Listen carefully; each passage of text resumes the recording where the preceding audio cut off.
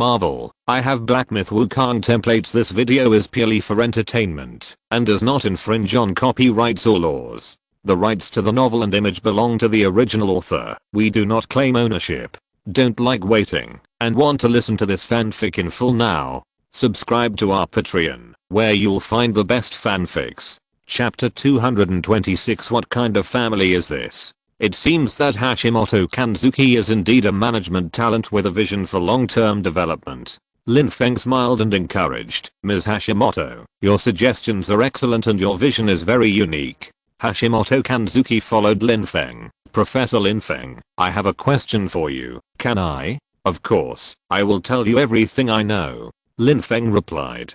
Hashimoto Kanzuki showed his panel. Professor Lin Feng, the highest level of god I currently have is Amaterasu. Above Amaterasu is Izanagi, and above Izanagi is the supreme god American English no Michu. But in my display here, Izanagi's image is the great god Jinwudijan, and American English no Michu's image is the image of Tangshan Giles who you played before, and his name is also your Tangshan Giles who. Why is this? Lin Feng thought about it. Maybe it was because Hashimoto Kanzuki's system was his own subsystem. He explained earnestly, the origin of mythology is too long ago, and it is possible that the gods in various myths have become different characters in the records of different cultural fields. For example, Tangshan Gyaltzu, he is not the highest god authority I have. Above him is Pangu, and above Pangu is Hangjin, and Hangjin is the supreme one. However, because they are too powerful, they do not often appear in people's vision. But in different mythological backgrounds, people's cognition is different, so there are different descriptions. Hashimoto Kanyu suddenly realized, so although the names are different, they describe the same god, just with different names. Is that right, Professor Lin Feng? Lin Feng had to accept this statement, because there was no more reasonable explanation. Hashimoto Kanyu thought for a moment. In Chinese mythology, Emperor Jun gave birth to 10 sons, and was the ruler of the demon world. And in the mythology of the Sakura kingdom, the goddess Amaterasu was the light that was born when Izanagi washed his eyes after escaping from the underworld. The two can be matched. In other words, the early people's description of mythology was too brief. So only the general framework was correct, and the remaining details needed to be filled in by later generations. Therefore, the deeds of gods in the myths of various countries are very different. Professor Lin Feng, do I need to submit to you? You created me, you are my main god. Lin Feng waved his hand quickly. That, Miss Hashimoto, we are all independent individuals. I agree with your views on God. The image of God is unified, but it is described differently in different cultural backgrounds. You don't need to submit to me, you are you, that's all. Hashimoto Kanyu nodded, not quite understanding, and then turned and walked outside the torii. Hashimoto Kanyu returned again, with a solemn look on his face, as if he was still immersed in the baptism of divinity. Reporters from various countries who had been waiting for a long time rushed forward and asked questions to Hashimoto Kanzuki. The Sakura government army had already prepared and quickly protected Hashimoto Kanzuki, isolating the reporters from asking questions. Lin Feng also quietly returned to his residence. In the cabinet meeting room of Sakura country, all cabinet members have arrived. They stared at the arrival of Hashimoto Kanzuki and Koizumi Rakuro. Koizumi Rakuro could not hide his excitement. Miss Hashimoto, warmly welcome your return. May I ask, what is your opinion on the gods? Hashimoto Kanzuki had just returned from the place where the gods lived, and her cognition of the gods was undoubtedly authoritative, which was similar to Lin Feng. Therefore, Koizumi Rakuro and others were eager to understand Hashimoto Kanzuki's views on the gods. Hashimoto Kanzuki recalled the supreme wisdom of the Kree people and calmly sorted out his thoughts. The gods are always those gods. It's just that they occasionally appear in the world and are recorded by people. Although the records are different, the gods are the same. Hashimoto Kanzuki's words were quite mysterious, and several cabinet ministers looked at each other, not understanding what he meant. Hashimoto Kanzuki looked at the people who were lost in thought and did not let them wander for too long, and then explained. In other words, the gods are always the same group. but they appear in different cultural backgrounds and are recorded by people of different cultures in their own words and compiled into stories that conform to the local cultural background, so they become local gods. Her meaning is already quite clear. In order to further convince everyone, Hashimoto Kanzuki also gave an example. In Chinese mythology, there is the story of Tao controlling the flood, and in Western culture, there is also a story that God sent Noah to build Noah's Ark to save people in the flood. In short, both stories are about floods in ancient times. Gods appeared in the world, sent saviors to appear, and saved mankind. Do you understand? A cabinet member plucked up the courage and asked in disbelief, Ms. Hashimoto, do you mean that the god in the Torii that appeared today is actually another identity of the Chinese gods? His question hit the nail on the head, and Hashimoto Kanzuki's meaning has been guiding them to think in this direction. Although they are reluctant to admit it, they have to think so. Just in case, someone always needs to ask clearly. Hashimoto Kanzuki thought for a moment. It's both right and wrong. Both right and wrong? What does this mean? Is it true or not? Hashimoto Kanzuki's answer was a bit mysterious, leaving everyone confused.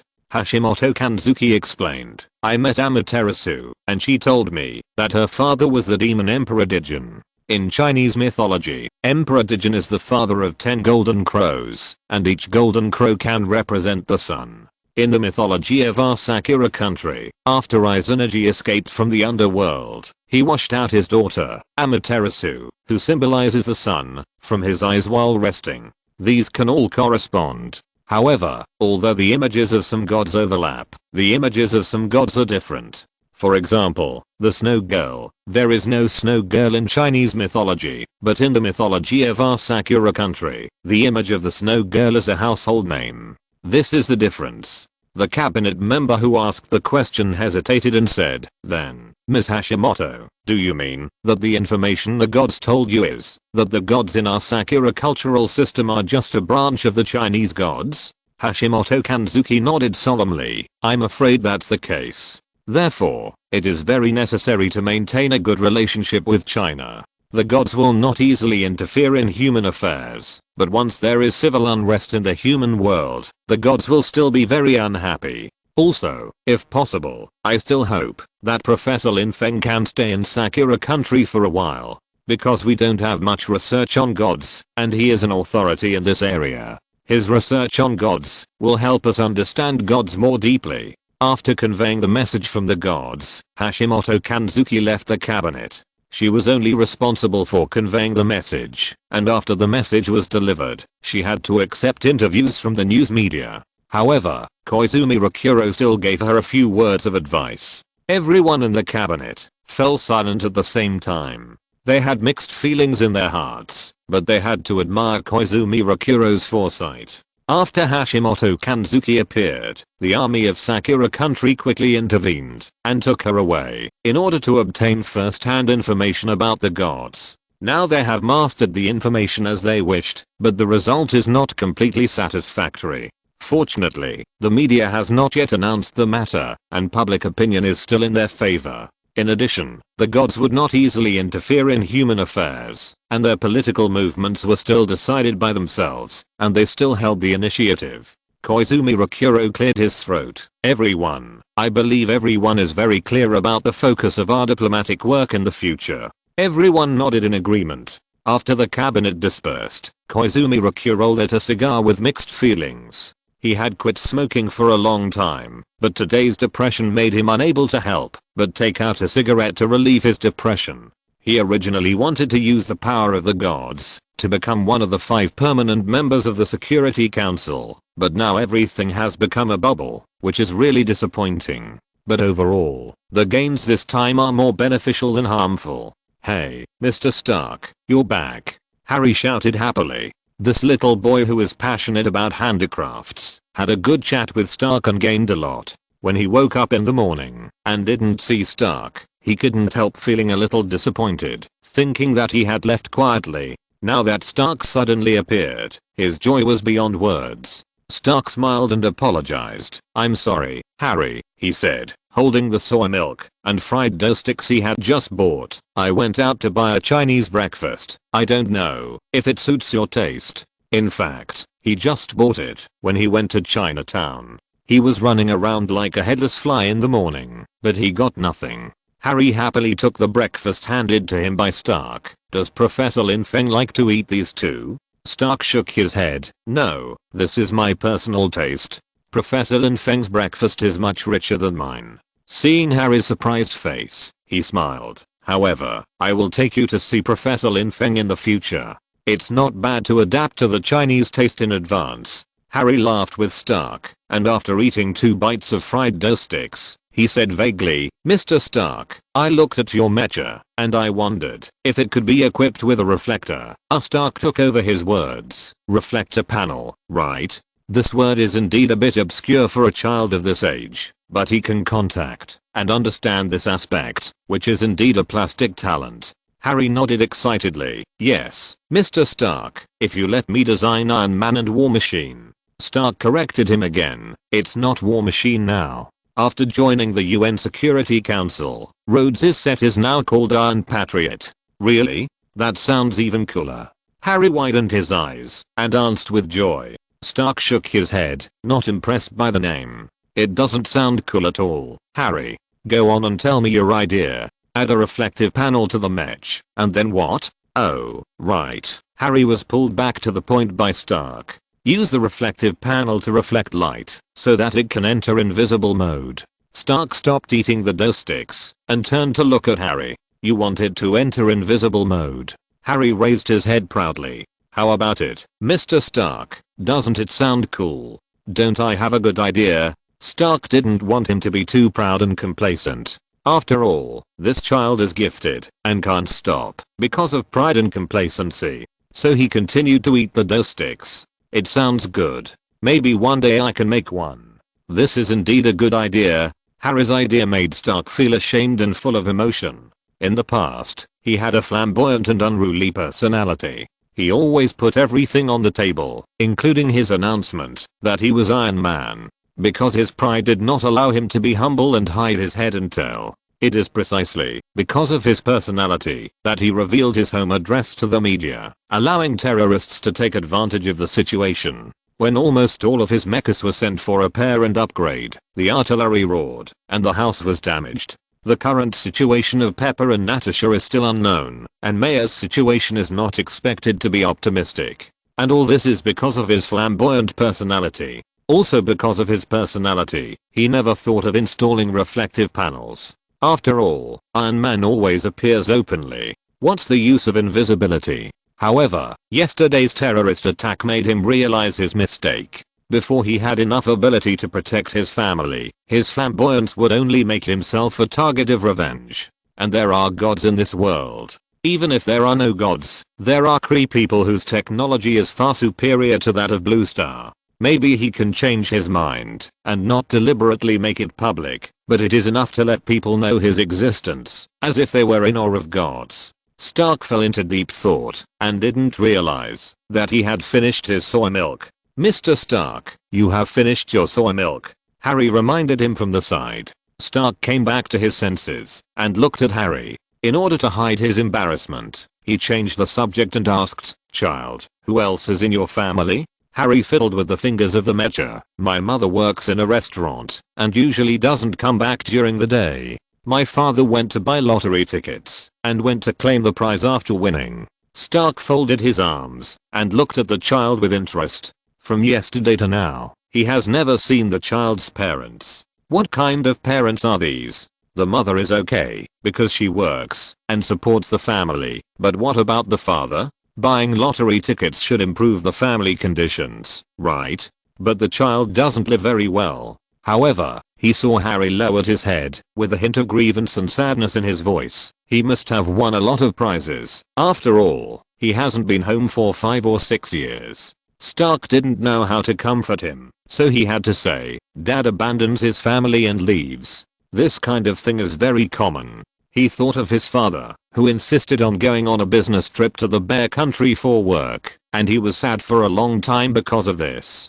The relationship between father and son has never been repaired since then, because the opportunity has been lost. Mr. Stark, you have finished your soy milk, Harry reminded from the side. Stark came back to his senses and looked at Harry. Chapter 227 Farewell. Oh, Mr. Stark, you're finally back, Harry shouted excitedly. The little boy, who was passionate about handicrafts, had a great time talking to Stark and gained a lot. When he woke up in the morning and didn't see Stark, he felt a little disappointed, thinking that Stark had quietly left. Now that Stark suddenly appeared in front of him, he felt extremely happy. Stark smiled and apologized. Sorry, Harry, he said, holding the soy milk and fried dough sticks he had just bought. I went out to buy a Chinese breakfast. I wonder if you would like it. In fact, he just bought it when he went to Chinatown. He ran around like a headless fly in the morning, but got nothing. Harry happily took the breakfast handed over by Stark. Does Professor Lin Feng like to eat these too? Stark shook his head. No, this is my personal taste. Professor Lin Feng's breakfast is much richer than mine. Seeing Harry's surprised face, he smiled. However, I will take you to see Professor Lin Feng in the future. It's not bad to adapt to the Chinese taste in advance. Harry laughed with Stark, and after eating 2 bites of fried dough sticks, he said vaguely, Mr. Stark, I looked at your mecha, and I wonder if it can be equipped with a reflector. Stark took over his words. Reflective panel, right? This word is indeed a bit obscure for a child of this age, but he can contact and understand this aspect, which is indeed a plastic talent. Harry nodded excitedly. Yes, Mr. Stark, if I were to design Iron Man and War Machine.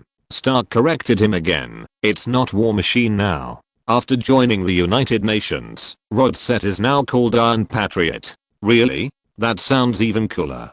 Harry widened his eyes and answered with joy. Stark shook his head, not impressed by the name. It doesn't sound cool at all. Harry, go on and tell me your idea. Add a reflective panel to the mech, and then what? Oh, right. Harry was brought back to the point by Stark. Use the reflective panel to reflect light, so that it can enter invisible mode. Stark stopped eating the dough sticks and turned to look at Harry. You wanted to enter invisible mode. Harry raised his head proudly. How about it, Mr. Stark? Doesn't it sound cool? Don't I have a good idea? Stark didn't want him to be too proud. After all, this kid is gifted and can't stop because of pride and complacency. So he continued to eat the dough sticks. It sounds good. Maybe one day I can make one.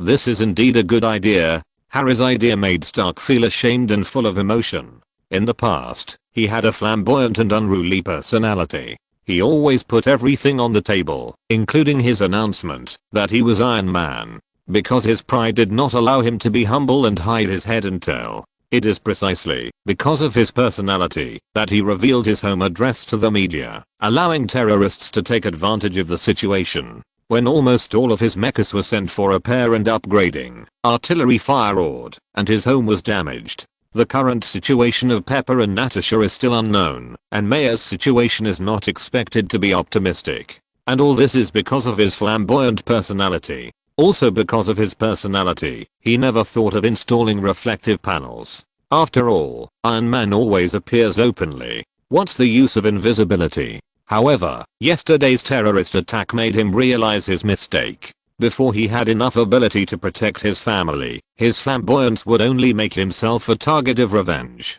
And there are gods in this world. Even if there are no gods, there are Kree people whose technology is far superior to that of Blue Star. Maybe he can change his mindset and not deliberately make it public, but it is enough to let people know his existence, as if they were in awe of gods. Stark fell into deep thought and didn't realize that he had finished drinking the soy milk. In order to hide his embarrassment, he changed the subject and asked, "Child, who else is in your family?" Harry fiddled with the fingers of the mecha. "My mother works in a restaurant and usually doesn't come back during the day. My father went to buy lottery tickets and went to claim the prize after winning." Stark folded his arms and looked at the child with interest. From yesterday to now, he has not seen the child's parents. What kind of parents are these? The mother is okay because she works and supports the family, but what about the father? Buying lottery tickets should improve the family conditions, right?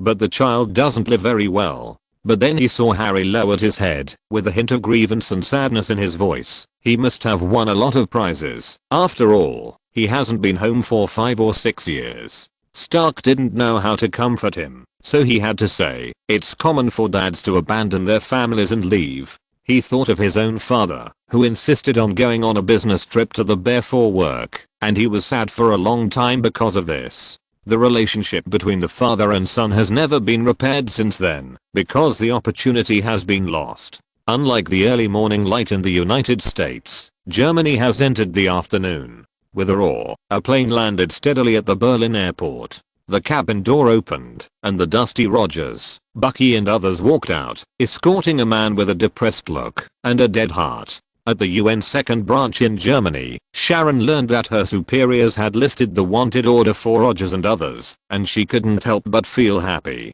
Although she didn't know the whole picture, she could roughly guess that this was a good idea. She held the notice and rushed to the Berlin airport with joy. The wanted order for Rogers and others was actually a carefully planned strategy, jointly agreed upon by Ross and Lin Feng, aimed at finding the real culprit of the Vienna bombing. Now that the real culprit Helmut Zemo has been arrested, the need to wanted Rogers and others naturally disappears. Therefore, after obtaining the approval of the superiors, the UN second lifted the wanted order for them. However, Bucky still needs to undergo a psychological evaluation, because he did have a lot of evil deeds before the Vienna bombing. Rogers looked at Bucky, who was put into the prison van again, and felt deeply moved. But he still waved to Bucky and waited for the results of his psychological evaluation. He no longer worried that Bucky would lose control, nor was he afraid that someone would pretend to be a psychologist. The Vienna bombing had come to an end.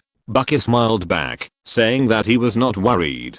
He was able to face his past mistakes calmly, and this psychological evaluation was also a good opportunity for him to face himself. With a smile on his face, he closed his eyes and greeted the upcoming darkness of the tunnel. He believed that after the darkness, he would be reborn. When Bucky's prison van disappeared from sight, Rogers turned to another prison van with a complicated expression. Sitting inside was Zemo, the real murderer of the Vienna bombing. Zemo looked decadent, completely different from the crazy and rampant appearance when Rogers first saw him. He was listless at the moment, as if the whole world had lost hope. When the prison van was about to enter the detention tunnel leading to the underground prison, Zemo seemed to notice Rogers' gaze. He looked up and met Rogers' eyes, his eyes full of unwillingness. Rogers looked calm and waved to Zemo. However, the sinister look in Zemo's eyes when he looked up made Rogers shudder and feel very uncomfortable. He watched Bucky and Zemo enter the tunnel, then turned around,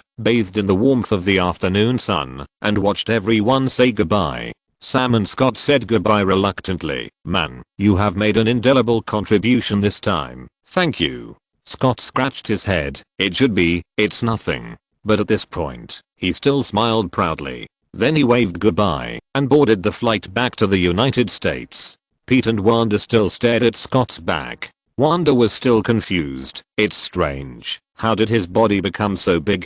Pete rolled his eyes. "You ask me. Who should I ask? How do I know? You might as well ask Vision. I guess he will patiently answer you." It turned out that in the process of capturing Zemo in Siberia, Zemo activated the mysterious program left by Hydra to deal with Rogers and others who came to deal with him. The 5 super soldiers were well trained and cooperated well. In addition, they were familiar with the Siberian base, which took advantage of the terrain and people, making Rogers and others fall into a hard battle. What's more, the Siberian base also hid a large number of standard equipment. Rogers and others did not cooperate well enough, and they were unfamiliar with the terrain. Bucky was not a qualified commander, and Pete almost got lost. The dense firepower of the 5 super soldiers on the opposite side made them busy, and the poor cooperation also made time pass quickly. Zemo took the opportunity to activate the escape exit in an attempt to escape the pursuit. At the critical moment, Scott transformed into a huge Ant-Man image, desperately grabbed several super soldiers, breaking their formation and coordination. This allowed Rogers and Bucky to break through the defense line and finally capture Zemo. Pete's teasing made Wanda both shy and happy. She has been in contact with Vision recently, and feels that he is approachable, kind, and she can't help but have a girlish longing and expectation in her heart. However, she is also worried that as a combination of artificial intelligence and biology, does Vision really have human emotions? Pete patted her to make her come back to her senses. The two walked up to Sam and Rogers. "Mr. Rogers, our mission ends here, and we have to go back." Rogers waved and said goodbye to them. Lin Feng sent them to help with this mission. Now everything is over, and they have fulfilled their responsibilities. Barton stretched. "There are no flights back today, Rogers. I want to have a meal here." Rogers smiled and nodded in agreement, then looked into the distance. Sam and Barton saw Sharon's figure gradually becoming clear in the distance. They looked at each other tacitly and left. It was already dark in the center of the Sakura country. The gentle moonlight caressed the slightly lonely figure of Hashimoto Kanzuki. After walking out of the Prime Minister's residence and getting rid of the pursuit of reporters, Hashimoto Kanzuki walked alone, and the sound of her high heels hitting the ground echoed in the quiet night. She recalled her performance during the day and felt relieved. After all, she did not reveal her identity as a god of the Sakura country, but she has done her best to pave the way for friendly relations between the Sakura country and China. She believes that the cabinet members led by Koizumi Rakuro can understand her implied meaning and maintain harmony between the two countries. Perhaps Lin Feng also thinks so? The image of Professor Lin Feng kept emerging in her mind. After experiencing the vastness of divine power in person, her admiration for Lin Feng reached a new height. As she walked and thought, her mind was full of Lin Feng's figure, his stubbornness when they first met, his demeanor when they met again, and his heroic posture when he stepped forward to save her. Unconsciously, she had returned to her residence. She opened the door and poured a glass of water, but she was hesitant in her heart. Should she visit Professor Lin Feng at this time? She took off her high heels while thinking. Professor Lin Feng was still under the surveillance of Rhodes and others. For this business trip, the Sakura government prepared 4 rooms for Lin Feng and his party. Lin Feng lived alone in one room, and the other 3 rooms were located on the left and right and opposite of Lin Feng's room. Hashimoto Huanayu, who originally planned to visit Lin Feng late at night, finally stopped. As the spokesperson of God, she knew the risks of visiting Lin Feng at this time. If she was caught by the news media, how to explain the late night meeting of the 2 spokespersons of God? Will this allow the Kree people to follow the clues and guess Lin Feng's true identity? After careful consideration, Hashimoto Huanayu gave up the idea of meeting directly. But this does not mean that she cannot see Lin Feng. With a thought, Hashimoto Huanayu used her divine power and appeared in Lin Feng's room in an instant. Lin Feng was slightly surprised to see Hashimoto Huanayu suddenly appear, but then handed her a chair and asked her to sit down.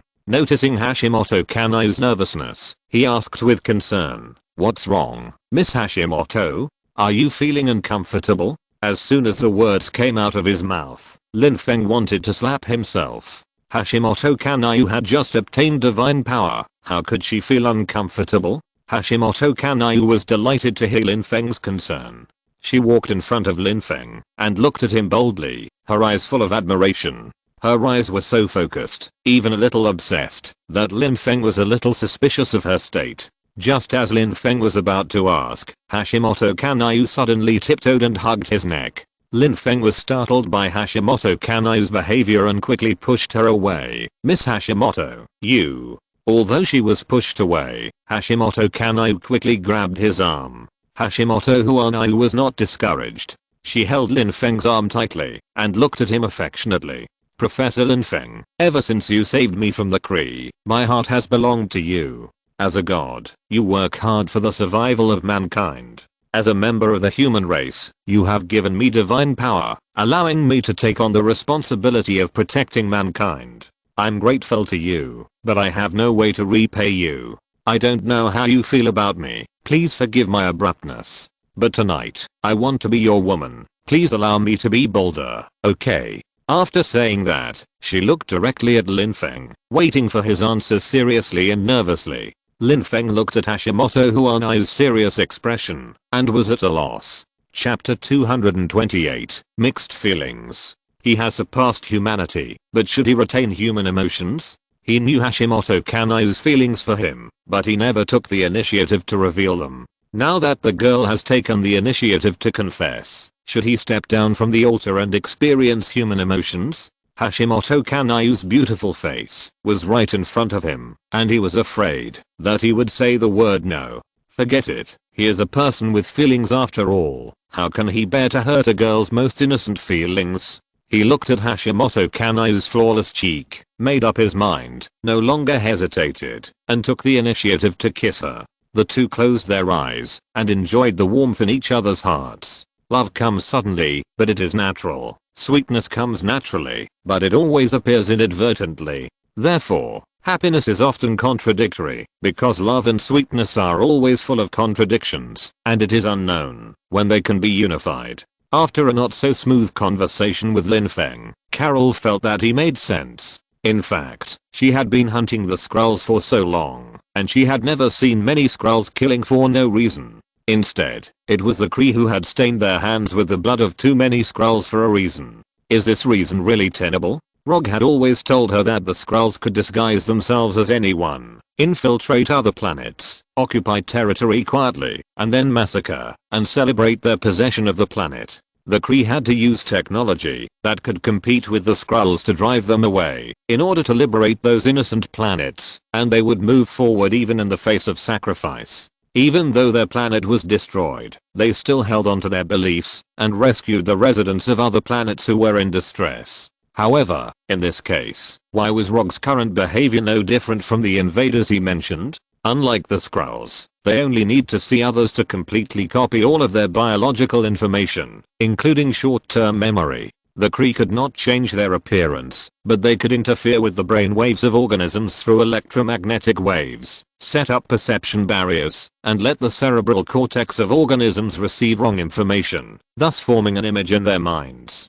Just like Rogue, a small team commander, pretended to be the president of the United States on Blue Planet. Although this blue planet was regarded by them as a low-tech planet with C-53 carbon-based life, the technological level of Tony Stark and others was comparable to Thor's, all of which impacted Carol's cognition. Carol walked straight to the office of the President of the United States and pushed the door open without notifying him. Rob looked at Carol, who seemed a little excited, in surprise. "What's wrong with you, Carol?" Carol was upset, but still hesitated for a moment before making an excuse. "I can't sleep. I want to talk to you." Rob smiled. "Want to practice? I'm always here. This American president can push everything to others. It's a good job." Carol asked casually, "Rog, this job is dispensable for us, but why do you insist on this position?" Rob put away his smile. "To improve our image in the hearts of the Blue Star people." Carol frowned. She knew that some time ago, Lin Feng publicly announced in the name of God that the Kree had been lurking on Blue Star and was the enemy of the Blue Star people. Although some people questioned it, most countries on Blue Star had a very bad impression of the Kree. The Blue Star people originally had a primitive resistance and rejection of alien life.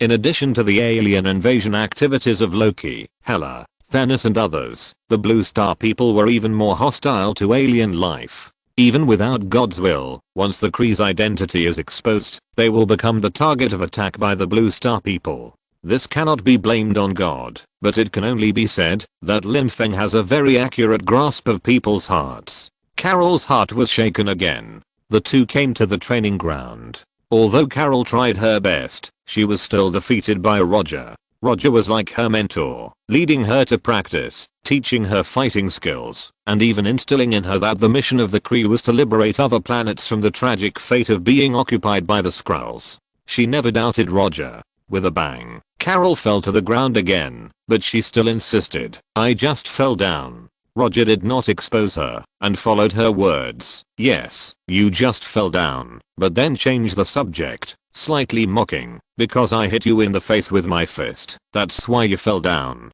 Carol was still quibbling. "No, Roger, it's just that, when your fist was about to hit my face, I was about to fall down." Roger said helplessly, "These two things should have nothing to do with each other, right?"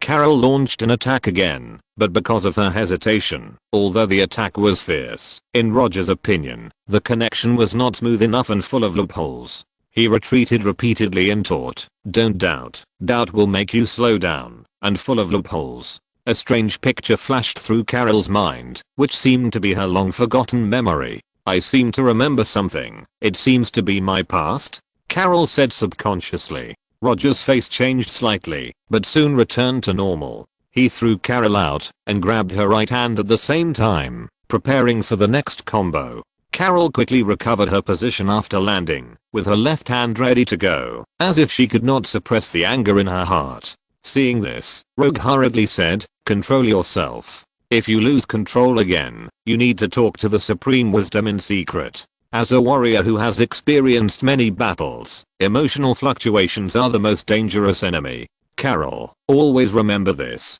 Carol suppressed her anger, restrained her light, shook her head, and left without saying a word. Rogue said behind her, "Carol, what we give you can be taken back at any time." Carol did not respond, but she was thinking in her heart, who are we, who are they, and who am I? Fragments of memory flashed in her mind again, and Carol walked on the road in confusion, with mixed feelings. This is a night that must be remembered in people's hearts. The natural flow of their emotions has created a touching and unforgettable story. Finally, the house returned to silence, and the two hearts were tightly attached to each other at the peak of love. Hashimoto Kanai, born with a charming body, after this emotional baptism, exudes a charming charm that can overwhelm the whole country. Her eyebrows reveal a lazy and satisfied style, which is breathtakingly beautiful. Lin Feng was deeply attracted to her, and his eyes were infatuated.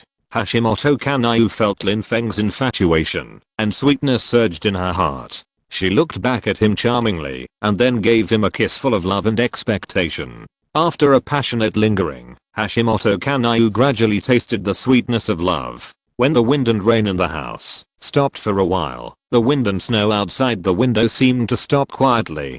Hashimoto Kanai lay weakly on the rosewood bed, then turned around and leaned against Lin Feng's solid chest, not wanting him to notice the waves in her heart. Everything was finally calm.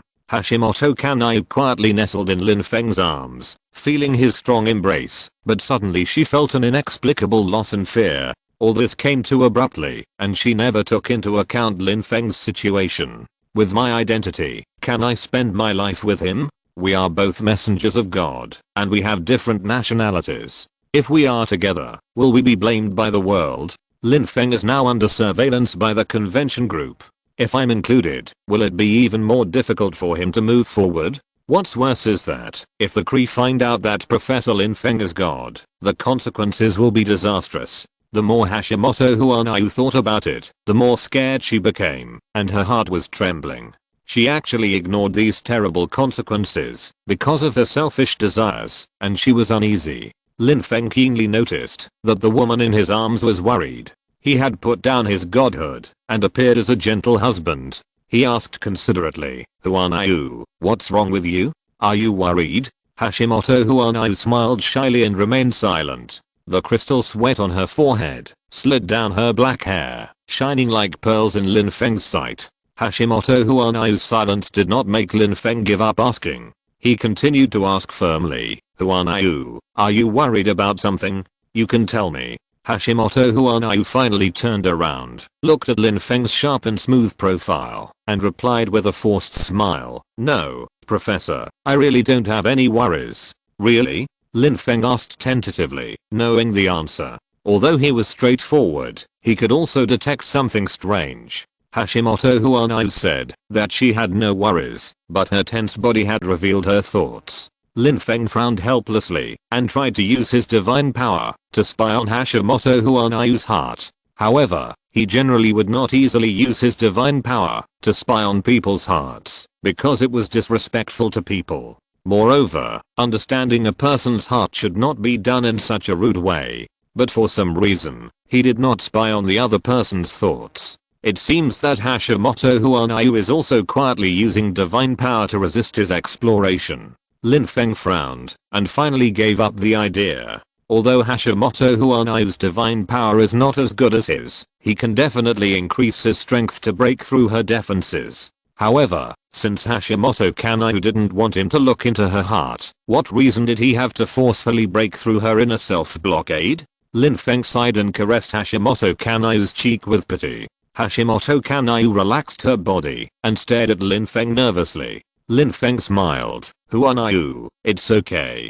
If you don't want to say it, I won't force you. However, if you have troubles, don't bury them deep in your heart. You can talk about them appropriately. Some things can be solved by human power. Hashimoto Kanayu nodded as if she understood, and then suddenly realized. Lin Feng still hoped that she could take the initiative to talk. However, in this situation, how should she express her thoughts and feelings?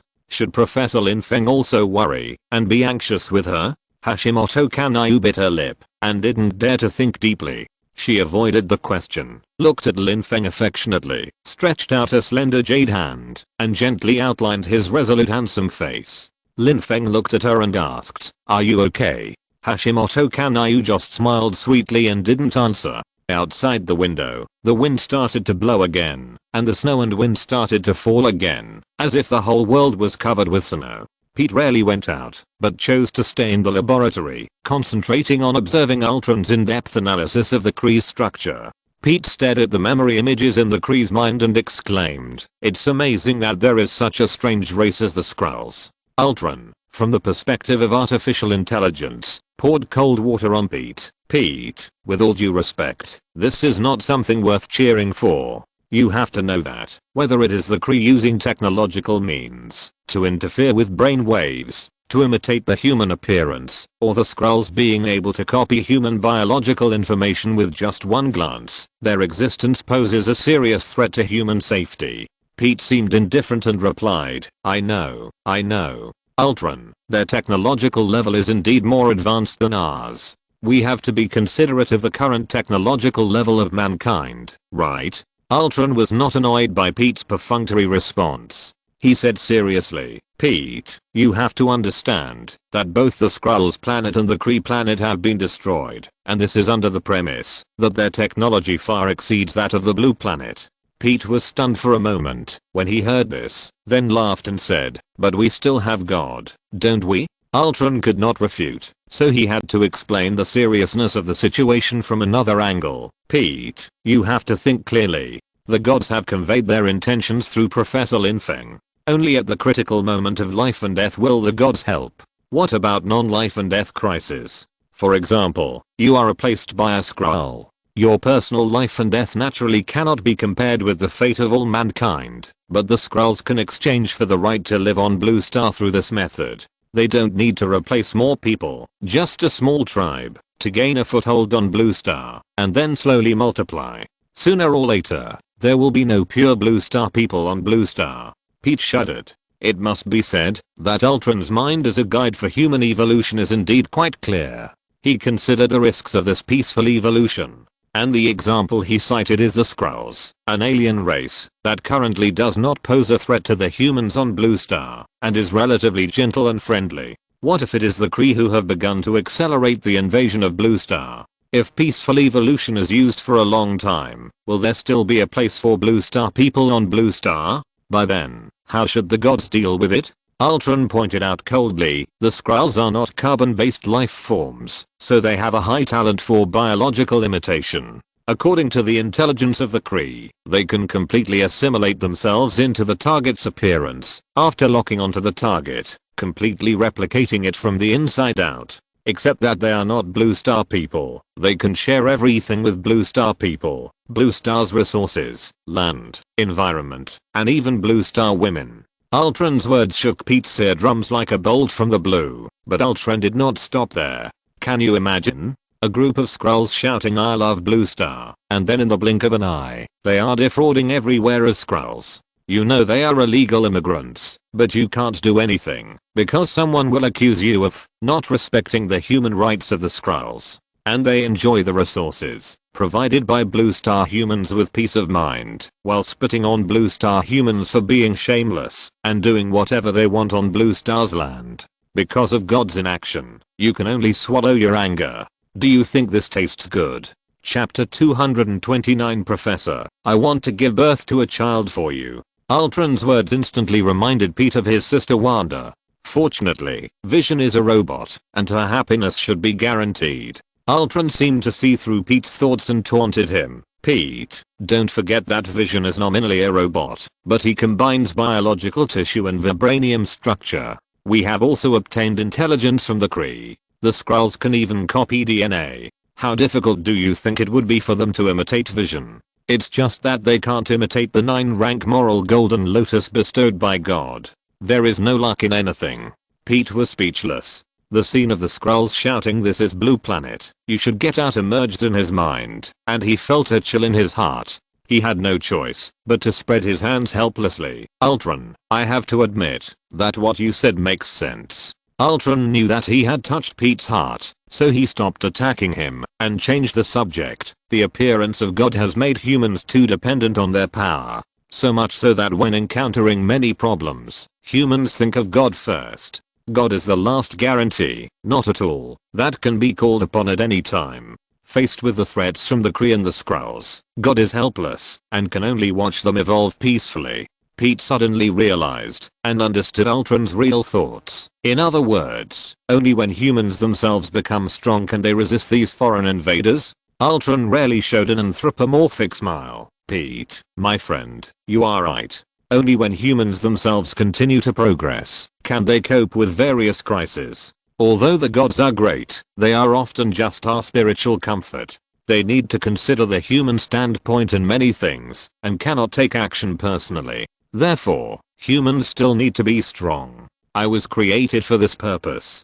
Pete nodded, clenched his fists, and fell into deep thought. Rog, do you think Carol has started to doubt us? Minerva asked the commander. Rob spread his hands. It's hard to be sure. Her faith seems to be shaken. This is not what she should think. We have used technology to erase her elated memories. But when she fought with me, her movements were a little slow. I don't know if she remembered something. In short, this is definitely not a good thing for us, he explained to Minerva, and Atlas also walked into the room with Minerva. The two of them, one is the top sniper in the team, and the other is an outstanding meat fighter in the team. Although they are not the core members of the team, they are definitely the most distinctive people in the team. Of course, when it comes to the most core and most distinctive person, it is undoubtedly Carol. She has always been so outstanding. Atlas and Minerva exchanged glances. They understood that what Rob said was true. Carol's recovery of memory is indeed a trouble for them.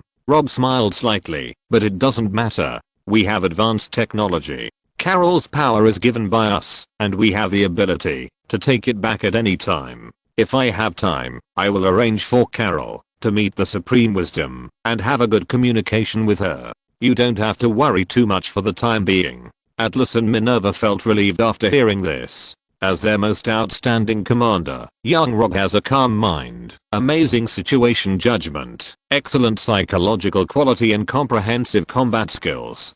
Since he promised to deal with Carol's affairs, the situation is still under their control. However, Rob suddenly changed the subject, projected Lin Feng's figure, and asked the two, "Do you know this person?" Lin Feng's smile seemed mysterious in the projection, and even had a chilling breath. They were very familiar with this person. As the spokesperson of the gods, he built a bridge of communication between humans and those creatures who called themselves gods. However, his past was little known. They sent spies to investigate, but the spies disappeared mysteriously, undoubtedly sacrificed for the Kree planet. Because of this, the Blue Star people were able to analyze the structure of the Kree, and the Avengers announced to the Blue Star people that the Earth had been invaded by the Kree, reminding everyone to be vigilant. They had tried every means to collect information about Lin Feng, but found nothing. Minerva asked uncertainly, "Why, Roger, do you want to send another spy?" Atlas was also confused and didn't understand why Roger mentioned Lin Feng again. After all, Roger was now pretending to be the president of the United States and should have kept his distance from this non-political figure. Rog clenched his hands. Carol began to question our policy after she came into contact with Lin Feng. I don't know what means Lin Feng used, but as the most well-known messenger of God at present, he may have some special abilities. We can't afford to offend those gods. After all, even an interstellar overlord like Thanos was destroyed by them. But for the messengers of God, we must do everything we can to discredit, attack, and slander them, so that the people of Blue Star will firmly believe that the messengers of God are cursed and people dare not approach them. We can use the political means of Blue Star to kill people and destroy their hearts. Minerva found it a little funny. Rog, are you crazy? Do we still need to assassinate such a low-level Blue Star person? Rob shook his head. You don't need to go in person. You can hire someone to go. Lin Feng must be protected by the gods, and those who assassinate him will not have a good end. My purpose is just to let the people of Blue Star know that it is not safe to approach Lin Feng. Minerva's smile gradually disappeared. Rog, are you serious? Before Rog could answer, Atlas had left the office of the US president and was ready to contact the killer. Rog looked at Atlas's departing back. It seems that he has understood what to do. Minerva rolled her eyes. Rog, are the Blue Star people really worthy of your attention? They are just a group of low-level creatures. Rog looked at her seriously. No, Minerva, what I really care about are the gods on Blue Star that we don't know about. Even Thanos is not their opponent. How can we be spared? Fortunately, the gods will not easily interfere in human affairs, which gives us an opportunity. But we must stick to the bottom line and cannot cross the line to challenge the authority of the gods. Rob's serious attitude made Minerva feel a little unhappy, but she also knew that what Rob said made sense. She nodded, indicating that she understood and would act carefully according to Rob's instructions. Seeing that Minerva understood what he meant, Rob relaxed his expression. Then he added, besides, do you think the Blue Star people are really that bad? Not to mention that they can detect and identify our existence with technology. Do you know the ultimate biological transformation technology? Minerva showed a puzzled look on her face. Roger smiled but said nothing. The hotel recommended by Koizumi Rakuro adopts a typical Chinese classical decoration style. The retro door, antique paintings hanging everywhere, the bluestone floor covered with a layer of clogs, and there are exquisite patterns carved on it. The 4 treasures of the study are placed on the chopping board, and even the bed is made of precious red sandalwood. On this big red sandalwood bed, a shy and blushing scene is being staged. Outside the window, snowflakes are falling quietly. Since the appearance of the snow girl, the snowy night has come again. The last time the snowflakes flew brought the will of God, but this time, it brought the love of God. She was shy and happy in her heart. No one knew how long she had waited for this moment. She had longed for this moment in countless days and nights. Finally, at this moment, she reaped the fruits of love. The wind whistled, and the drifting snowflakes changed from the initial mottled and small to fluttering like paper. This reminds people of Zidao Anzits, not like the catkins rising in the wind.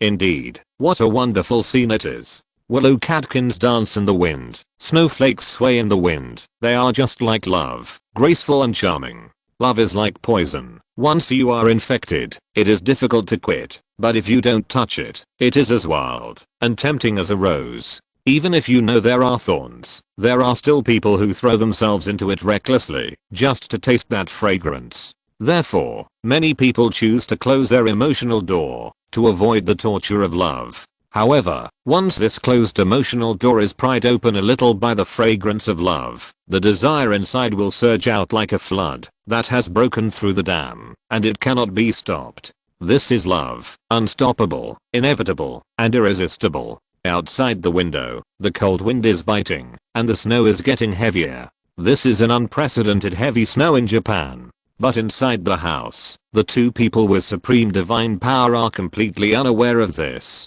It is better to say that they don't want to pay attention to it than to say that they don't notice it.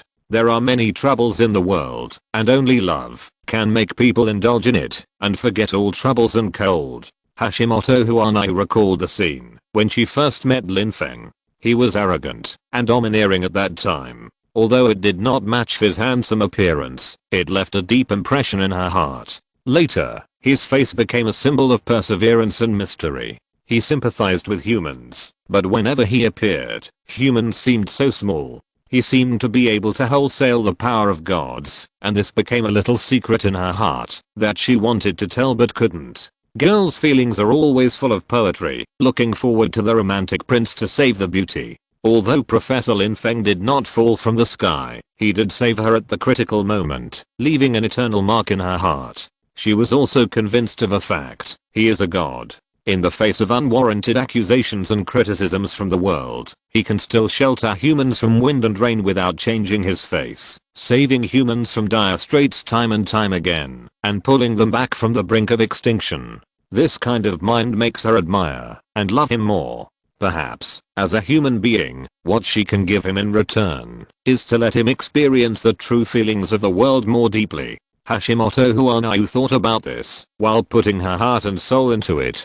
Her expression was as sacred and inviolable as that of a devout believer. It was a quiet and beautiful night, but it was also full of madness. The bright moon in the sky was so bright that even the light and dark bumps on it were clearly visible. However, not long after, it was covered by dark clouds again, as if hiding shyly. The light snow sprinkled on the ground, composing a layer of youthful music for the ground. The rhapsody of youth was played tirelessly, and they were happy in the long night. But the morning will eventually come. After a night of wind and snow, the courtyard was filled with a faint mist between the pavilions and trees in the early morning. This breath lingered around me, making people feel a cool taste. Lin Feng opened his eyes and could no longer see clearly outside the window. It snowed all night last night, so that when he got up in the morning, a thin layer of frost condensed on the window. However, looking through this layer of frost at the refraction of sunlight outside the window made people feel refreshed.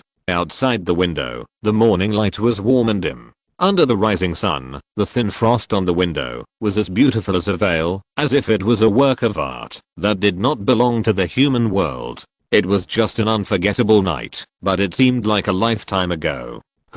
Lin Feng took a deep breath and then slowly exhaled. A trace of tenderness suddenly flashed in his eyes, and he lowered his eyelids and looked at the woman lying in his arms. Hashimoto Huanayu leaned softly in Lin Feng's arms, as if she had exhausted all her strength. She looked out the window, her small head resting on Lin Feng's chest, and whispered, "This is also beautiful.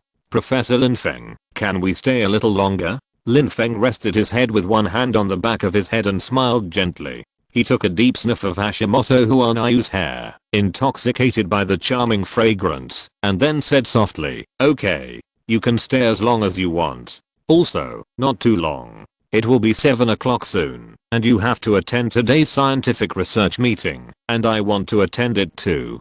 Hashimoto Huanayu looked up and looked out the window while speaking. The rays of the morning sun immediately shone densely on her face, blinding her eyes for a moment. She opened her 5 fingers to block the sunlight in a hurry. Her jade hands looked slender and white in the sunlight, as if transparent. "Oh, it's already dawn. It's past 6 o'clock.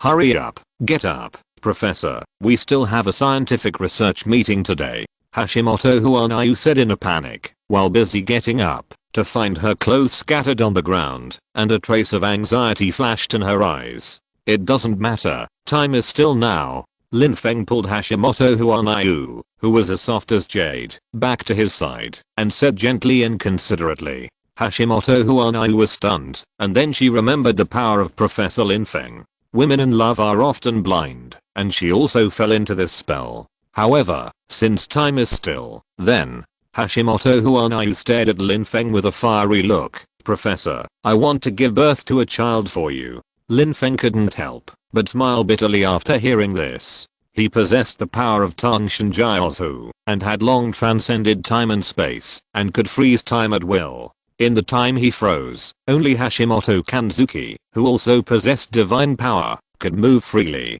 He originally planned to enjoy the rare warmth and aftertaste after a night of passion, but Hashimoto Kanzuki obviously misunderstood his intentions. If you're listening to this novel on a channel other than Fanfic World, it means they downloaded and uploaded it without effort. We cordially invite you to visit our channel, Mundo Fanfic Novelos. There you'll find the original version of this story, and you can explore many other novels of various genres. We're waiting for you to immerse yourself in a world of incredible novels. Chapter 230. Zhao Helen's thoughts.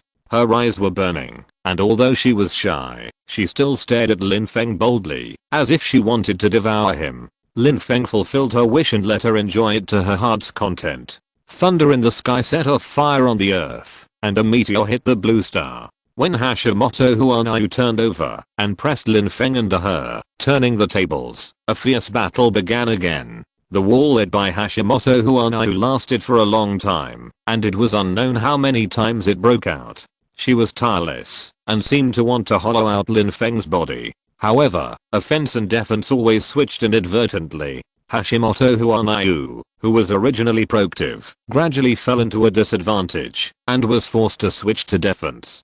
Her body was also inadvertently pressed under Lin Feng until Hashimoto Huanayu was completely satisfied.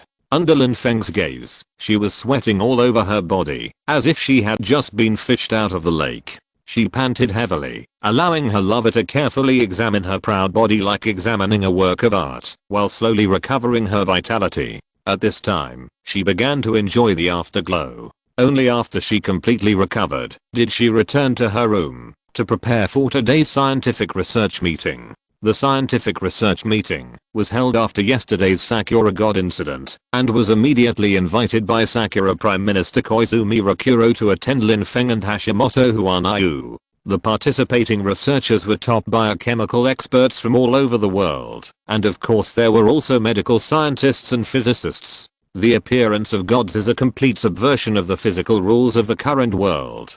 Gods are above the existing rules of mankind, and their world is parallel to that of humans, but there is a point of intersection.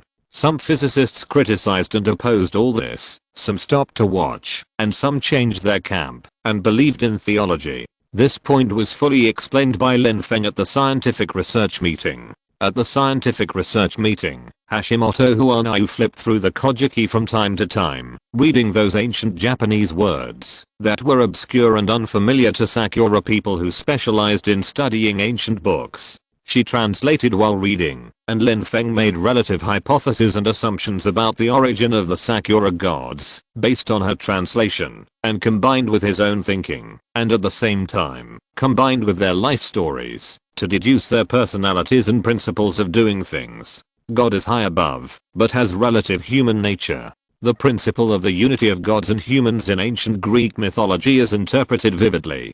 From time to time, experts at the scientific research conference whispered to each other and expressed different opinions. Koizumi Rakuro personally announced the start of the meeting and then returned to his mansion to continue working. Deep down, he was very resistant to this scientific research meeting and was very reluctant. After China had gods, it openly disclosed a lot of research on gods. On the one hand, gods are China's unique resources, and on the other hand, China's national strength is strong. They have the cultural confidence and strength to allow everyone to study. Lin Feng's open class was passed around on the internet, and he himself did not receive a penny of patent money, which is proof. But Sakura is different. Originally, Koizumi Rakuro thought that the sudden appearance of the Sakura god would become a strategic deterrent weapon for Sakura, but according to Hashimoto Huanayu, the Sakura god is just a branch of the Chinese god, and like the Chinese god, it will not easily interfere in human affairs. In other words, whether or not people will give face to Koizumi Rakuro in the future depends on their mood. So Koizumi Rakuro had to arrange the scientific research meeting as soon as possible, because Sakura's national strength could not withstand the coveting and peeping of neighboring countries. Like China, it might be okay, because it has gods and is strong, so there is no need to worry. But other countries may not be the same, especially the United States. Although Sakura has completely turned to China at the strategic level, it has had a long honeymoon period with the United States after all, and now there is still a connection. The means of the United States cannot be stopped by Sakura alone.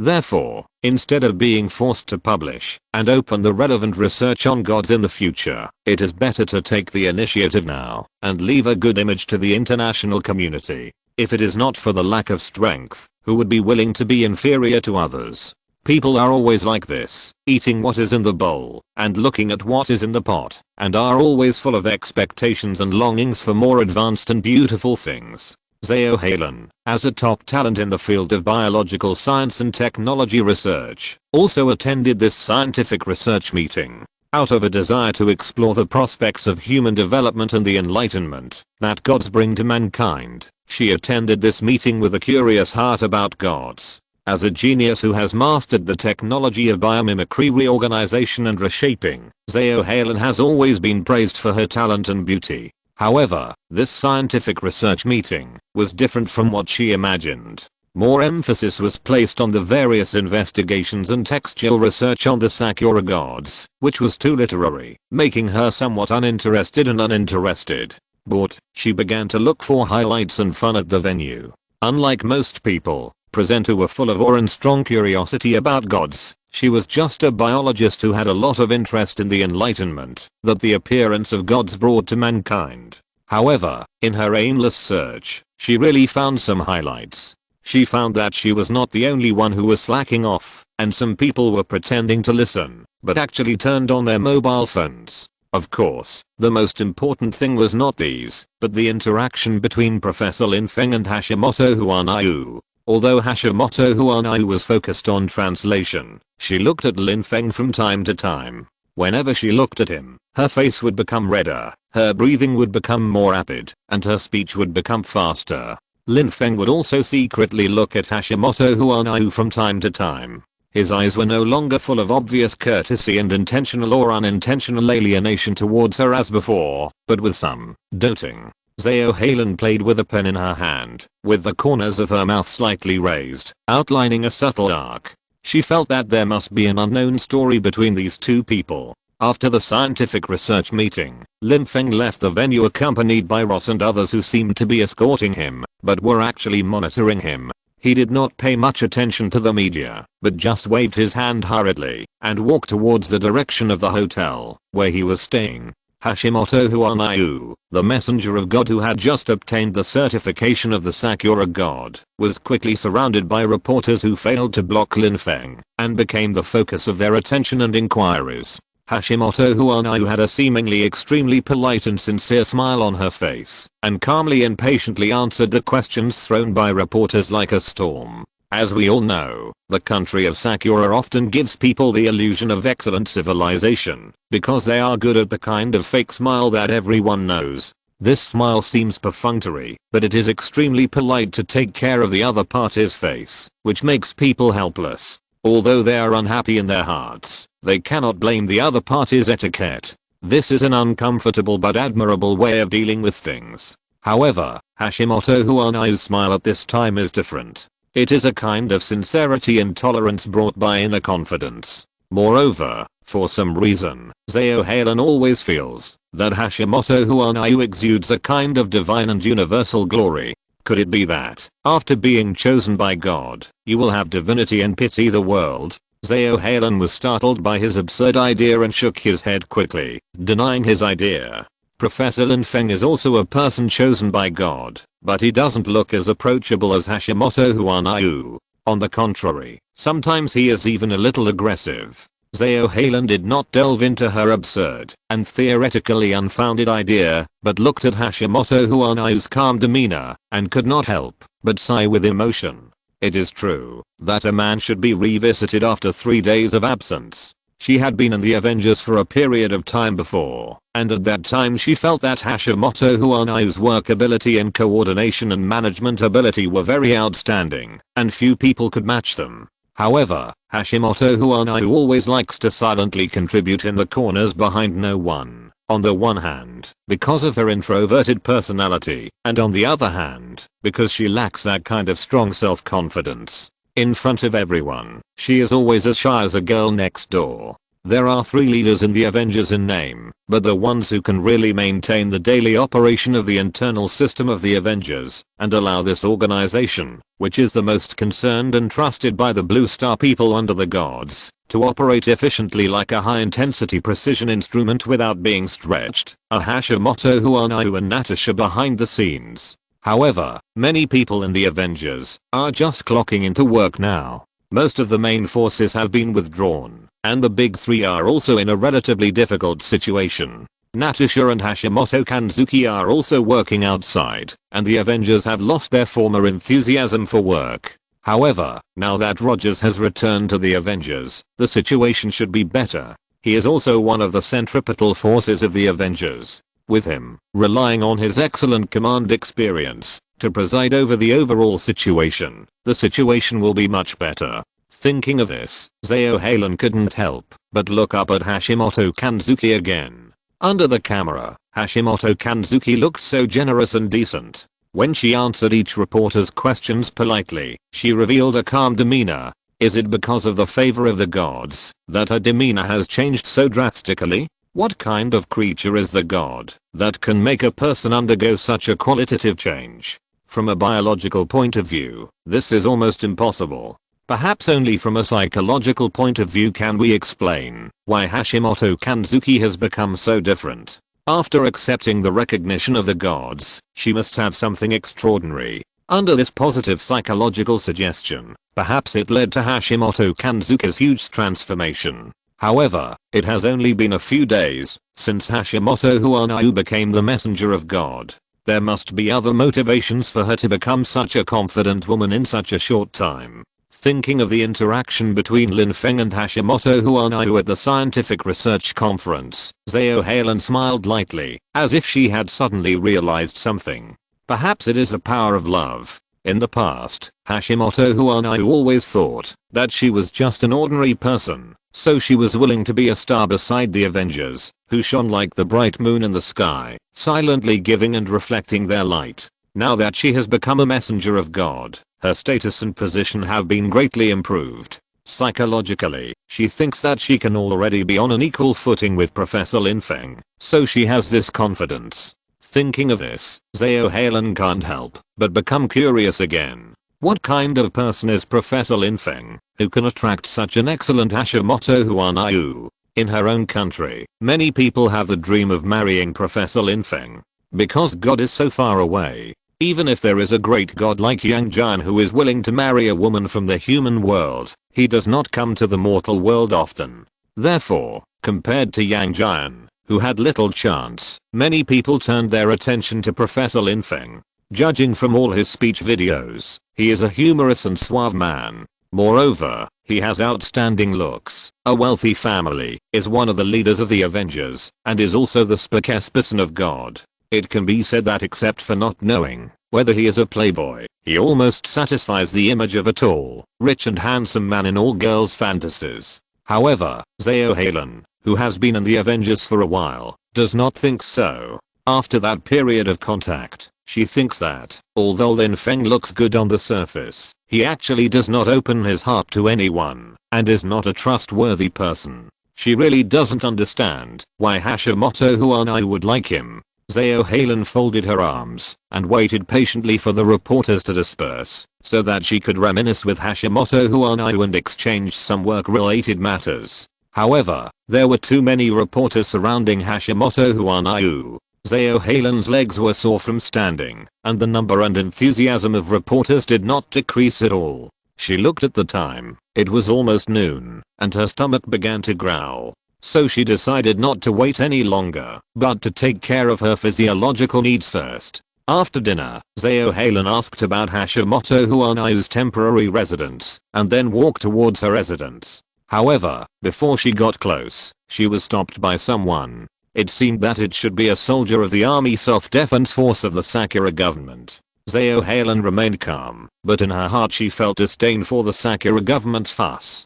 Hashimoto Huanayu is a messenger chosen by God, with the protection of God. How could she need human protection? In contrast, the Chinese government was very confident. They basically had an indulgent attitude towards Lin Feng, allowing him to act freely. However, Zao Halen thought about it, and thought that with Hashimoto Huanayu's gentle personality, it might be difficult for her to refuse other people's kindness. The Sakura government may not do this to protect her, but to keep others away from Hashimoto Huanayu. On the one hand, it can prevent the leakage of relevant results of the god's research to the greatest extent, and on the other hand, it can create a sense of mystery about the god.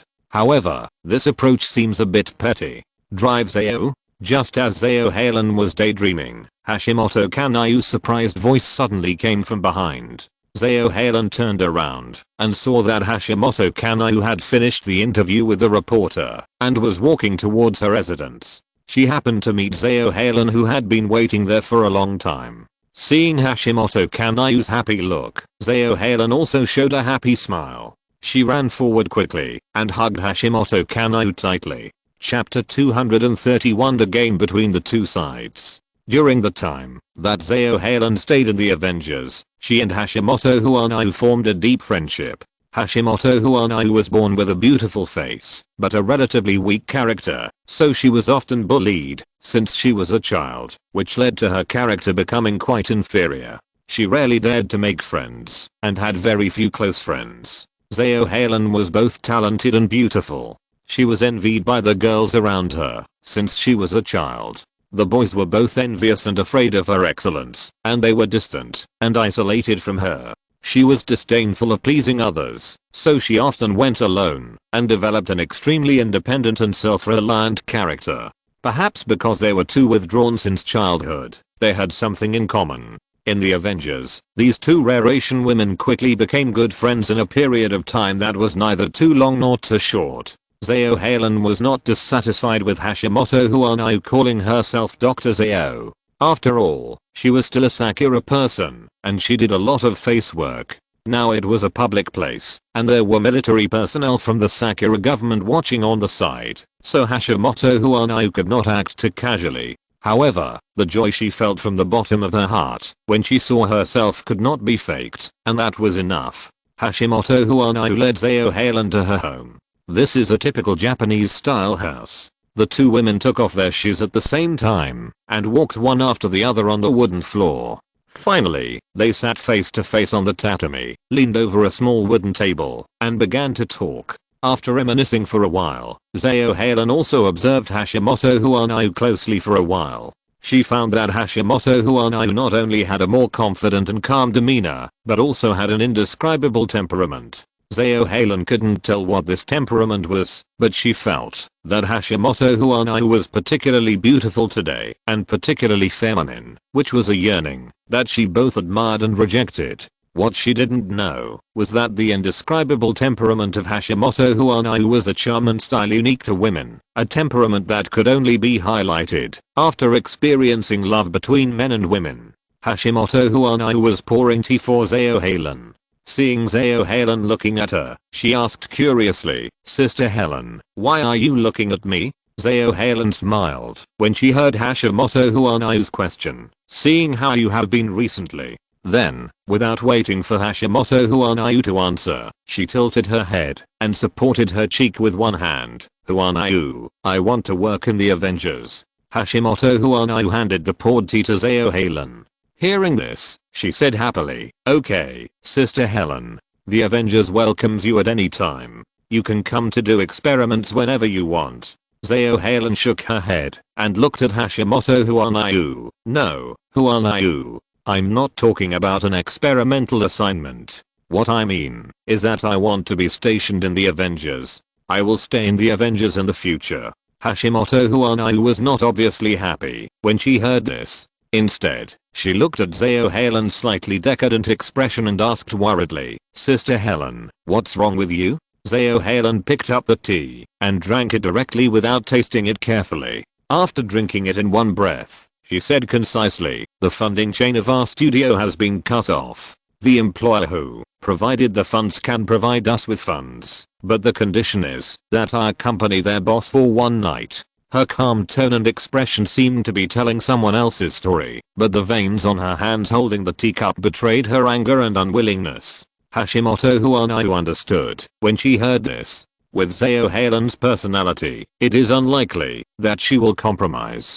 But without financial support, her biological experiments cannot continue.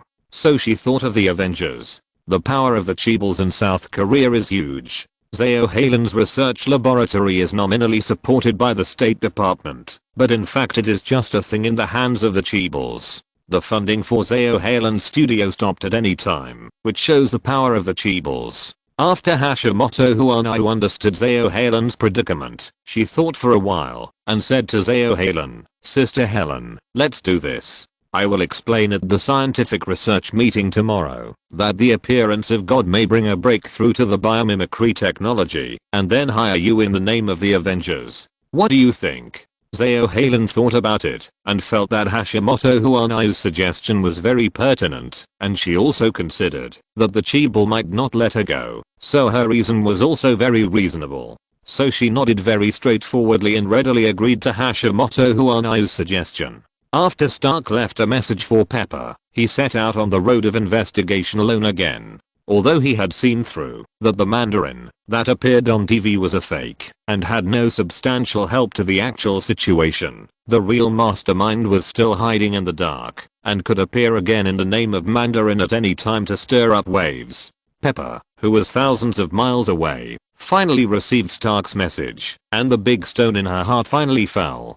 Although she had Professor Lin Feng's guarantee and Natasha's affirmation before, she had never been able to get the exact news about Stark. Stark had never contacted her. She was worried that Natasha and the others would not tell her the truth, and she was afraid that she was just worrying about nothing. At this moment, Stark's message finally arrived, and she was so excited that she burst into tears. After calming down, Pepper began to suspect Maya. As Stark's ex-girlfriend, her appearance was too coincidental. As soon as she arrived, the terrorist attacks followed.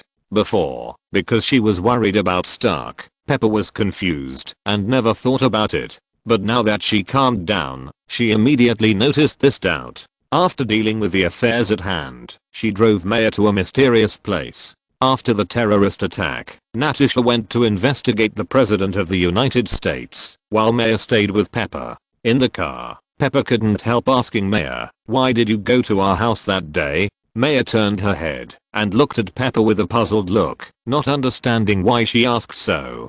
Pepper caught a glimpse of Maya's expression and decided to make it clear. "Why did you have to meet Stark that day so urgently that you had to have a face-to-face meeting with him?" Maya knew that Pepper had noticed something was wrong, so she told him frankly, "I think my boss is working for Mandarin." Pepper was surprised and scared when she heard this. Maya looked around and said cautiously, "If we want to continue talking, it's best to find a secret and safe place." Pepper couldn't digest the shock of this news for a while. She knew Mandarin, the madman who created terrorist attacks, and enjoyed it. And Stark had just issued a declaration of challenge to Mandarin a few days ago. Stark's attack was not accidental, but premeditated. Mandarin had already set his sights on Stark. She tried to sort out her thoughts and asked, "Your boss works for Mandarin? How could it be? Didn't Tony say you were a botanist?" The implication was that how could a government employee work for a private company? Maya explained, "That's right, but to be more precise, I'm a biological genetic coding engineer, in charge of a scientific research team of 40 people. But this team belongs to a think tank funded by private funds." When Pepper heard this, her face changed slightly. She felt that some of her conjectures might not be groundless. The man she met in the reception room that day had an inexplicable and strong hostility towards Stark, and she should have noticed it at the time. However, she still didn't want to speculate about others like this, so she asked tentatively, "So, what's your boss's name?" She prayed silently in her heart that it must not be that person. However, Maya's answer ruthlessly shattered her fantasy. "My boss is Ulrich Lucaso." Pepper suppressed the shock in her heart and drove silently for a long time without saying a word. Maya looked at Pepper, who was acting unusually calm, and was a little puzzled. After a long time, Pepper drove the car to a hotel. When Stark was pursuing her before, the two occasionally came here to date. This is a secret base unknown to the public. She brought Maya here for safety reasons. After the two entered the room, Maya looked painful and did not tell her story directly. Instead, she mentioned a precedent when von Braun, a young idealist, before he built rockets for the Nazis, he had dreamed of traveling in space. At this point, she showed a sarcastic look on her face, not knowing whether she was mocking herself or mocking Brian for entrusting the wrong person. Then the first V2 attacked London. Do you know what he said? He said that the rocket operated perfectly, but it landed on the wrong planet. At this point, Pepper had basically understood Maya's hint. Maya continued to talk about her experience. "We were all naive in the beginning. It was a pure scientific experiment. Later, we gradually indulged in it and became blindly arrogant." At this point, the sarcasm on her face had faded, replaced by pitiful pain. "But when we woke up, we had gone too far on the wrong path.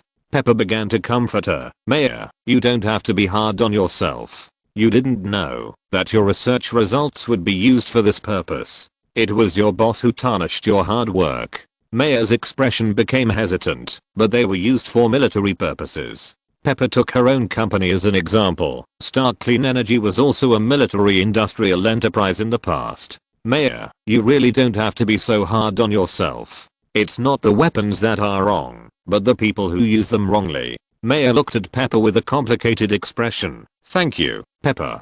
I really appreciate you. At this moment, someone suddenly broke in, startling the two people who were talking. Pepper looked back, and her face suddenly changed. The face she least wanted to see at the moment, Lucaso, appeared in front of her. She didn't know which link had gone wrong, causing the address of her place to be leaked. But she knew that Lucaso's appearance here was definitely not a good thing.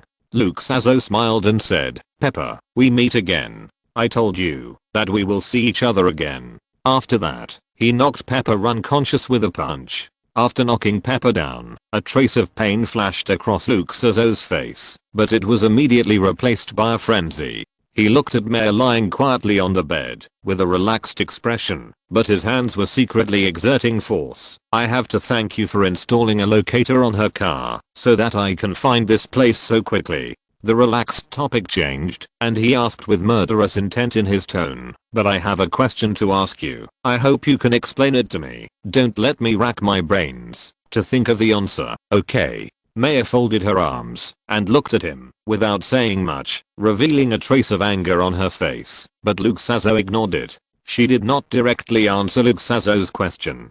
Since Maya did not take the initiative to speak, Lucaso decided to make it clear in person. He rubbed his fingers in a relaxed manner, lowered his head and looked carefully, as if he was enjoying this simple pleasure, but his question exposed his inner anxiety. Do you want to tell me why you went to Stark's house that day? On the surface, he still seemed to trust Maya, but his uncertain face had revealed his attitude towards Maya. Maya looked at Lucaso's face, finally stood up, and angrily accused, I wanted to solve the problem, and I didn't know that you and the boss wanted to blow up the place. What's wrong? I have worked for you for so long. Don't I even have this little personal freedom? Lucaso avoided answering, thinking about the meaning of Maya's words. He quickly figured out that Stark's arrogant personality made him speak loudly in front of many media and fight Mandarin to the end. As for Maya, as someone who guessed Mandarin's identity, she knew Mandarin's revenge and efficient means of action.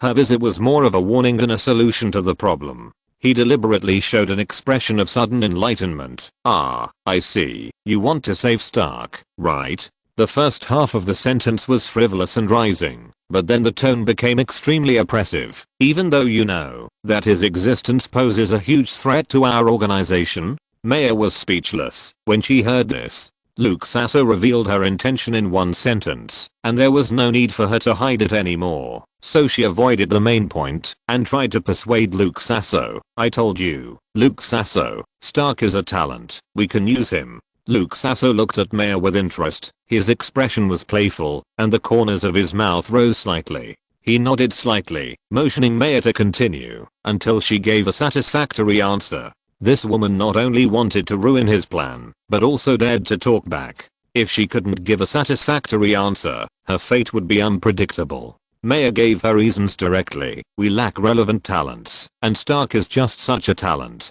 Next year we will also launch new products of the ultimate biotransformation plan. To complete it within expectations, we need more professional talents. Stark is such a talent, isn't he? Lucaso snorted. Why don't I go to Bruce Senna or South Korea's Zao Helen? These two people must be better than Stark in biological research. Maya was stunned, then realized Lucaso's test, and couldn't help but retorted. Chapter 232. Luke's in rage. Then you can try it, and you will find out how stupid your idea is. Can you invite Bruce Senna? Will he be willing to participate in this research? You can only try to coerce Zao Helen. However, if the rumors are correct, according to her personality, you can see her body on the first day you tie her to the base. Lucaso raised his hands. Okay, I can't argue with you, Maya. You think I'm joking? Maya looked indifferent and replied coldly, but Lucaso, I don't find this joke funny at all. Luxo's face did not flash a trace of embarrassment because of Maya's indifference. He put his hands in his pockets, looked at the floor, paced back and forth step by step, and resumed the confident, calm, and proud tone. "So how do you think we can make Stark join us willingly? Willing joining is a necessary condition, otherwise they may just get a shoddy Stark. If Stark falsifies a few decimal points during the research and development process, the new products they are going to launch next year may become a pile of waste." This is why he did not consider Senna and Xeohalen. Senna's Hulk is a time bomb, and Xeohalen is an orphan. Both her parents died when she was young. She has no family, and he has nothing to coerce her. Maya listened to Luke Sasso's question, and did not hear his insincerity. She thought he was seriously considering it. She tried her best to persuade Luke Sasso. He just lacked the motivation to cooperate with us before, but now he has it, doesn't he? Luke Sasso raised his head and looked at Maya, then turned to look at Pepper, who had fainted on the ground. He knew that this was the motivation for Stark to serve them in Maya's words. He didn't know whether it was a woman's jealousy or some other mentality. Luke Sasso looked back at Maya again, smiled disdainfully, and left the room. Along with his bag, he left an order: "Take her away. You know where to take her." The two girls, dressed in kimonos, white cloth socks and wooden clogs, strolled on the white snow. Tokyo, the country of cherry blossoms, was not very cold after the first snow, because the climate of this low latitude island country was pleasant. They had a rare leisure time, so they came out to play. Seeing that it was still early, Hashimoto Kanayu suggested taking Xeohalen to visit Tokyo. Xeohalen was troubled by the funding problem of the research laboratory these days, and thought of going to Tokyo to see Hashimoto Kanayu to relax, so she accepted her proposal. She put on the kimono that Hashimoto Kanayu carefully prepared for her, and followed Hashimoto Kanayu around. They came to a small temple, and it seemed that there were not many tourists. Xeohalen knew that, since the government of the country of cherry blossoms sent troops to secretly protect Hashimoto Kanayu, she deliberately chose some niche attractions to avoid too many people being restricted. Along the way, she could see a lot of posters about Hashimoto Kanayu on the streets, which was enough to imagine Hashimoto Kanayu's fame in the country of cherry blossoms. However, even so, not many people were able to get close to Hashimoto Kanzuki along the way, which is enough to illustrate the attitude of the Sakura government. Hashimoto Kanzuki looked at the temple and said with satisfaction, "Sister Helen, this is it, Gotokuji Temple. Here, people will make wishes to the lucky cats, and those who have realized their wishes will come here to fulfill their wishes and bring new lucky cats. In the long run, there will be more and more lucky cats here." Xeohalen looked at the big and small lucky cats in front of her, and her heart was also quite moved. Regardless of whether the wish can be realized or not, this is a beautiful spiritual sustenance. Hashimoto Kanzuki turned her head and looked at Xeohalen with a smile. "Sister Helen, you should also make a wish. Maybe the gods will hear your voice and fulfill your wish." Now that she has divine power, it is not difficult for her to satisfy Xeohalen's wish without making a sound. Xeohalen thought about it, closed her eyes, put her hands together, and made a wish devoutly in front of the Torii. Hashimoto Kanzuki's smile suddenly froze, and she looked at Xeohalen in disbelief. As the sky gradually darkened, the two returned to Hashimoto Kanzuki's residence after having fun. Xeohalen keenly noticed that, since she made that wish, Hashimoto Kanzuki had been absent-minded and pretending to be relaxed. However, she didn't know the reason. On the surrounding streets, a TV that was playing advertisements suddenly made a noise, and the two looked up at the same time. The logo of an extremist organization appeared on the TV, followed by the hideous image of Mandarin, whose face was full of solemnity that didn't match him at all. There is no doubt that Mandarin hijacked the global TV signal this time. No one knew where he was, but at this time he was able to intercept the TV signal of the distant island country of Sakura. The two girls looked at each other, realized the seriousness of the situation, and looked at the big screen at the same time. In Hashimoto Kanzuki's perception, satellites around the world were hijacked to varying degrees. The picture began with a series of flashes of violent incidents.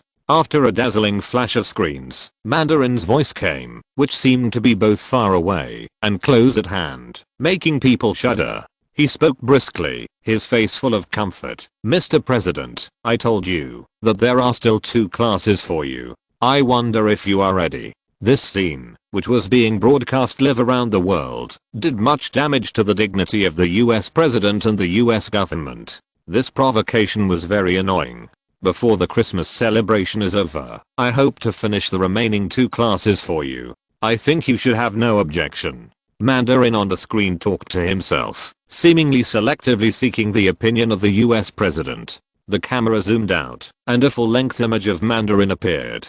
He sat upright on a large leather chair, with a tied-up middle-aged fat employee under his feet. The man was trembling all over, his eyes were wide open, and he spasmed from time to time, looking terrified. However, because the gun was pointed at his head, he was also trying his best to restrain his fear. Mandarin opened his mouth slowly. "This gentleman named Thomas Richard has a good name, and he is a good person. He is an accountant at Cox Oil Company and works diligently. And I'm sure that he is a good person." He kept nodding his head to show his approval of him. However, the corners of his mouth were full of indifference. Sure enough, the next moment he said, "I will blow his head off. In 30 seconds, I will shoot him in front of the whole world. Wait and watch the live broadcast." He pointed to the phone next to him. "Mr. President, you have this phone number in your mobile phone. American, right? Within 30 seconds, as long as your Mr. President calls, I will answer this call and I will spare his life."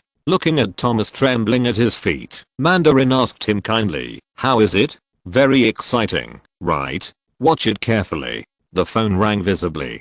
Hashimoto Huanayu and Zao Halen, who were very nervous, also breathed a sigh of relief. However, Mandarin did not answer the phone. He shot Thomas in the head, and blood splattered all over the screen. Many parents watching the video quickly covered their children's eyes. Hashimoto Huanayu and Zao Halen were also stunned. They didn't expect the terrorists to be so untrustworthy. Maybe this is a lesson Mandarin wants to teach the US president. Never try to hope that terrorists will honestly abide by the agreement. In the hotel, where Lin Feng is staying, several people are seeing Rhodes off. Because the US president just contacted him remotely, Lin Feng looked at Rhodes. "Rot, be careful on the way." Rhodes knew Lin Feng's subtext, smiled bitterly, and said nothing. In the phone call just now from the US president, he told Rhodes in a very firm tone that he hoped Rhodes would find the murderer as soon as possible and bring him to justice, and even shoot him on the spot without notification.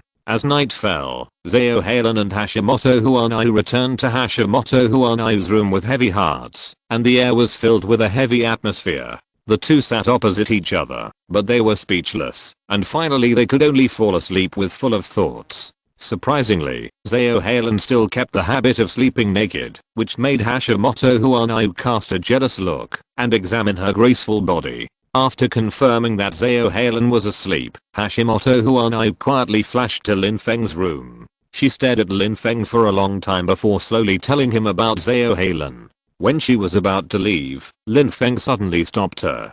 "Hashimoto Huanayu came here today, not only to convey Zao Halen's desire to join the Avengers, but also to silently express her dissatisfaction with Lin Feng. He obviously has divine power and is capable of preventing the tragedy from happening, but he chose to stand by and watch." Lin Feng did not preach, but just called up a video of Vienna again and handed it to Hashimoto Huanayu to watch. Hashimoto Huanayu instantly understood what he meant. Lin Feng has always adhered to the principle of non-interference in human activities. Even though he once joked that he would let the United States conquer Sakura, and then China would come forward to liberate it and turn Sakura into a province of China, it was just a joke and he did not put it into action. Hashimoto Huanayu couldn't understand why Lin Feng was so hard-hearted. With tears in her eyes, she left disappointed. However, what disappointed her even more was the performance of human beings themselves. The next day, due to the global signal hijacking by Mandarin, the scientific research meeting announced a temporary dissolution for security reasons, and the specific reopening time is still under discussion. Many scientists took a special plane back to China, intending to live at home peacefully. The pervasiveness of Mandarin made everyone feel threatened. Compared with the remoteness of alien invasion and the protection of gods, human civil unrest is a terrorist activity that can threaten their lives more. The last terrorist attack that attracted such much attention was far larger than the 9/11 incident in the United States. Hashimoto Huanayu has been paying attention to the development of the situation and the direction of public opinion. However, she found that the news media that should have condemned the terrorists were led by people with ulterior motives to point the finger at the gods. And behind all this, it was the US government that was secretly making trouble. Although some people defended the gods, saying that the gods would not interfere in human affairs, Hashimoto Kanzuki was still heartbroken by the American politicians' ability to call a deer a horse and reverse black and white. This group of people who should sympathize with the victims the most actually used human blood steamed buns to deal with their imaginary enemies, even though this imaginary enemy never cared about them. She had naively thought that it was because the Kree Manrog pretended to be the president of the United States that led to such a misunderstanding, but when she saw the angry American politicians on TV, she was completely disappointed. She knew that deep down in their hearts, they believed that everything was someone else's fault. At this moment, she seemed to begin to understand Lin Feng's approach. That night, Stark contacted the mother of a victim of a bombing case and asked her about the situation at the time, and keenly noticed the existence of a mysterious organization. Lux Kazo, who noticed something was wrong, sent two killers to intercept and hunt Stark. However, with the cooperation of Stark and Harry, Stark finally escaped successfully, and the two people sent by Lux Kazo died and one was injured. But it doesn't matter, because Pepper is still in Lux Kazo's hands, and Stark will fall into the trap anyway. After Richard was killed, Rogue recalled Rhodes and his Meturian Patriot in the name of the president. All this was seen by Lux Kazo, who was closely following the movements of Rhodes and Stark. He held a wine glass in his hand, tasting the whiskey in the glass intoxicatedly, and said triumphantly, "Almost tomorrow, I will be able to control the world's most terrifying terrorist and the world's greatest arms dealer." Politicians and terrorist leaders combined. Haha, just think about it. It's an interesting picture. After Thomas Richard was shot, all government departments and police departments in the United States went all out to try to find the crazy Mandarin. They wholeheartedly checked all suspicious sources of signals. Finally, they found a clue. Rhodes, who was flying for reconnaissance, received a signal from the government department. "Colonel Rhodes, relevant signals have been detected in the Syrian region. Please go to investigate." Although Rhodes was a little dissatisfied, after all, he was assigned the task without even meeting the president, but in order to catch Mandarin, he could only suppress his dissatisfaction. Soldiers are bound by orders, so he can't say anything.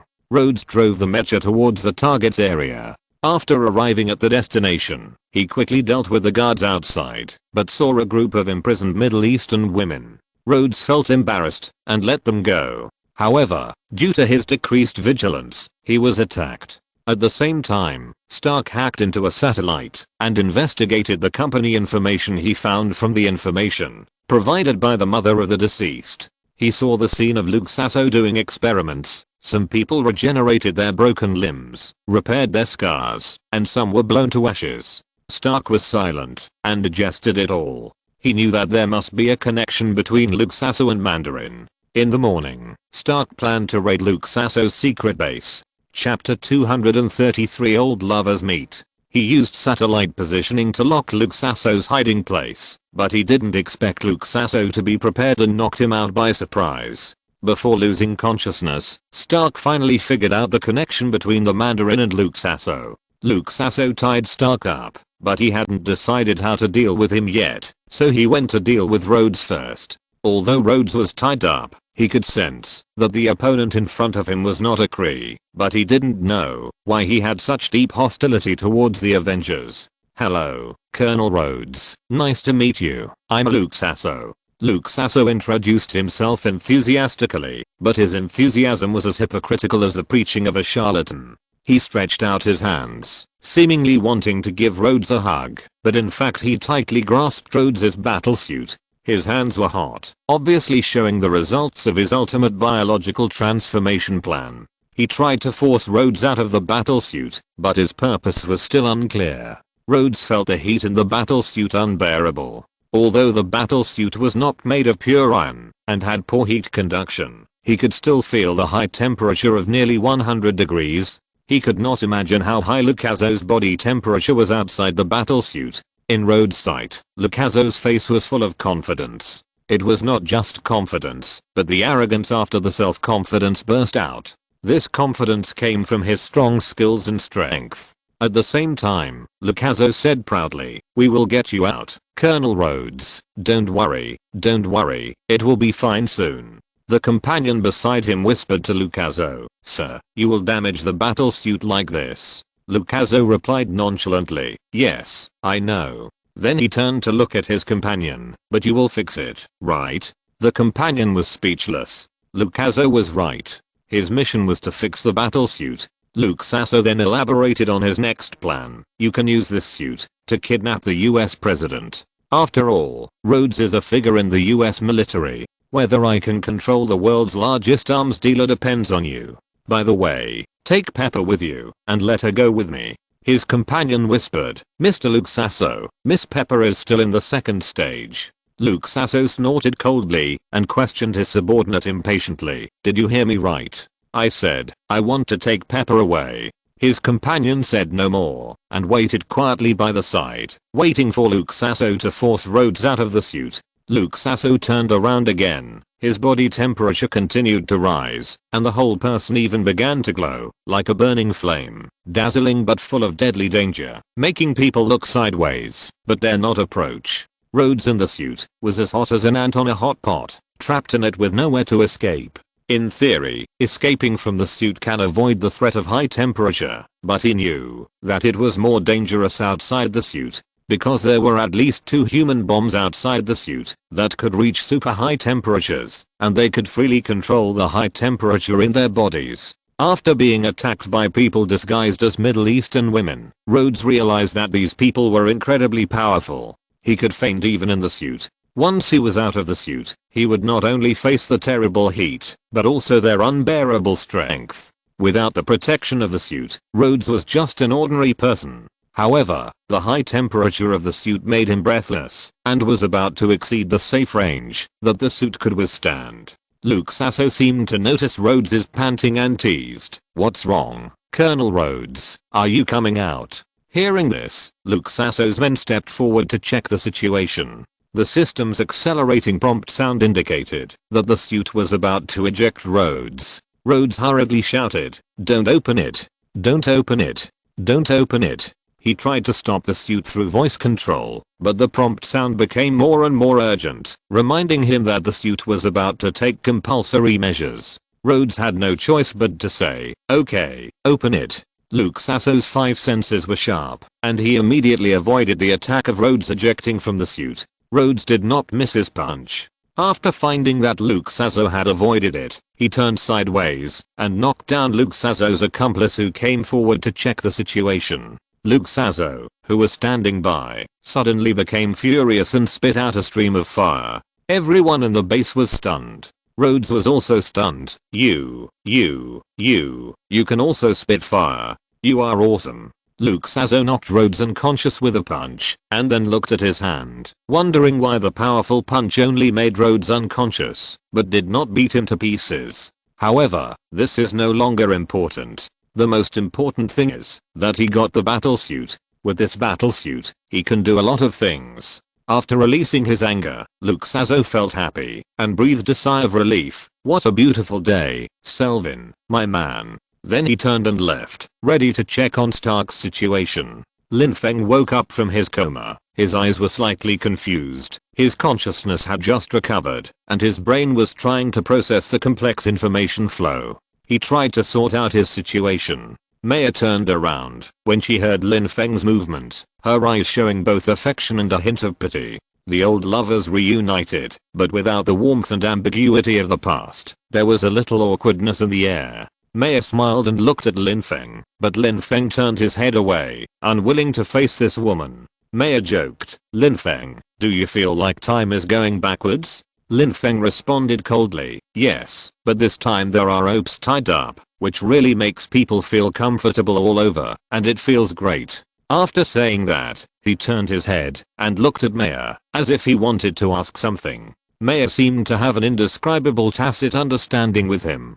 Before Lin Feng opened his mouth, she took the initiative to answer. None of this was my idea. This was the tacit understanding they had cultivated over many years of getting along. With just a look or a move, they could see through each other's mind.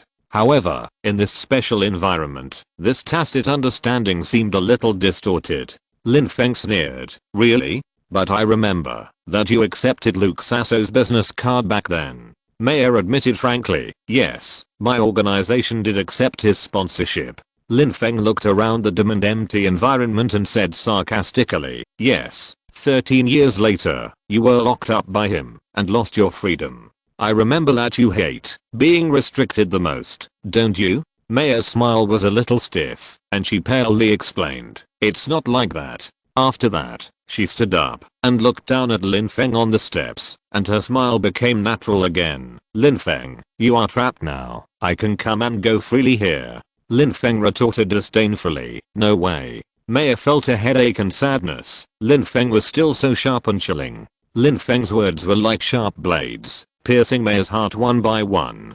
The once close lovers are now as distant as strangers. Maya was in great pain, but also a little crazy. She didn't understand why Lin Feng could be so optimistic in a dangerous situation, and even had the mood to tease her for being helpless. So she stood up, generously showing her freedom and showing off the few choices she had. She knew very well that from the moment she accepted Luke Sasso's sponsorship, she had made a deal with the devil. Although she was trapped in it step by step and couldn't extricate herself, she gradually sank and lost her freedom. Luke Sasso was like a devil and a tyrant, restricting her freedom and controlling her experiments. She couldn't afford to offend him, so she could only deceive herself. Now, Lin Feng directly exposed this disguise, which made her heart broken. But she also understood that Lin Feng was just being tough, and he actually felt sorry for her situation in his heart. Maya walked down the steps step by step and stated to Lin Feng, Lin Feng, after going through so many things, I'm getting closer and closer to success. The ultimate biological transformation project has gradually stabilized. Lin Feng looked up at the sky, holding back tears, then lowered his head and looked directly at Maya, who was complacent with her research results. What I want to tell you is that your ultimate biological transformation plan is not stable at all. It may explode at any time, causing people to be displaced and live in fear. Is this what you call stability? The bloodstains on the wall have not faded yet. When I went to see it a few days ago, I could even vaguely smell the blood from 3 months ago. You are just deceiving yourself, Maya. Maya's eyes flashed with a trace of hesitation and helplessness. She looked at Lin Feng and took out a business card. Then just help me fix it and make it stable. Wouldn't there be so many problems? Lin Feng looked at the scribbled handwriting on the business card.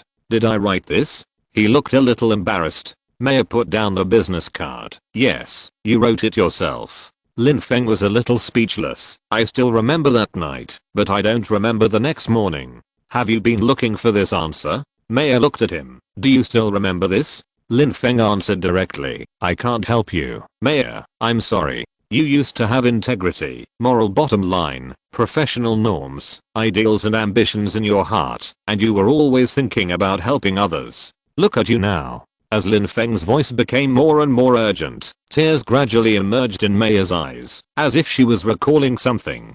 Lin Feng's last sentence was like a giant axe, splitting a gap in her heart. I'm very fortunate that the person who wakes up with me every night still has a soul. Maya was a little collapsed and dared not look directly at Lin Feng. Lin Feng sighed. Get me out, Maya. I don't want to see you like this now. Maya turned her head away, hesitant in her heart. Maya looked at the mountain-like back, and finally bit her lip and turned away. Not long after she left, she saw Luke Sasso rushing over here. Seeing Luke Sasso, Maya was slightly stunned. What are you doing here?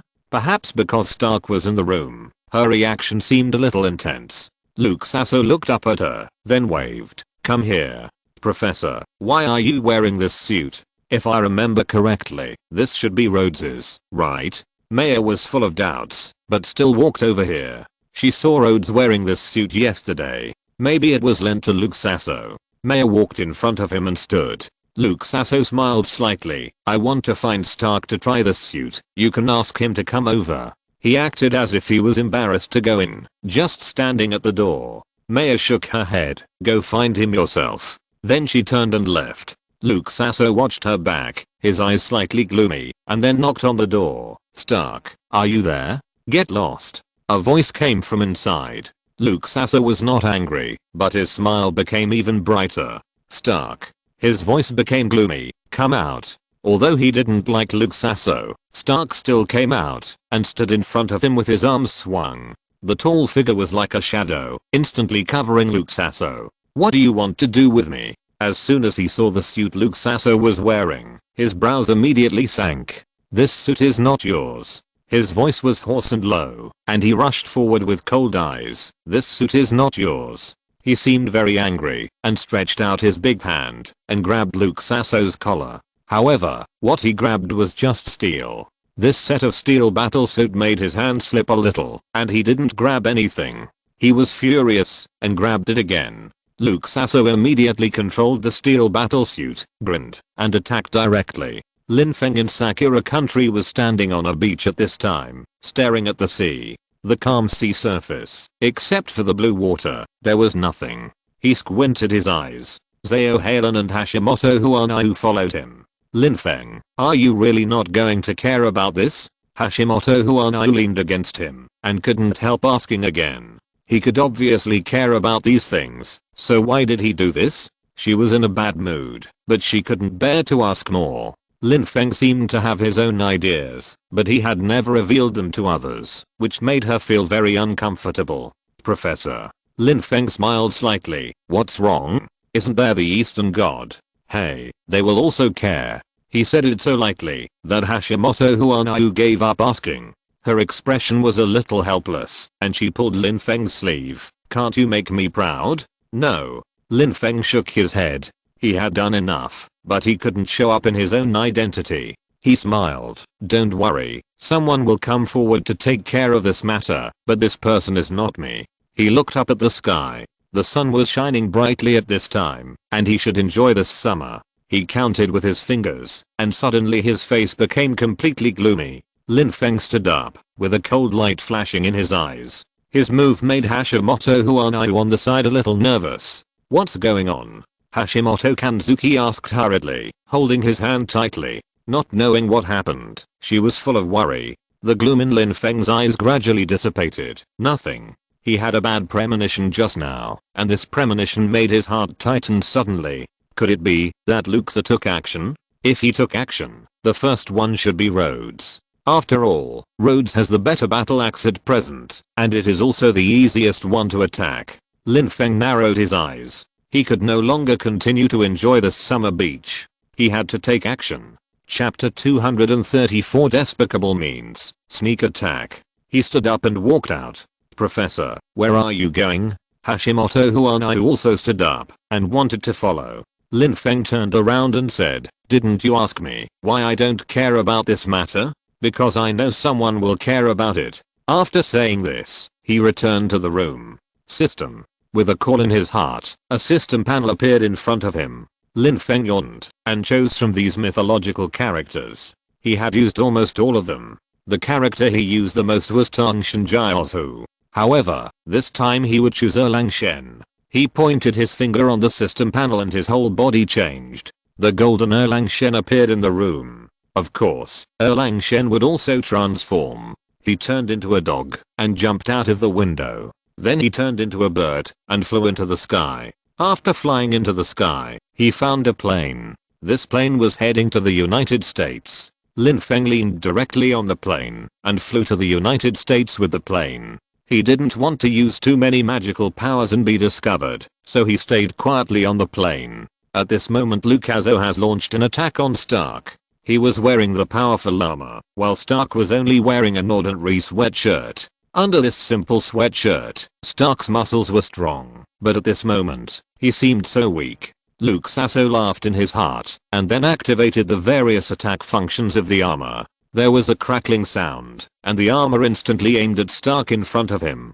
Stark finally realized something was wrong. "Lucaso, what do you want to do?" Stark's eyes turned red in an instant, and his muscles bulged one by one. He clenched his fists and smashed Lucaso's face hard. "You bastard." Stark didn't like Lucaso in the first place, and now that the other party wanted to attack him, he naturally fought back without mercy. Stark's physical fitness was not outstanding originally, and it was only after he was equipped with the armor that he gradually trained and had such a strong physique. He swung his fist with great force, but failed to hit Lucaso. "What did you do to Rod?"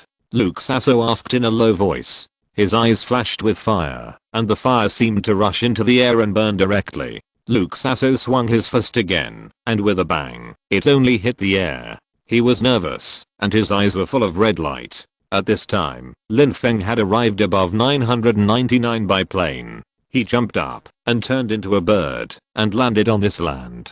Not long after, he found this secret laboratory. At this moment, the fight between the two had entered a white-hot stage. It was said to be white-hot, but in fact, Lucaso was beating Stark unilaterally. Lucaso activated the mechanism on his body, instantly transformed into Iron Man, and rushed towards Stark. His hideous laughter could be heard from a long distance. Maya had left, otherwise she would have heard the movement here long ago. "You are dead. It's all because of you that the experiment is so difficult." Lucaso stared at Stark coldly and said, "As long as you are dealt with, everything will be easy." "What did you do to Rod?" Stark asked with red eyes. He was still worried about road safety. He was his right-hand man. If he had known this, he shouldn't have trusted Lucaso so much. Stark was so careless. He knew this person was malicious, but he still. "Do you believe there are gods in this world?" Suddenly, Stark spoke. He seemed to see a golden light passing through the sky, and that light was slowly descending. Lucaso laughed. "Of course there are gods in this world, and I will be one of them." He was full of confidence and firmly believed that the medicine he developed could change the world. "You know, only my medicine can make the world change dramatically." Lucaso walked towards Stark step by step. "Unlike your useless armor will always be just an external thing. But you still need armor to defeat me, otherwise you are just a useless waste." Stark's words completely angered Lucaso. He suddenly swung his fist as fast as the wind and hit Stark with a bang. Stark was knocked back and hit the wall hard. "You." Stark struggled to get up, pointing at Lucaso, refusing to admit defeat.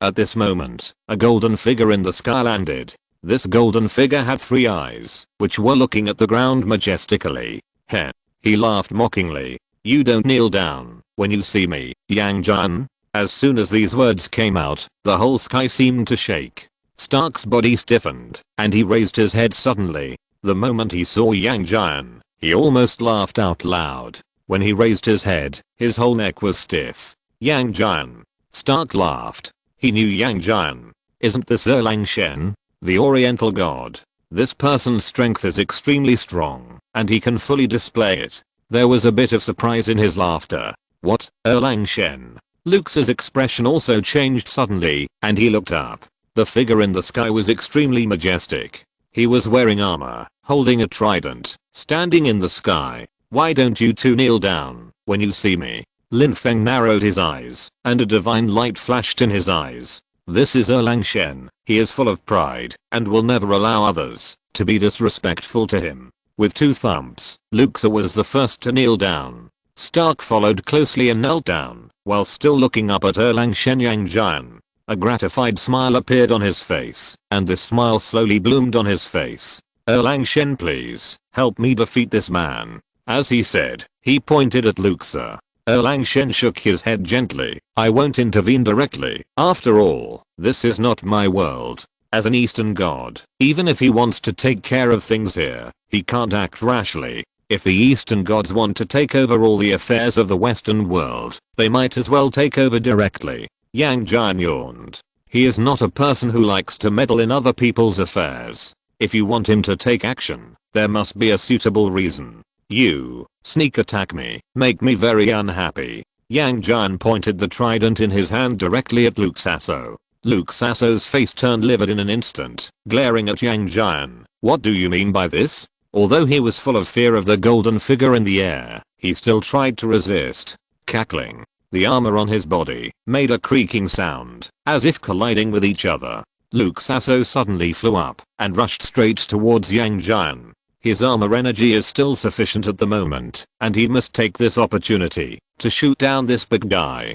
Luke Sasso flew into the air, and Stark's eyes widened. Luke Sasso, you bastard, get down here. Stark roared on the ground, very angry. How dare you attack Lord Erlang Shen? This man must be tired of living. If they anger Lord Erlang Shen, what should they do in the Western world? Lin Feng's voice was like a loud thunder. I said I don't like you, because you sneak attacked me. Erlang Shen's figure was still in the air, looking down at Luxor. Luxor's armor changed, and flames gushed out from behind him. The flames pushed him to speed up and rush forward. Erlang Shen was angry. This was Lin Feng playing Erlang Shen, so he had to act according to the script. You little people, you dare to attack Erlang Shen. You are really overestimating your own abilities. These Westerners didn't understand anything, and Lin Feng's heart was also burning with anger. This anger burned so fiercely that his whole body was straight. Arsehole. Erlang Shen's third eye opened. His eyes were not opened easily. Lin Feng just wanted to try again.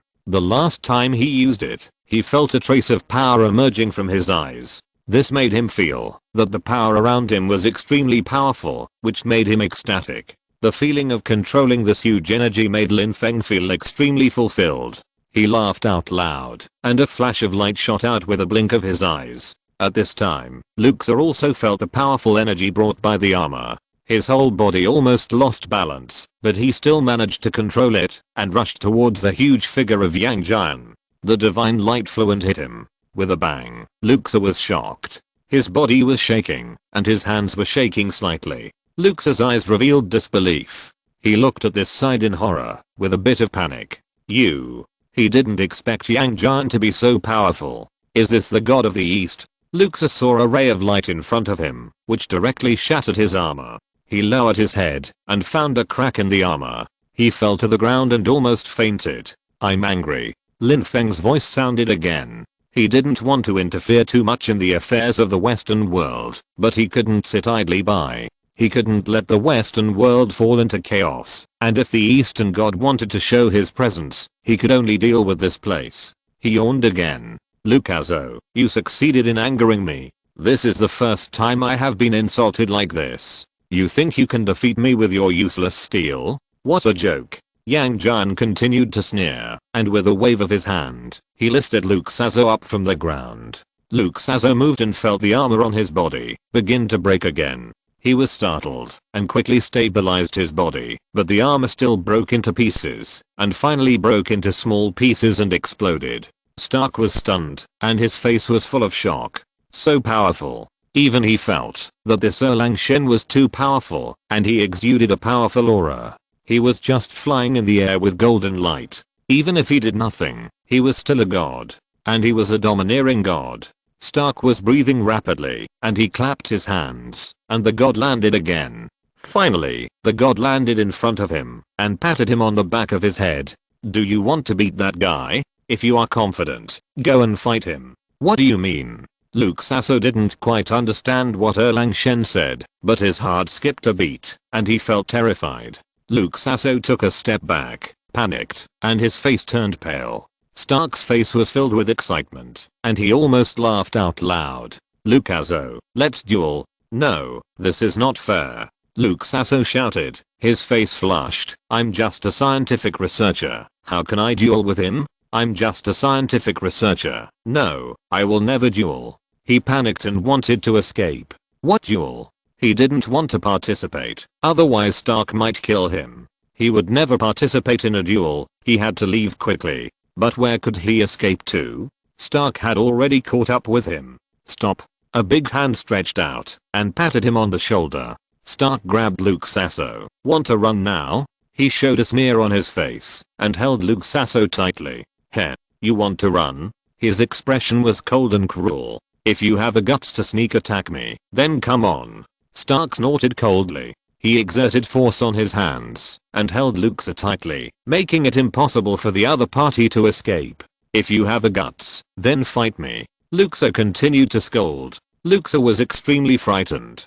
He didn't expect such a change. Is this Eastern Yang Giant really as nosy as the rumors say? He didn't know, but at this moment he knew that he couldn't fly, even if he had wings. He was about to collapse. Stark grabbed him and came to a playground where many steel fragments were scattered. These steel fragments were all dropped during the experiment. Stark called a scientific researcher to stand aside, give him another set of steel armor. Lin Feng heard what Stark said and understood his intention. By the way, give me a set of exactly the same one, Stark added. He smiled with a bit of coldness on his face. Hurry up. After Stark finished speaking, the staff immediately took action. Not long after, two identical armors were brought over. Both armors have fighting instincts and are powerful. This powerful power comes from the kinetic energy of the armor itself. The researcher said, the two armors are exactly the same. After saying that, he took a step back, not knowing what the two men were going to do. Luke Sasso and Stark were not on good terms, and this was not something that he, a researcher, could solve. He hid aside, not even daring to look at it. Then, Stark quickly put on the armor.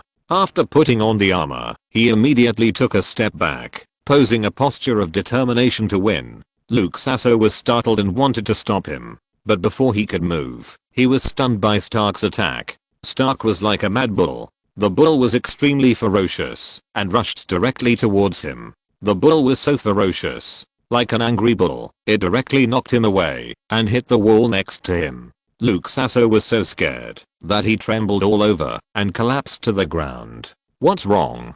Aren't you very powerful? Stark sneered there. His laughter was like a devil. Of course, he was not a bad guy, but an iron warrior. Luxa felt that he was going to die.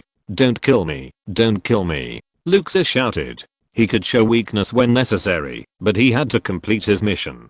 Luxa cried and said, I'm sorry, I was wrong. Stark shook his head. No, you don't know it's wrong to do this. Chapter 235 Solving a Big Trouble. But I can't do anything to you. He is an upright man and must abide by the rules. At least he must abide by the rules of society and must not do things that violate the rules. So he could only walk up to Stark, pick him up from the ground, and then threaten him fiercely. If you make the same mistake again, I will really kill you. After saying that, he turned around. At this moment, the steel armor on Stark's body creaked and moved. Lin Feng frowned when he saw this scene, but said nothing. This was Luxa's choice. If he said it, it would undermine the fairness of the game. Luxa didn't realize that Stark would sneak attack. It was his mistake and had nothing to do with him. This is a game. Lin Feng knew clearly that this was a contest. With a sneer on his lips, Lin Feng turned around. As Yang Jian, he would never interfere with other people's games. He would only beat Stark up to vent his anger after the game. He would not do it to Stark at this time. Luxa was unaware, and he was lost in his own thoughts. Mayor, if you knew Stark was this kind of person, would you still do experiments with him? He thought to himself. There shouldn't be any more accidents. Although Mare is stubborn, she is just pursuing her dream. She is completely different from that kind of person. Luxa's heart suddenly tightened and ached. He clenched and unclenched his fists, and his consciousness was dazed for a moment. Soon, he suddenly heard the sound of steel armor behind him. However, he had already disassembled his steel armor. It was too late to put it back on and put on the steel armor suit. He turned around suddenly and saw Stark, and his hideous face came into view. He watched Stark approaching him with a hideous smile, still sneering. Ha ha ha ha, unexpected. Stark, you have this day too. As he said that, he fully activated all his energy. With a loud bang, he flew towards Stark. Bang! Stark was blown back and fell to the ground. The steel armor he wore had been taken off long ago, so it couldn't protect him at all, and cracks appeared on his muscles. The researcher next to him was trembling with fear. He had never thought that such a thing would happen, and he was filled with fear and wanted to escape. At this moment, Lin Feng's hand fell on his shoulder. Watch it before you leave, we may need you later. He was like a god descending from the sky. Lin Feng stood behind him, which frightened the researcher. Lin Feng smiled slightly, but now he was Erlang Shen, the serious, cold and domineering god. Therefore, he had to show an expression and movements that were more in line with Erlang Shen. This is your duty. After saying that, Yang Jian had never stipulated the time for this competition, so they could only end it themselves. If it couldn't be ended, it would be their fault. I'm afraid it would cost the death of one person. Lin Feng watched coldly and ruthlessly, of course. Now he was showing Yang Jian's expression. He acted extremely cold and cruel. As if he didn't hear anything, he just watched quietly. Even if Luke Sasso died, he had nothing to do with him. Even if this person was his friend, Yang Jian was like this. When Lin Feng's expression did not change at all, Luke Sasso got up from the ground, and his facial muscles began to twist. He stared at Stark in front of him. Stark sneered, "You are already a dying man." As he said, he was ready to attack again. However, what he never expected was that the armor on Luke Sasso's body would quickly gather at this moment. With a click, the armor was put on. Luke Sasso's face showed horror. He had never thought that this would happen. "How did you do it?" Luke Sasso was terrified.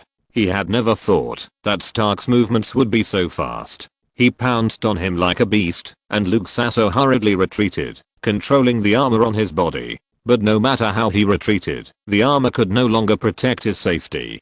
Because this armor was far inferior to Stark's, he was firmly trapped in a corner. Yang Jian's voice came, "You won't take any responsibility if you kill him. If there is, I'll help you solve it." Lin Feng was a cold-blooded person at the moment. But after all, this man was also his friend, and he would never let Stark have any other risks. Isn't it just to solve a responsibility problem? Justified defense. There are cameras nearby, and Stark hasn't had time to deal with it yet. Stark laughed loudly. These cameras are enough. Therefore, he didn't need Yang Jian to help at all. He could solve it alone. With a bang, a burst of artillery fire suddenly came out of his hand. I saw a metal shell shot at Lux's chest and exploded again. Lux's body trembled violently, and cracks appeared in the steel armor. This steel armor is the simplest and lowest end, and it can't protect him. Why is your steel armor more powerful than mine? It must be cheating. It's cheating.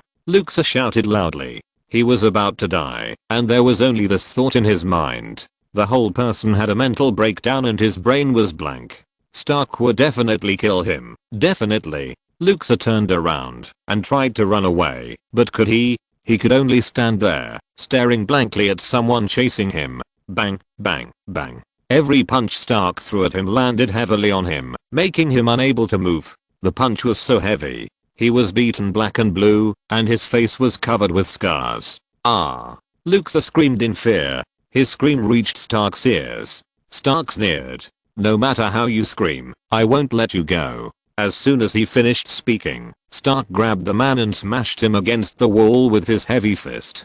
But then, he quickly pulled the man down and dragged him into the room. "Humph, who do you think you are? Luxa, now Erlang Shen is here. Let's see how arrogant you are." He never thought that Luxa would be so rebellious and bring him such a heavy blow. After venting his anger, he immediately thought of Rod. "Tell me quickly, where is Rod? Let him out." Stark roared and shouted at Luxa. His roar frightened Luxa to death. The sound was so loud that all his dreams and obsessions were shattered in the roar. Luxa trembled in fear and lowered his head. "What? You don't say anything? Do you think I can't kill you? For people like you, I can kill them first and ask for your permission later." Stark was furious. Luxa knew that he couldn't anger this lion-like man anymore. He hurriedly said, "I just put him in a safe place. Don't be angry, don't be angry." Erlang Shen, also known as Lin Feng, was still standing aside. He admired Stark's straightforward way of solving problems. Stark never beats around the bush. If there is anything, he will tell it to your face and solve it in person. Soon, Luxa took Stark to a small warehouse, where it was hiding. Luxa didn't dare to kill anyone, but just tied Rod up. Stark hurriedly stepped forward to wake Rod up. Rod opened his eyes and saw Stark in front of him and quickly raised his hand to block the light. "Stark, is that you?" Rod suddenly came back to his senses, looked around, and saw Luke Sasso. "He was the one who touched me." Rhodes glared at Luke Sasso, his eyes flashing with coldness. He should be killed. Rhodes was furious, waving his big fist at Luke Sasso. Lin Feng stepped forward to stop him and shook his head. "What are you doing?" This Erlang Shen was shining with golden light, like a god descending from the sky. No, he was a god, and he was an exceptionally powerful god. He stood in front of everyone, with golden light in his eyes. Don't be angry, this god has something to discuss with you. Everyone looked at him in unison, not knowing what he wanted to say. I have a brother who is from the same country as you. Rhodes also looked at Erlang Shen. So this god knows you. This is the god of the east, as powerful as the sky, and Rhodes can feel the breath on him. I wonder what you want to discuss with us? Erlang Shen chuckled. This god admires the armor on you. What do you mean? Rhodes' heart moved slightly. Rhodes also looked at Erlang Shen, wondering what he meant by this. The two looked at each other and saw a hint of excitement in each other's eyes. There was a touch of joy in their eyes. Looking at Lin Feng, they seemed to understand what he meant and wanted them to help. Erlang Shen, do you want to buy the armor we are wearing? Stark said with a smile. Even Luxa was thrown aside by him. Lin Feng nodded, but you don't need this inferior steel. This god will provide you with new steel materials. Unexpectedly, Erlang Shen thought this was inferior steel. What kind of material would he provide? Everyone was shocked and showed surprise on their faces. They thought it was normal for the steel to be inferior, but they didn't expect Erlang Shen to say it so bluntly and look at them with such eyes. Everyone's heart was thumping and couldn't calm down. They stared at Lin Feng closely, full of expectations for him. Erlang Shen said, you must treat the materials I provided with good care. If you cannot refine them, I can help you. After saying this, he thought for a moment and continued, just wait for my news. Stark nodded happily. Okay, I'll wait for your news. He clenched his fists, his face was full of smiles, and his eyes were shining. It was great to be able to work with Erlang Shen. Erlang Shen turned and left, flying back into the sky. Stark and Rhodes watched Erlang Shen turn into a three-eyed bird. It's amazing, they exclaimed, not expecting that the gods of the east could actually transform. Although their western gods were also powerful, they did not have such mysterious and wonderful spells as those of the east. The eastern god is so powerful. Stark couldn't help but sigh, his eyes full of expectation. The power of this eastern god was beyond his imagination. Especially Lin Feng, his aura was so huge that it was impossible to damage his image. Erlang Shen is the most powerful eastern god I have ever seen, and his aura is extremely mysterious. Stark stared at the back and whispered softly. Rhodes felt that Erlang Shen's back looked familiar and couldn't help but glance at it a few more times. Lin Feng was soaring in the sky and suddenly a plane attacked him. He nimbly flapped his wings to avoid it. Erlang Shen is really a capable assistant. He can transform and is cold and ruthless. He only needs to play a cold role. He is much better than those middle school characters. Lin Feng secretly complained in his heart. Suddenly, another plane approached, followed by a second one, which made Lin Feng very annoyed. He has become a bird. Why do these planes still hit him frequently? Wait, these seem to be military planes. Lin Feng suddenly realized something. He immediately flapped his wings and flew high, following these planes to a familiar place. Isn't this the 6-star building in the United States? On the top floor of the building stood a burly man with flowing brown hair. What happened? Lin Feng pondered and flew closer. As Erlang Shen, his eyesight was amazing, and he could see the man's face and what he said at a glance. I have placed many bombs in the 6-star building. The man threatened fiercely. If you want to live, let me take this money and leave. Such behavior is definitely not what ordinary people do. Lin Feng guessed that he might be a member of a terrorist organization. Lin Feng knew that this person would not give up, and things might get worse. As Erlang Shen, he has the responsibility to maintain order in the world. Whether in the east or the west, he can't sit idly by when encountering such a thing. Recently, the United States is indeed in chaos, giving these people an opportunity to take advantage of it. Lin Feng's figure flashed and turned into Erlang Shen, holding a trident. The trident waved in the air, and the blue light flashed and disappeared.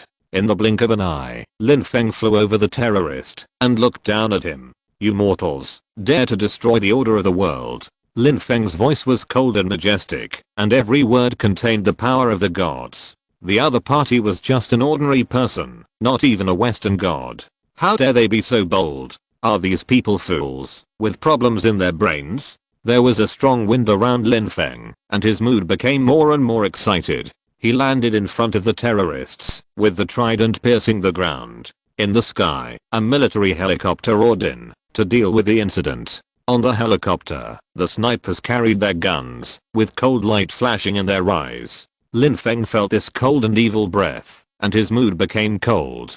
Damn it. Erlang Shen turned his head, not because he was afraid, but because he felt violated. The muzzle of the sniper rifle was pointed at him. You mortals dare to attack this god. Lin Feng knew that they were just out of precaution or fear. But he was Erlang Shen, and he would never let those who offended him go. Everyone witnessed this horrific scene, and even the terrorists widened their eyes. He clearly saw the golden man who suddenly appeared in front of him, and stretched out a giant hand. The hand kept growing in the air, and finally it was the same size as the helicopter. The giant hand stretched out, and grabbed the helicopter tightly. This move scared people, especially the people on the helicopter. Their heartbeats accelerated, and they were terrified. Chapter 236 Beauty, you look like a star. Who are you? There were many snipers on the helicopter, who were originally prepared to deal with terrorists. Now, all the snipers pointed their guns at Erlang Shen, and the sound of loading the guns rang out. Facing Lin Feng, they were filled with fear, nervous and scared. Lin Feng's eyes became even colder, and he exuded a chill. How dare you, a mortal like you, attack this god? He repeated this sentence, which made everyone shudder. He had said it once, and they didn't really attack him. Just pointing a gun at him. Did he get angry? Many people had such doubts in their hearts, and when the chill in their hearts rose, they saw Lin Feng rushing up directly. His giant palm tightly grasped a helicopter. The snipers and pilots in the helicopter heard the creaking sound of the aircraft. Cracks appeared on the helicopter, and everyone watched it shattered in Lin Feng's giant palm. No, at this moment, Lin Feng has transformed into Erlang Shen. He has the majesty of a god, sacred and inviolable. What kind of person is Yang Ji? He commands 100,000 heavenly soldiers and generals, and possesses an extraordinary general temperament. If he can be easily bullied and pointed at by guns, how can he command so many Jin soldiers? Humph, you ants dare to challenge the majesty of this god. Lin Feng's voice sounded like thunder. He tightly grasped the helicopter in his giant palm, squeezed it suddenly, and then threw it to the ground. With a bang, the helicopter fell heavily to the ground, but Lin Feng did not hurt innocent people, and the people inside were safe and sound. It's just that the helicopter broke into pieces under the impact, and the fragments were scattered all over the ground. Seeing this, other helicopters quickly dived down to check the situation of the personnel.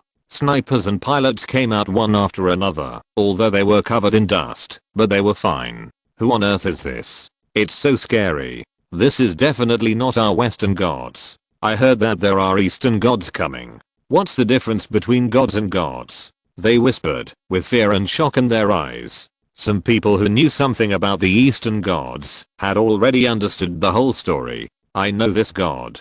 His name is Erlang Shen. He is a general level figure among the native Eastern gods. He has the power to move mountains and fill the sea. His strength is among the best among the gods. Some people admired Erlang Shen very much. They noticed that he was wearing armor. He had 3 eyes, and the third eye was closed, but the aura he exuded was already very powerful. Erlang Shen turned to look at the terrorist, and took a step forward, and Erlang Shen sighed contemptuously. Killing you will dirty my hands. Let you go, I will spare your life. As soon as the words fell, the terrorist fell to the ground with a plop, trembling, and dared not move at all. He didn't even dare to say a word. Lin Feng felt speechless. He was a little tired of playing the role of Erlang Shen. This opponent was too weak to interest him. Heh. Erlang Shen chuckled mockingly, then spread his body, flew into the sky, and disappeared. Everyone was stunned. The crisis was resolved in an instant. Even though Erlang Shen had left, the terrorist did not dare to act rashly again. The helicopters in the sky reacted and landed one after another. By the way, there are other terrorists lurking throughout the United States. Since Hashimoto Huanai wants to solve these problems, he can help. Lin Feng smiled and flew to the city center. At this moment, the mobile phone in his trouser pocket rang. Lin Feng was stunned for a moment and quickly answered the phone. Hashimoto Huanai's voice came from the other end. Lin Feng, where are you now? We are having a barbecue here. Lin Feng glanced at the time. It was indeed evening. I have something outside. Didn't I tell you? There must be a time range for something, right? We may be late for barbecue. If you don't come, remember to find us. The address has been shared with you. Hashimoto Huanai's voice is sweet and gentle. After that, she hung up the phone and sent Lin Feng a text message and a location information. The content of the text message made Lin Feng's eyelids twitch. Why does it show that you are abroad? Did I see it wrong? The signal is really bad. Lin Feng smiled, did not respond, and put the phone back in his pocket. He had to quickly solve the problem here, and then go back to have barbecue with Hashimoto Huanai. Since he was invited, he might as well obey. Lin Feng's figure disappeared in an instant, and Erlang Shen only appeared in this place briefly. After solving this matter, another half an hour passed before Lin Feng flew back. His figure flashed over the hotel, and Erlang Shen flew into the room. After entering the room, Lin Feng regained his human form, and went to the bathroom to take a shower first. After taking a shower, he felt refreshed, and took out his mobile phone to read the news. In the United States, an explosive news shocked the whole country. Lin Feng curled his lips, did not make any comments, and put the phone aside. He dried his hair, picked up his bag and mobile phone, and rushed to the barbecue stall, where Hashimoto Huanai and Zao Halen were eating. He took a deep breath, and saw two beauties. Their hair fell naturally without being tied up. The two beauties lowered their heads to eat barbecue, looking very sweet and cute. Lin Feng smiled and walked forward, and put his bag aside. Two beauties, I'm here. Hashimoto Huanai raised his head and snorted coldly, you are late. You have to drink a penalty. Hashimoto Huanai was angry. Lin Feng made her wait for a long time today and only showed up now. Why are you so late? I asked you for help before, but you kept silent. Hashimoto Huanai scolded him twice, and then stopped talking, and continued to enjoy the barbecue. Although this matter was not a big deal for her, it made her feel a little unhappy. When she lowered her head, a glimmer flashed in her eyes. A few beads of sweat oozed from Hashimoto Huanai's palms, and a faint fragrance emanated from her body. Lin Feng walked towards her, staring at her, his eyes also flickering with a faint light. Are you angry? His voice was slightly hoarse, and his eyes were full of concern.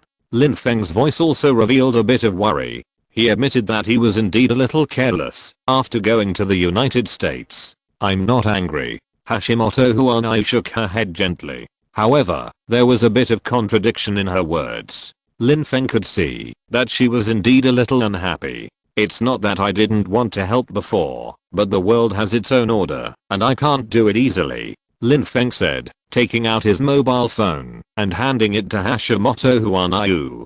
Take a look for yourself. Hashimoto Huanai looked down and checked. The mobile phone was full of news. After reading it, she covered her mouth in astonishment. Erlang Shen, what's going on? She looked up at Lin Feng, her eyes full of surprise. You mean, there was a male god who helped, so you... Hashimoto Huanai shook her head again. No, you couldn't have known that Erlang Shen would take action. What I mean is that the world has its own laws, and evil people will never get good rewards. Lin Feng smiled and sat beside her. His words were a bit childish, which attracted the attention of several young men in the stalls next to him. One of the young men was wearing an Adidas shirt and looked quite wealthy. He narrowed his eyes and looked at Hashimoto Huanai. Especially when another beauty, Zao Halen, was sitting next to her. He attracted his attention even more. Zao Halen was also beautiful, with long black hair against a delicate face. When the young man saw the two beauties, his eyes lit up immediately.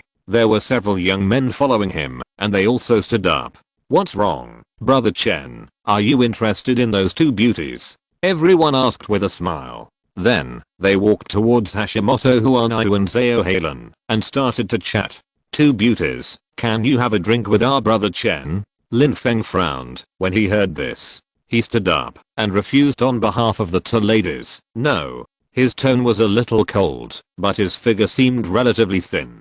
Some of these young men often exercised, and were much stronger than Lin Feng. One of them walked forward and bumped into Lin Feng with his shoulder. A faint light flashed in Lin Feng's eyes, and his face darkened instantly. It is an honor for these two ladies to accompany our brother Chen for a drink. Why do you refuse? Lin Feng's face became more gloomy, and his eyes revealed coldness. What did you say? He looked up at the young man, who was doing fitness, and put a hand on his shoulder. The people around him looked up and whispered, occasionally casting their eyes on Lin Feng. They looked away as soon as they made contact, and dared not look at him anymore. Lin Feng heard someone whispering, "This brother Chen is not a small person. I heard that his family is a listed company with assets of over 100 million. Hearing this, Lin Feng roughly understood the situation, and his eyes became colder. He strode forward and walked in front of the crowd. His eyes were no longer too cold, because these people were not worth his action at all. At this time, Hashimoto Huanayu came over and looked at these people with a smile. Hashimoto Huanayu's smile was as beautiful as a flower. The young man, Mr. Nzijin, was stunned. He was deeply attracted by Hashimoto Huanayu's beauty and couldn't help reaching out to touch her soft face like tofu. Hashimoto Kanayu took a step back, avoiding his hand and winking at him. She spoke in a sweet and moving voice, "Mr. Nzijin, what do you want to do?" Her voice was not only sweet, but also full of charm. She stepped forward. "Want me to drink with you? How about we have an arm wrestling match?" Hashimoto Kanayu blinked and asked with a smile. She is not an ordinary person. She can work in the intelligence agency, so her martial arts are naturally not weak. Even the tall and strong man can't do anything in front of her. Hashimoto Kanayu took another step forward and stared at the man in front of her. "Why don't you look at me?" Seeing that Hashimoto Kanayu could handle it freely, Lin Feng sat down and continued to drink. There were discussions all around, saying that he couldn't even protect his own woman, which was really sad.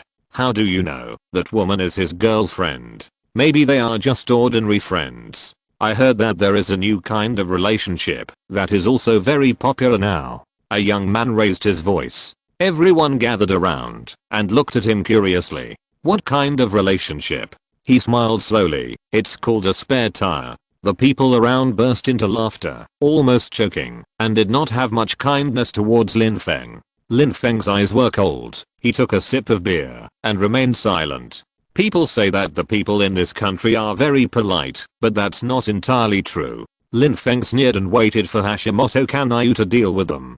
Hashimoto Kanayu bit her lower lip lightly and leaned close to Lin Feng's ear. "I thought people in our country were all polite. You haven't seen this kind of scoundrel yet, so you don't feel anything." Lin Feng just smiled. To deal with this kind of person, just ignore him. There was a chill in his smile, which finally condensed into frost. Hashimoto Kanayu flicked his sleeves and said to Nzijin, "If you can beat me in arm wrestling, I'll have a drink with you. If you lose, we'll drink all night. How about it?" That sweet smile was like a white lotus blooming in the night. Such a smile charmed all the men present. They burst into laughter and moved closer to Hashimoto Kanzuki. They thought Hashimoto Kanzuki was an approachable woman, and perhaps they could develop a special relationship with her. They always have all kinds of ideas, especially those men with a little status, who always think that women will throw themselves into their arms. They looked at Hashimoto Kanzuki, their eyes flashing with desire. Hashimoto Kanzuki pulled over a chair and sat down. "If you want to drink with me, come and arm wrestle with me." When she smiled, her teeth were as white as jade, like the bright moon in the sky. Even Zao Halen stood up, thinking that this did not seem good. She thought it was better not to cause trouble. What's wrong with that? Hashimoto Kanzuki smiled and turned back, winking playfully. "This is not what I want, but if someone wants to drink with me, I have to respond." After Hashimoto Kanayu finished speaking, he turned back to look at the men. Many men were excited and volunteered to arm wrestle with Hashimoto Kanayu. They didn't expect such a beautiful girl to be so open. They thought they could get the upper hand by arm wrestling. Lin Feng tightened the wine glass in his hand. He took a sip of wine, moved a chair, and sat next to Hashimoto Kanayu. "Oh, it turns out that this guy's really the boyfriend of this girl. Do you feel sorry for her now? Why didn't I know before? This guy looks like a waste." Everyone talked about it and wanted to see what would happen. Many men were eager to move, but did not dare to act. After all, there was Unzigen, the rich second generation, here. They did not dare to interfere and could only wait for Unzigen to arm wrestle first. Do you think you can still date this beautiful girl? It's over after one wrestling. She's gone with her. How can you date her? A man shook his head and sighed. Maybe the beauty just came here to meet Unzigen by chance. When these words came out, some people nodded in agreement, and they all agreed with this idea. After all, this is a roadside stall. How could such a beauty come? Hashimoto Kanayu just smiled, and no one noticed that her smile did not reach her eyes. She stroked her hair and her smile became even deeper. Sir, do you want to come? She smiled and looked up, just meeting Unzigen's eyes. Unzigen was instantly attracted and walked forward. I want to arm wrestle with you. If I win, you will come to my house with me. Unzigen said word by word. Hashimoto Kanayu's face changed slightly, but her smile remained. Then can you hurry up? I can't wait. Hashimoto Kanayu said coquettishly, and no one could hear the coldness in her voice. If you're listening to this novel on a channel other than Fanfic World, it means they downloaded and uploaded it without effort. We cordially invite you to visit our channel, Mundo Fanfic Novelos. There you'll find the original version of this story and you can explore many other novels of various genres. We're waiting for you to immerse yourself in a world of incredible novels. Chapter 237 Snow Monster. After saying that, she immediately put her wrist on the table. Her wrist was very white and tender, as white as jade in the moonlight. The white and tender wrist was like a lotus root, very beautiful. People who saw her wrist couldn't help but stand up and take a few more glances. Finally, Unzigen walked forward and moved her chair to sit opposite Hashimoto Huanayu. I think you look like a female star. Hashimoto Huanayu smiled. Really? Then which female star do you think I look like? She blinked and said. I think you look especially like Hashimoto Huanayu. He said with a smile. That's the case. What if I say that I'm Hashimoto Huanayu? When this sentence fell, the tail tone was long enough to stir up the beautiful thoughts in the hearts of others. However, ice had already condensed in her eyes. Her eyes were cold, and she squinted and stared at Unzigen in front of her. Come on, let's try. Unzigen immediately reached out his hand. He held Hashimoto Huanayu's small hand, but felt a chill. Unzigen couldn't help asking, why are your hands so cold? Hashimoto Huanayu didn't respond, but just exerted force secretly. Then, there was a slight click, and Unzigen felt something strange on his wrist. Hashimoto Huanayu leaned close to his ear and whispered, if you dare to make a sound, I will completely break your hand. I promise that you will become a disabled person, and your hand will never be restored in this life. Unexpectedly, this woman was so cold and cruel. Even Unzigen was shocked. He couldn't bear this kind of stimulation at all, and he straightened up suddenly. He let out a suppressed scream, but didn't dare to be too ostentatious. Because he didn't dare. This scream made people mistakenly think that he was exerting force, but why couldn't he win? Everyone was full of doubts. Maybe it was to touch the beautiful woman's hand more. They thought so in their hearts, and they all thought that Unzigen was taking advantage of Hashimoto Huanayu. How could they know that he had any intention of taking advantage? His mind was not here at all. His hands couldn't help but tremble. It hurt too much. Unzigen had never seen a woman with such great strength. She pulled his hand and it hurt, as if it was about to break. He was about to collapse and couldn't help but clench his fist. But the woman was still cold and unwilling to let him go. If you dare to make a sound, I will break your hand. Hashimoto Huanayu's sweet voice sounded in his ears again. I will let you go when I calm down, don't worry. However, she just didn't say when she would calm down. Hanging like this man deserves to be dealt with. Not long after, Hashimoto Huanayu also got tired of it. After all, she didn't want to hold a man's hand all the time. Hashimoto Huanayu suddenly exerted force and directly pressed his hand down. No one reacted. Everyone was stunned. How could this woman's hand be so strong? They were confused in their hearts, but they didn't say it out loud. They just stared at Hashimoto Huanayu. Hashimoto Huanayu blinked and laughed. Why are you looking at me like this? They were not just looking at her, but wanted to see what she did. Although this beauty is beautiful, if she is weird, no one would dare to provoke her. "Mr. Anzijin, where are you going?" As soon as Anzijin was released, he turned around and fled. This woman is a devil, how dare he stay? He had to run quickly and slip away first. Anzijin fled, as if he had a rocket in his butt, and disappeared in the blink of an eye. After Anzijin disappeared, someone stood up and walked towards Hashimoto Huanayu. "Madam, can I try?" He smiled gentlemanly, but there was a bit of inquiry and scrutiny in his eyes. This is definitely not a gentleman, but a wretched man who wants to take advantage. Lin Feng yawned. He was a little tired of watching this excitement. Hashimoto Huanayu smiled and nodded. Of course. She used the same trick again, and broke one of the man's fingers directly. The pain of breaking a finger is not as painful as a broken bone.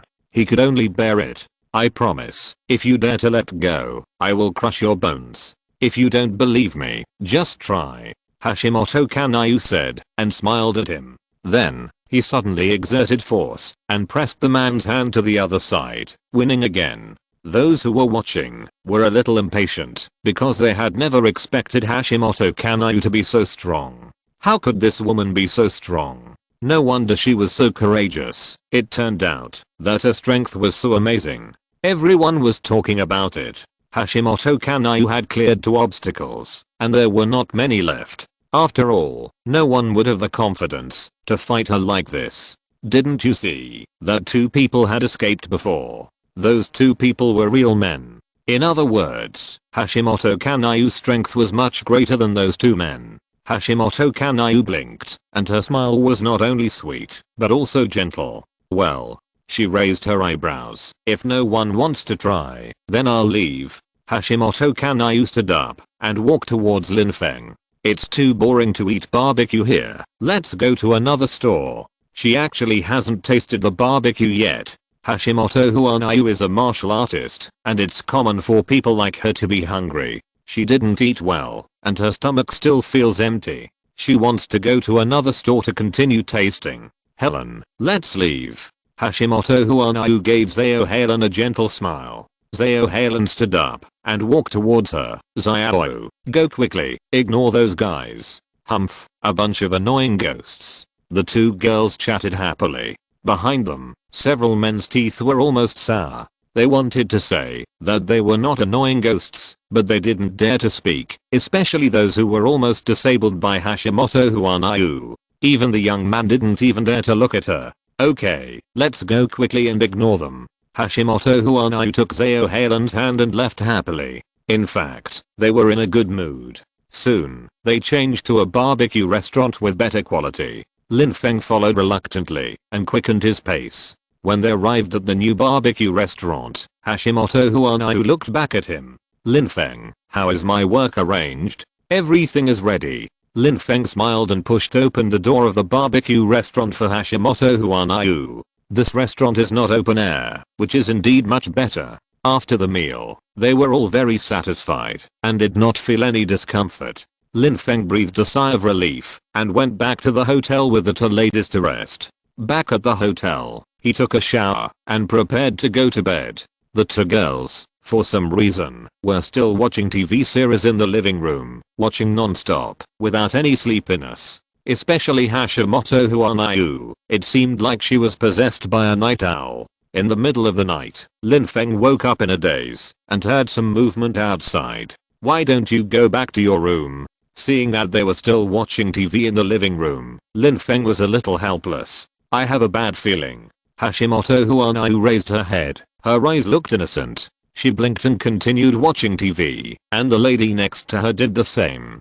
Zao Halen didn't even look at Lin Feng and sat next to Hashimoto Huanayu. Lin Feng could only sigh. There was nothing he could do about these 2 women. He had no choice but to sit down on the sofa. Now, he couldn't care what the 2 women were doing. He shrugged his shoulders, and after sitting down, he relaxed. Yawning, he soon fell asleep on the sofa. Anyway, nothing special should happen tonight. When he woke up the next day, he saw Hashimoto Huanayu's pale face. As soon as he opened his eyes, he hurried to her side. "What's wrong?" Hashimoto Huanayu looked back at him, her body trembling, looking weak and powerless. Zao Halen's head buzzed, and she turned her head. The faces of the two women were extremely ugly, as if they were suddenly painted white. Lin Feng frowned and asked, "What's wrong with you?" The two of them gritted their teeth, shook their heads, and said nothing. Lin Feng frowned even more tightly and walked to sit next to them. "Tell me clearly, what happened?" "Monster. There is a monster near Fushi Mountain.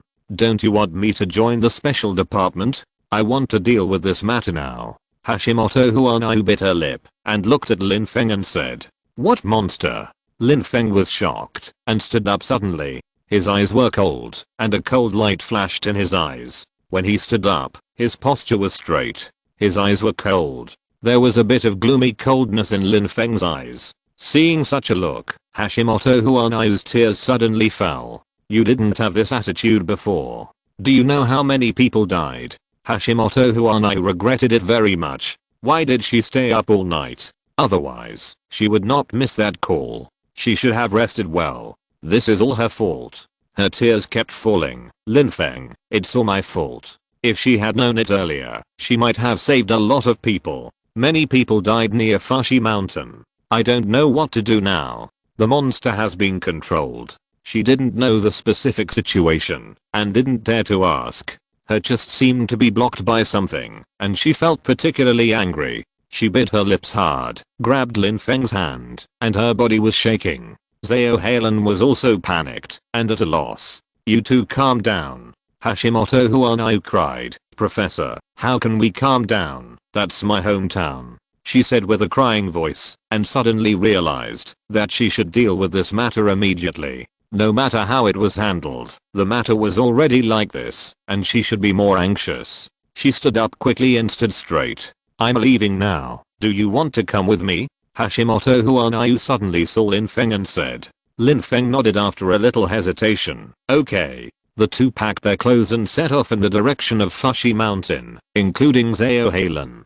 Along the way, the three of them were silent and each of them was lost in thought. Even if they wanted to speak, they couldn't muster up the interest. Everyone bit their lips tightly. Lin Feng was uneasy and curious about the true identity of the monster. "What exactly is that monster?" Lin Feng asked in a low voice, revealing a hint of uneasiness in his tone. He thought of the two people far away in the United States. Could it be that, recently only their drugs have the potential to create monsters? No, it shouldn't be possible. The drug is not yet mature. Lin Feng took a deep breath. Coming to this Marvel-like world, he was actually not familiar with these things. Because many things are very different from those on TV and movies. He tried to calm himself down and deal with these things. Lin Feng looked out the window while Zhao Halen was in a daze. Her eyes were red and one hand was clenched into a fist beside her. Hashimoto Huanayu's emotions were close to losing control and his heart was extremely tormented.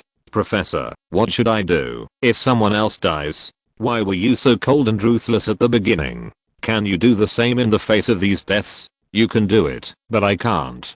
Tears fell from Hashimoto Huanayu's fragile eyes again. Her voice was full of accusations and mixed emotions. "I'm sorry, I didn't mean it." She shook her head and tried to adjust her emotions. Lin Feng's face was also unusually solemn, and his fists were clenched. His eyes were cold, staring ahead. The car soon stopped at the foot of Fushi Mountain. He looked at the white snow, and the coldness in his eyes was like ancient ice. In the end, the coldness in his eyes condensed into ice. Lin Feng's eyes became even colder. He got out of the car and walked out. The cold wind fluttered behind him. He clenched his fists and strode forward. The cold wind blew, and as soon as Lin Feng came out, he exchanged for Tangshan Jiaozu on the system panel. At least Tangshan Jiaozu can sense the fluctuations of the surrounding aura, whether it is spiritual energy or magic. Ding, Tangshan Jiaozu has been replaced successfully. Lin Feng heard the system prompt sound. After becoming Tangshan Jiaozu, his appearance did not change. He looked back at Hashimoto Huanayu. "Don't worry, go and understand the situation first." After becoming Tangshan Jiaozu, he could feel the fluctuations of the surrounding spiritual energy. He sensed the fluctuations of ancient magic, which were wide-ranging. Lin Feng frowned. His eyes were extremely cold. He stepped out, like a god. When he came to the foot of Fushi Mountain, he looked up into the distance. Feeling the magic element surging in the air, his eyes froze into ice again. Lin Feng seemed to sense that the magic element were nearby, so he walked straight over. There stood a man in a white robe, who seemed to be holding a magic wand in his hand. Lin Feng walked up and looked at the other person with a smile. "Excuse me, are you a magician?" The other person turned around and looked at him. "Master Gu Yi." Lin Feng's expression changed slightly, and he looked at him with a smile. "Do you know me?" The other person also smiled at him. The eyes of the two met in the air, and Lin Feng walked to his side without being humble or arrogant. "Do you know that there is a monster here?" After Lin Feng asked, he noticed that Master Gu Yi's face had some subtle changes. "Of course I know, because I released this monster." Master Gu Yi's eyes were also very cold. "What?" Lin Feng was shocked and turned back to look at him. "What do you mean?" I mean, I know the monster exists, and I created it." Master Gu Yi muttered to himself. "What a pity, I didn't expect that I would be so unlucky." Lin Feng's heart sank suddenly, he sneered, and a strong murderous intent emerged in his eyes. "Why can't I do it? It's a pity, I can obviously create life." Ahead, a huge snow monster was running, constantly smashing the snow around. The snow blocks kept rolling down, and finally the snow monster carried a large piece of ice and snow, and walked towards the houses at the foot of the mountain.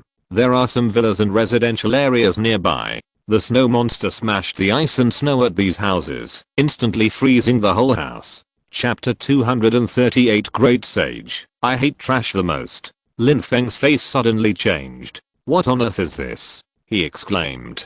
His knuckles made a creaking sound, and he turned to stare at Master Gu Yi, revealing an unprecedented chill in his eyes. "This is the cherry blossom snowman I tried to create with magic, but it ended in failure." Master Gu Yi said sadly. "I thought I could achieve this goal in the Far East, but why do I always fail? Why on earth is this?" He fell into deep confusion and self-blame. Lin Feng's eyes became colder and colder, his fists clenched, and his eyes flashed with murderous aura. "Are you trying to create a life form?" he asked in a deep voice. Master Gu Yi nodded slightly. "Yes, this is great magic, and only great magicians can create life." After he finished speaking, his eyes fell on the out-of-control snow monster again. "Maybe it didn't obey my instructions, and I don't know what went wrong.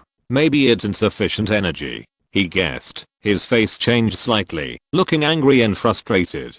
"Insufficient energy? How to solve it? Let me think about it." He closed his eyes and let the snow monster wreak havoc around him. Lin Feng's fingers clenched tightly, making a clattering sound. He must not let this snow monster continue to cause harm. No matter what Master Gu Yi planned, he must stand up.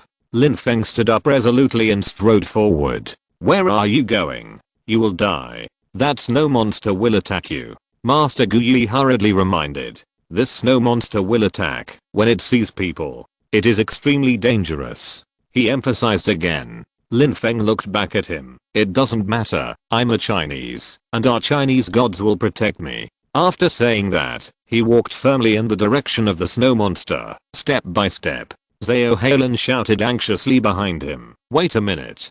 Don't go over there, are you crazy?" She rushed forward and tried to grab Lin Feng, but was thrown away as soon as her hand touched him. Lin Feng looked back at her. "You don't need to ask what I want to do." Before he finished speaking, he had come to the side of the snow monster. The snow monster was frantically tossing around, with snow all over the sky. It seemed to never get tired, carrying snow blocks and running around. Finally, the snow monster stopped, as if it had smelled the breath of humans, and kept searching around. Then, its eyes fell on Lin Feng, and the ice and snow covering his body seemed to be flashing with cold light. Lin Feng quickly switched roles in the system, switched to Sun Wukong in an instant. He transformed into the appearance of Sun Wukong, the Monkey King wearing golden silk cloud pattern boots, his eyes shining with golden light, and his face covered with monkey hair. He looked more handsome, and exuded a fearless temperament. Lin Feng's figure also began to expand. 72 transformations, big and big. Soon, he became as big as the snow monster, and then looked at the snow monster proudly. "The Monkey King Sun Wukong is here." A loud slogan rang out. The people around couldn't help but look up at this monkey who suddenly appeared. They didn't know who this monkey was. Many people who were rescuing people thought of a legendary figure from the east after seeing the monkey. Is this Sun Wukong? A person who was rescuing people suddenly said. Yes, this is really Sun Wukong. I have studied some Chinese myths and legends, and this is exactly the same as Sun Wukong. Another person said excitedly. Look at the feather on his head, this is Sun Wukong. The great sage equaling heaven. They all talked about it. A surge of excitement surged in their hearts, and they didn't know what was wrong with them. They just wanted to see Sun Wukong fight the snow monster. But no matter what Sun Wukong is, he is also a god of the Tang dynasty in China. Will he save us? One person said in confusion, feeling a little uncomfortable. Why do they have to hope that Sun Wukong will save them? Where are their Tengu and Yamato no Orochi? At this time, someone refuted him. What you said are all symbols of evil. And the great sage equaling heaven Sun Wukong is chivalrous and kind-hearted. He is a righteous monkey. They watched Sun Wukong walk towards the snow monster, and the excitement in their hearts was hard to contain. I don't know how many people died in the rescue operation last night. I didn't expect that the situation would be reversed after Lin Feng appeared. They were so excited that their eyes began to sparkle. They saw one of Sun Wukong's hands and the snow monster's arm together, and even heard the sound of the snow monster's bones creaking. Sun Wukong showed an arrogant smile on his face. What kind of big monster do you want to be? Do you want to compete with me, son? Then there was a disdainful sneer. Then Lin Feng took action. I can lift the golden hoop of 180,000 kilograms. Ding Hei Shenzhen. Do you still fear a little snow monster like you? With a loud bang, he launched a fierce attack on the snow monster. He waved his fist and hit the snow monster's head hard. Lin Feng's fist was so powerful that it seemed to make the snow monster cry. The snow monster screamed miserably, and his voice was full of pain and pleading, but Lin Feng was merciless and continued to launch a fierce attack. The snow monster had no power to fight back under Lin Feng's continuous attacks, and its whole body was sluggish. At this moment, Lin Feng transformed into Sun Wukong, with only a hard fist in his hand, which was as indestructible as diamond. He waved his fist wildly, and every swing was accompanied by the sound of whoosh, as if even the air was shaken by his power. The wind was mixed with violent energy, and Sun Wukong's huge fist was as hard as diamond. With a loud bang, the huge fist smashed down again, and even a series of phantoms appeared in the sky. That was the trace left by Lin Feng's transformation into Sun Wukong. His voice echoed in the air. What I, son, despise the most is incompetent people like you. Sun Wukong's voice was full of disdain. He smashed his fist mercilessly, and his eyes revealed a cold light. He increased the strength of his hands, and his fists fell on the snow monster like raindrops, making a bang bang bang bang sound. Lin Feng fought heartily, and even heard the sound of the snow mountain collapsing. When he stepped on the snow, there was a creaking sound under his feet, which was a warning from the snow. Because of the collapse, a huge snowball was about to roll down. Lin Feng looked up at the sky. His eyes became extremely sharp. His mind was instantly tense to the extreme, as if a cold light was falling, and his fist drew a dazzling beam of light. He first repelled the snow monster, and then stretched out his hands to catch the falling snow, but he could not stop the cracking of the ground. What is going on?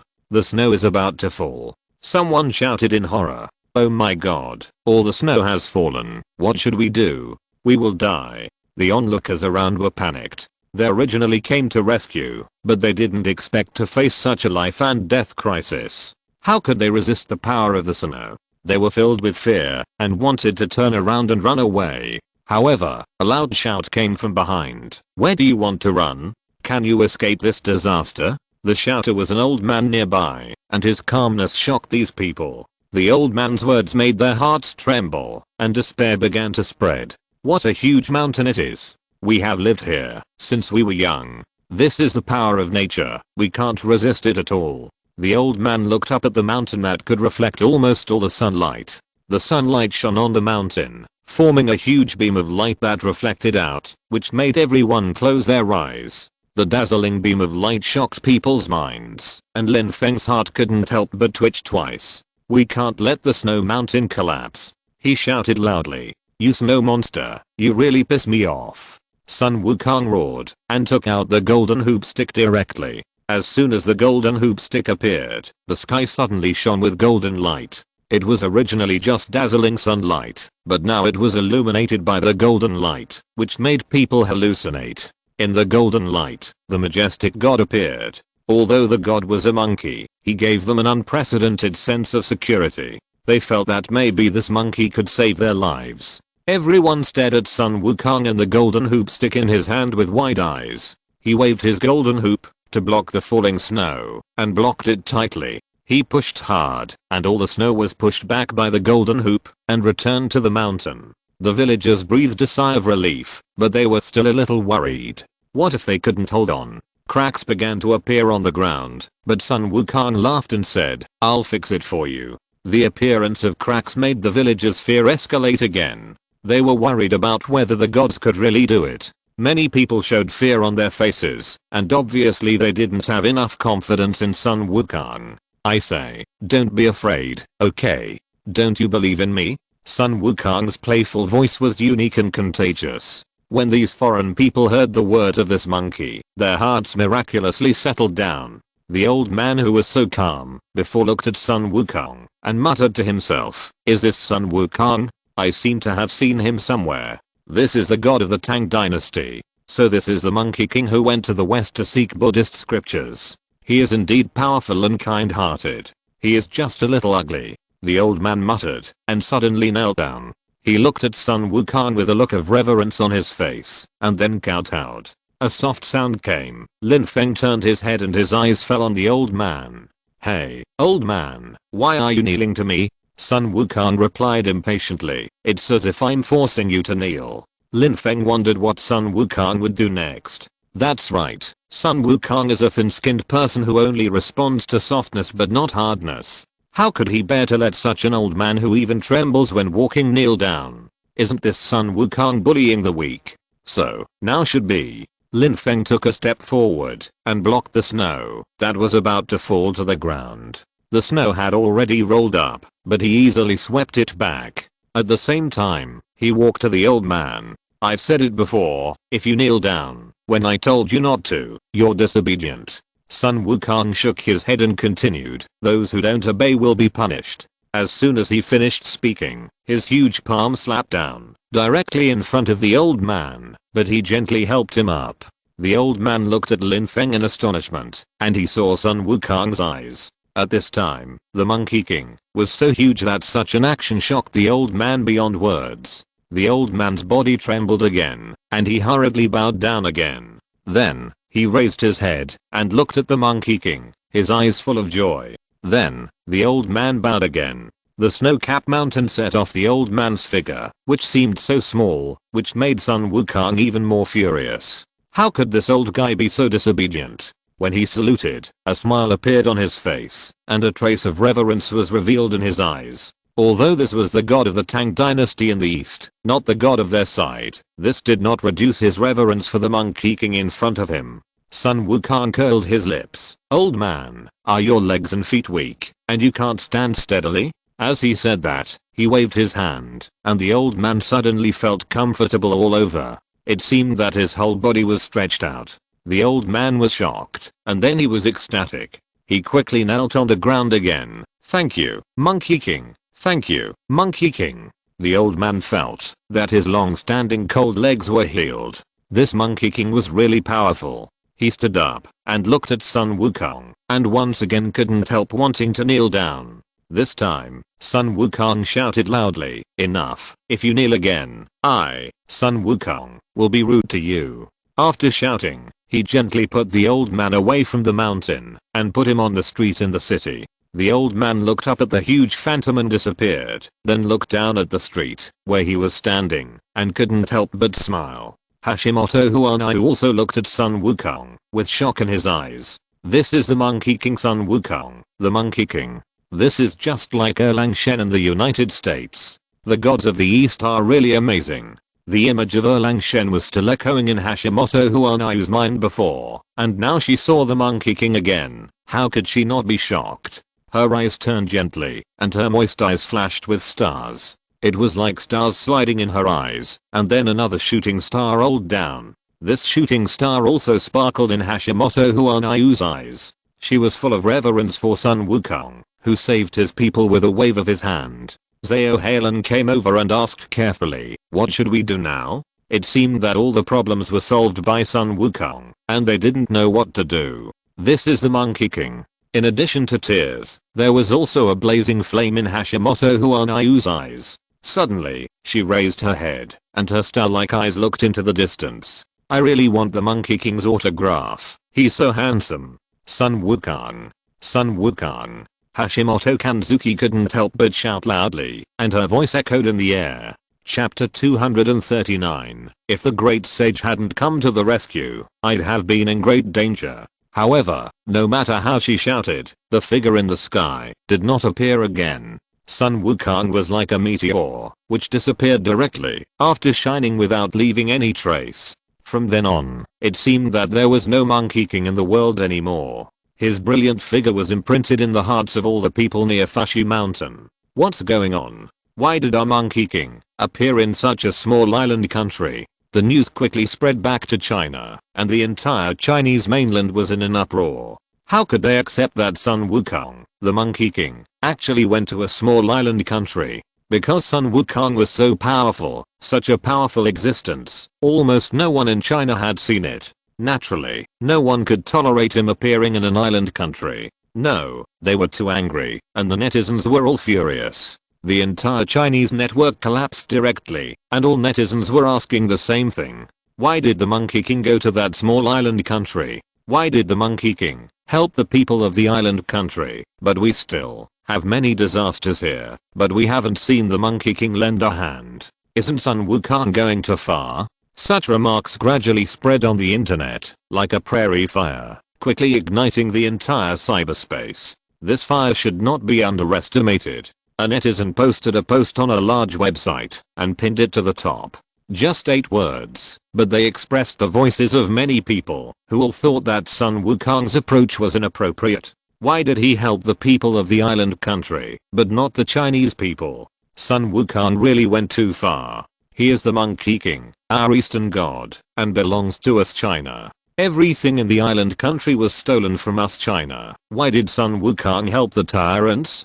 Netizens were indignant and accused Sun Wukong. After all, there is no need to be responsible for online speech. They also don't believe that Sun Wukong will find them who made the speech, so there is no price to pay for speech. They were full of doubts and confusion, and resentment lingered in their hearts. Why did the Monkey King act like this? He is their Monkey King. Isn't he known for his kindness? Even so, they should give priority to helping China. This is their sacred duty. How can they help outsiders? To put it bluntly, this is betrayal. Of course, no one dared to say it so harshly. The entire network seemed to have experienced a major earthquake, and the shockwaves continued to spread. They have a long history and culture that has been passed down for countless generations. These immortal cultures have a long history, and have long been deeply imprinted in their minds and blood. Lin Feng was a little unhappy. He fell from the air and stood firmly after turning his body. As soon as he landed, Lin Feng took out his mobile phone to browse the news. He narrowed his eyes with a hint of anger in his expression, and veins on his forehead bulged. I didn't expect that people on the internet would look at him like this. I, Lin Feng, the actor of the Monkey King Sun Wukong. It takes time to climb over the wall, okay? Why did I see these after climbing over the wall? Lin Feng muttered to himself, this is too much, isn't it? Just that the Monkey King showed up on a small island country. Because the island country is too small, he just saved the people. What's wrong with that? I always feel that these netizens are taking it too far. Lin Feng complained a few more times, then put his phone back in his pocket and shook his head. The Chinese people are generally good, but sometimes they are a little stingy. He thinks they should see what Sun Wukong's temper is like. Lin Feng yawned, then went to find Hashimoto Kanzuki. Hashimoto Kanzuki raised her head and looked at him with moist eyes. Did you see Sun Wukong just now? I have seen him. Lin Feng was stunned for a moment, then said, I just saw an old man trapped in the snow, so I went to save him, but I accidentally fell in the snow and fainted. Lin Feng said seriously, and his expression did not look like he had met Sun Wukong. Hashimoto Kanzuki was stunned for a moment, looked at Lin Feng, shook his head and sighed. That's such a pity. You will regret not seeing Sun Wukong. As she said that, Hashimoto Huanayu took out her mobile phone. Look, this is a short video I recorded. Look at Sun Wukong. Her face was shining like stars, and her eyes were full of shooting stars. Lin Feng thought, this is clearly the performance of a little fangirl. Zhao Halen over there also came over. Seeing that Hashimoto Huanayu actually took a video, her heart also flew up. I didn't expect you to take a video. Let me see it quickly. Oh my god, I want to see it. Zhao Halen hurried over to take the phone. Just a glance, her face flushed, and there were more stars in her eyes. The two women came together, originally very dignified. But now they are close together, watching the handsome performance of Sun Wukong just now. Is Sun Wukong's golden hoop really heavy? Wow, so cool. Look at this wave of the golden hoop, it blocked all the snow. I never thought that Sun Wukong was so powerful. Zhao Halen's eyes were very bright, shining like stars. Hashimoto Kanayu nodded like a fangirl. Look, he's handsome, isn't he? Sun Wukong is already very powerful. A god can come here. It's a kind of respect for us. Then, Zhao Halen saw some comments from China, and her delicate brows frowned tightly. Why do the people of China hate all this so much? Hashimoto Kanayu couldn't figure it out. Sun Wukong only visited other countries briefly, and he stayed in China most of the time. Maybe the Monkey King has made many contributions silently, but no one has noticed it. It's not that the Monkey King's appearance in the small country of Sakura is a mistake. Maybe Sun Wukong just came out to travel and save people. Zhao Halen said this and impulsively posted this sentence on the internet. Even Zhao Halen himself didn't expect that this sentence would cause an uproar on the internet. What do you mean, saying that Sun Wukong went out to travel and save people? Our China is vast. Why didn't Sun Wukong travel in China, but had to go to that small country of cherry blossoms? This is just one voice on the internet. Of course, there are also many voices supporting Sun Wukong. The Monkey King is great. The Monkey King is thin-skinned and does not easily reveal his true face when he is in China. He has 72 transformations. After he becomes a human, who knows that this trip to the country of cherry blossoms is to show the national prestige of our China? The Monkey King has a very large fan base. Every year, hundreds of millions of Chinese people watch movies about him, so everyone is very angry about the doubts on the internet. At first, these remarks did not attract much attention, but once they were discovered, it was like a wave sweeping the entire Chinese network. The Monkey King is our native god, and his contribution to China must be the greatest. Everyone should stop speculating that he deliberately went to other countries to save people and ignored China. Finally, the official released a message, which was directly posted on the largest official website, and faced many controversies. However, with the official voice, the controversy gradually subsided. Although the heat has not diminished, and the controversy has decreased, there are still many people discussing this matter. These controversies are actually very normal. At this time, Lin Feng walked to the side of the two ladies, looked at them, and showed a helpless expression on his face. Two big beauties, you have been browsing your phones for an hour. He really couldn't figure it out. Isn't it just Sun Wukong and the Monkey King? He himself has played the Monkey King several times, and didn't think there was anything special. Lin Feng said, the Monkey King Sun Wukong is just like that. As soon as he said this, the expressions of the two ladies changed subtly, and they stared at him with angry eyes. Lin Feng, what are you talking about? The Monkey King Sun Wukong, how could it be like that? Hashimoto Huanayu looked at him very angrily. Even if it's you can't belittle Sun Wukong like this. They were very angry, and Zhao Halen's eyes were red. Lin Feng, I didn't expect you to be so unenlightened. The Monkey King Sun Wukong, that's our Eastern god. They couldn't stand Lin Feng's contempt for Sun Wukong. Lin Feng was speechless. This was the role he played. What could he do? He had to raise his hands in surrender. To ladies, it's all my fault. I said the wrong thing. Lin Feng showed a playful expression on his face. I was jealous of him. Is this okay? Hearing what Lin Feng said, the two ladies snorted coldly. You're more like that. Yes, don't belittle Sun Wukong again, otherwise you will be beaten. Even Hashimoto Huanayu said so. Lin Feng nodded quickly. Yes, yes, yes, I didn't think it through. Don't be angry, you two. It was indeed his inconsiderate yawn. Lin Feng straightened his expression. I'm not angry, and you don't get angry either, okay? Humph, who wants to be angry with you? Hashimoto Huanayu saw that Lin Feng had a good attitude to admit his mistakes, and his expression eased. Zhao Halen was the same, and the expression on his face became much softer. The two looked at each other and walked to Lin Feng. The two ladies stood by Lin Feng with a smile on their faces and took his arm. Lin Feng, do you think the Monkey King Sun Wukong was super handsome? How could Lin Feng say he wasn't handsome? He immediately smiled. Handsome, handsome, handsome, absolutely handsome. At this time, many people in uniforms rushed over here. They ran in front of Lin Feng and others with serious expressions. It's dangerous here. You should leave immediately instead of staying here. These people looked extremely serious, walked up directly, and forcibly pulled them out regardless of Lin Feng's explanation. Since you didn't make any trouble, I won't detain you. Hurry up and leave. They were all in uniforms, with cold eyes and stiff attitudes. Hashimoto Kanzuki said angrily, why are you here so late? You are from the fire department, right? This place is under your jurisdiction, and you are here only now. If it weren't for Sun Wukong, something bad would have happened here a long time ago. There was almost an avalanche just now. Hashimoto Kanzuki's voice was trembling, and her eyes were red. Do you know? There was almost an avalanche here just now. Her eyes were red and her voice was trembling slightly. You are too much. However, these people had no regrets and even sneered.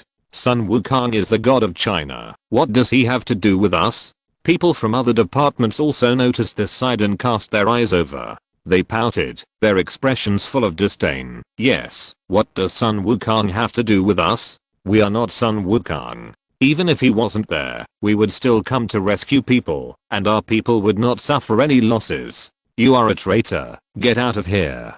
Hashimoto Kanzuki didn't expect the attitude of these rescuers to be so bad. They are just a small island country. Why are they so arrogant? You guys. Why do we have people like you in our country? Hashimoto Kanayu said angrily, almost clashing with these people. So what if I admit that I made a mistake at work? They were obviously late and almost killed the residents here. So what if I admit that I'm not as good as Sun Wukong? Will I die? You really? Hashimoto Kanayu was so angry that she was shaking all over, pointing her slender fingers at these people. At this time, Lin Feng came over and held her. Stop arguing. He smiled and said, let's go back first. Don't argue with these people. He didn't want to pay attention to these so-called rescuers at all. They only cared about their own safety. Lin Feng said proudly, in our China, this kind of thing will never happen. This made Hashimoto Kanayu feel ashamed, and she wanted to find a hole in the ground to crawl into.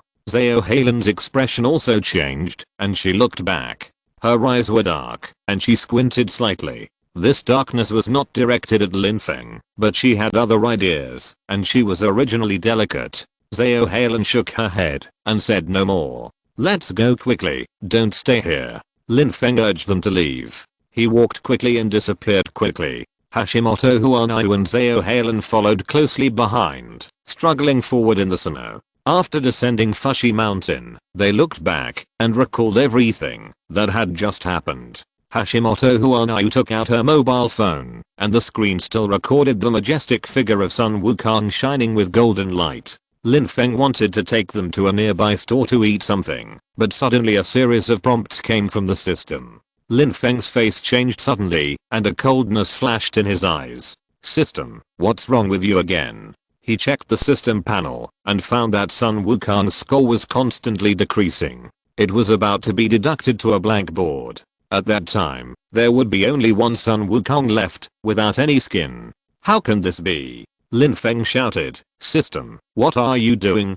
He felt that the system was deliberately targeting him and was deducting points crazily, and he wanted to report it. Or the system was malfunctioning and broken. Host, you are the one who is broken. This system will never be broken. The points will be deducted only if the compatibility between Sun Wukong and you decreases. But I have already dissolved the fusion with Sun Wukong, and I'm not playing Sun Wukong now. Lin Feng was so angry that he wanted to catch the system. If there were points, he would want to exchange an entity for the system so that he would have someone to vent his anger on. The system should be beaten up. Chapter 240. Sun Dashan controls the monster. But your misunderstanding of Sun Wukong has always existed, causing him great distress and making him feel wronged.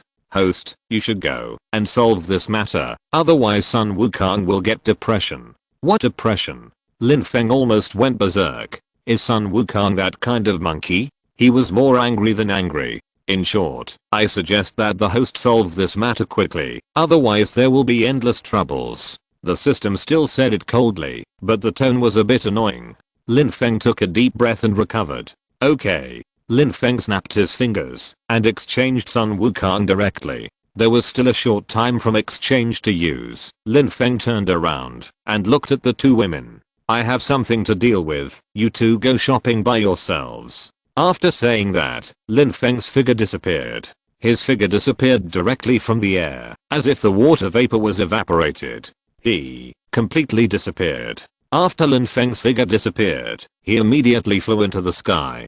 Damn. He exchanged all the skins, but after putting them on, he found that Sun Wukong was missing feathers. In other words, his skin was reduced. It seems that it is really because of the deduction of points. If the points are deducted again, it will be a big trouble. Lin Feng can't let Sun Wukong become a blank hero without any characteristics. He hurriedly summoned the somersault cloud. Sun Wukong rolled in the air and finally landed steadily on the cloud. After he rolled again, he rushed forward with the golden hoop in his hand. Humph, here comes Sun Wukong. Lin Feng felt his skin rubbing, but he didn't feel any discomfort. He didn't expect that the hero Sun Wukong had such good physical fitness. He felt like he was moving at the speed of light, and the surrounding scenery blurred into a gray. In a blink of an eye, he came to a place. This is China. The capital of China, the most prosperous area. Many people looked up at the sky in surprise. Their eyes widened. Ah, is that Sun Wukong? Everyone shouted. Their faces changed drastically. They just complained about Sun Wukong on the internet. Why is Sun Wukong here? Is this Sun Wukong here to attack them? A trace of fear and coldness surged into their hearts, making them feel unprecedented uneasiness. They took a step back, the fear and uneasiness hidden in their hearts. After calming down, they saw Sun Wukong in the sky speaking. I heard that you don't like me, old son. This voice was like thunder, making the people of China tremble. Some Chinese people couldn't help but kneel down. After all, this is the real Monkey King. He held the golden hoop stick in his hand, looking at you majestically, and looking down at you. Those eyes were shining with golden light. He is a god of war. When he looked at you, he strode towards you, making you feel a little fear and uneasiness, especially Lin Feng. He soon came to a building. The building was about to be demolished, and Sun Wukong stared at the building, holding the golden hoop stick in his hand high. The building was about to be demolished, and the golden hoop stick in Sun Wukong's hand smashed towards the building fiercely. Everyone squinted their eyes suddenly and looked at the golden hoop stick in Sun Wukong's hand. They heard the loud voice of Sun Wukong. I'm not here for you to talk about after dinner. If you want to discuss it, that's fine. When Sun Wukong's voice sounded, the golden hoop in his hand also came to the front of the building. With a rumble, the golden hoop smashed down directly and hit the building. The sound of fragments flying everywhere rang out. Lin Feng's eyes trembled fiercely, and he watched the building collapse completely. The demolition workers under the building were stunned. They had already set up all the blasting points and thought it would take some time. They didn't expect that Sun Wukong would come and hit it directly with a stick, and the building collapsed. The workers were dumbfounded when they heard the rumbling sound in their ears. Sun Wukong put his hands behind his back and said triumphantly, if you dare to talk about me again, don't blame me for being rude. After that, Lin Feng heard the system's prompt sound. Your compatibility with Sun Wukong has increased. Sun Wukong's points have increased. After this prompt sound rang, Lin Feng found that the two feathers on Sun Wukong's head had also grown out. A hint of joy appeared on his face, and then he looked at the stunned people. Ha ha ha, I can do whatever I want, and no matter who I deal with, it has nothing to do with you. After saying this, Sun Wukong took back the golden hoop. Small, small, small. The golden hoop shrank back into his ears, and Lin Feng felt extremely happy. So that's how it is. It's a very happy thing to confront people. It was a grief to ignore it before. I'm Sun Wukong. No one can bully me. Sun Wukong looked down at the people under the high platform from high in the sky. Above the clouds, he was like a god. No, he himself is a god, and a Buddha. Oh my god, Sun Wukong is so handsome. I'm a fan of him. This is a live broadcast. Oh my god, how lucky are you in Guodu to see Sun Wukong in person. They all envied those who lived in Guodu. It was because Sun Wukong was so huge that you could see him in Guodu. Sun Wukong's tall figure was huge, and he looked majestic and energetic. Although everyone was a little surprised and a little frightened, they admired Sun Wukong more. Sun Wukong, the great sage equaling heaven, was a hero hidden in the bones of the Chinese people. He was an open-minded hero and a representative of fighting against heaven for life. This is Sun Wukong. When everyone looked up, their eyes showed amazement. Their fists were clenched, and a smile appeared on their faces. Sun Wukong was different from others. He was a treasure of Chinese culture. No one would dislike Sun Wukong. He was like their god. What's more, Sun Wukong was hanging majestically in the sky at this moment, and they seemed to see the unruly Monkey King. The Monkey King waving the golden hoop in the sky. Such a scene can usually only be seen in movies. What's more, the Monkey King in front of them is real, not a special effect. I feel like I'm about to faint. Is this Monkey King real? Sun Wukong, can you show your big move again? We want to see it. When Sun Wukong heard this, he lowered his head and looked at the citizens of the capital who were speaking. He slowly raised the corners of his mouth, and the golden hoop directly touched the ground, shaking the entire ground, as if an earthquake was about to occur. Then, Sun Wukong's voice resounded through the sky. If I use my big move, can you bear it? At this moment, a trace of darkness appeared in the sky. Everyone looked up and saw a dark spot in the sky. Their hearts trembled suddenly, and they were a little flustered. They looked up suddenly, and a trace of panic was revealed in their eyes. What's going on? What's that in the sky? It looks like a black shadow. I just saw a fierce beast's claws coming out. It was so scary. Everyone was startled and backed away. There were flashes of cold light in their frightened eyes. They kept backing away again. No one dared to look at the shadow in the sky because it was too scary. Someone saw a claw coming out of the clouds and screamed in fear. The claw was like the sharp claw of an ancient beast. Just like the dinosaurs here, there were sharp nails on the claws. Everyone who saw it was terrified, and many citizens sat down on the ground. They were so scared. They had never seen such a horrible scene, and they were all panicked. Others fled outside. At this time, everyone gathered together to watch Sun Wukong, which could easily cause a stampede. Lin Feng was shocked and felt under great pressure looking at the fleeing crowd. If a stampede occurred, it would be his responsibility. He raised the golden cudgel and roared, "Stop right there, old son." This roar frightened everyone to stop. Those who wanted to escape were also frightened by Sun Wukong's roar and stood there in a daze. They were terrified and panicked, and their phones were full of sweat. They saw the golden cudgel in Sun Wukong's hand pointed at the giant beast. Sun Wukong sneered and threw the golden cudgel directly at the claw. A cold light flashed in the sky, and then the giant beast roared, and the giant beast's claws stretched out by itself. Lin Feng didn't know what was going on. This was China. Even if Western heroes from the Marvel world appeared, so what? Why would such a monster appear? It doesn't look like an Eastern monster at all. Could it be that those Western heroes have done something again? Isn't this harming people? What the hell are these Western heroes doing? Lin Feng's face was gloomy, and he rushed forward immediately. We still have Sun Wukong. I almost forgot. Yes, we still have Sun Wukong. Don't be nervous. Everyone should be calm. It would be bad if a stampede happened, but there is no danger now. Many people were at a loss, and gradually a voice spread.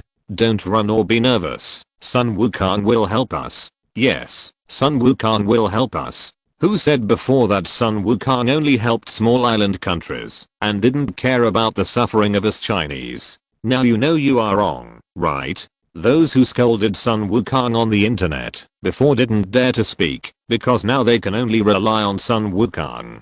They can't do anything. So small, like ants. Many ants bite elephants to death, but they are probably not even as good as ants. The huge monster struggled to get out of the cloud. I don't know what is on the other side of it. I can only see the monster's red eyes. Lin Feng felt the breath from the western god. Someone must have done something to cause this monster to connect to this space. His mood instantly fell to the bottom, and he was furious. If anyone harms China, he will never let them go. At this time, he wanted to deal with the monster, and the golden hoop in his hand had already hit the monster's claws. Everyone heard the monster's painful roar. Sun Wukong moved in front of the monster in an instant, and the golden hoop hit it again. The golden hoop hit the monster's head, and the head was knocked back before it was fully revealed. Everyone looked up at the sky and saw the door hidden in the clouds. The door opened like a straight line, like a zipper. Behind the zipper was pitch black, and no one knew what was hidden. Ah, I seem to see eyes. That's a monster. There are many giant beasts hiding behind the door. A citizen screamed, not knowing whether what he said was true or false. He was panicked, and his eyes were full of fear. I seem to see it too. Another citizen shouted. Fear spread among the crowd, and people kept claiming to have seen it. That's not a pair of eyes at all, but a densely packed countless pairs of eyes. If every monster is like the one just now, we are really finished. Their fear was beyond words. Lin Feng could feel the panic of these people, their trembling and fear. He took a deep breath and narrowed his eyes. Even he realized that this was not simple, and it would be a big deal if it was not handled properly. He swung the golden hoop again and poked at the cloud. With a bang, the cloud was pierced by him, and Sun Wukong stepped on the auspicious cloud like a real god. The golden hoop in his hand shattered the auspicious cloud, and the wind blew it away. Boom. The sky broke again. Sun Wukong sneered. The golden hoop in his hand turned into a ball of light and scattered. Ha ha ha. Sun Wukong laughed, and the laughter echoed. Finally, the laughter stopped abruptly. The wild laughter made Sun Wukong restrain his momentum. Lin Feng frowned, and a few wrinkles appeared between his eyebrows. Finally, he stretched his eyebrows, sneered, and rushed up. After a round of poking with the golden hoop, screams were heard, and finally the eyes of the monsters all disappeared. Sun Wukong is so powerful, everyone exclaimed. They saw with their own eyes that the monsters showed fear. No matter how many monsters there are, we have Sun Wukong. Yes, that's right, we have Sun Wukong. At this time, in a distant island country, an old man in a white robe looked up at the sky. He widened his eyes, felt the ancient breath, and muttered to himself. How could this happen? The passage was finally opened. Is it because of the gem? No, someone must want to use these monsters to conquer the earth. A trace of fear surged in his heart, and the body of the Ancient One was shaking. Ha ha ha. After the trembling and fear, the Ancient One also laughed out loud. Monsters? Come on. I, the Ancient One, am fearless. I wonder what the Eastern Kingdom will be like. If the clouds really break and monsters invade, what kind of hell will it be? Maybe I can catch 2 monsters and make a new soft armor. The Ancient One muttered to himself. He waved the staff in his hand. A smile appeared on his face, and then his figure disappeared. After the figure disappeared, he arrived at the land of China in the blink of an eye. But his magic was limited, and he did not reach the capital directly. Master Gu Yi was still on his way, but he found that there were not many people who were afraid along the way. He was puzzled. Why were the Chinese people so calm? What confidence did they have? Master Gu Yi couldn't help but stand up and grabbed an ordinary citizen who was drinking tea in the tea house. This place is close to the capital, and this citizen should know what happened in the capital. Why aren't you afraid? He asked a question that made the citizen look confused. Why should we be afraid? What do you mean by this? I don't understand. The citizen stepped back, thinking that Master Gu Yi looked like a middle school student. Otherwise, why would he wear such clothes? It's so annoying. Chapter 241 Preparing Gifts for Girls. I say, don't be so suspicious, okay? Don't you know that the alien battlefield has connected to China? Master Gu Yi said in surprise. These Chinese people are too isolated from the news, right? Did the higher-ups directly block the news? Or, what is going on?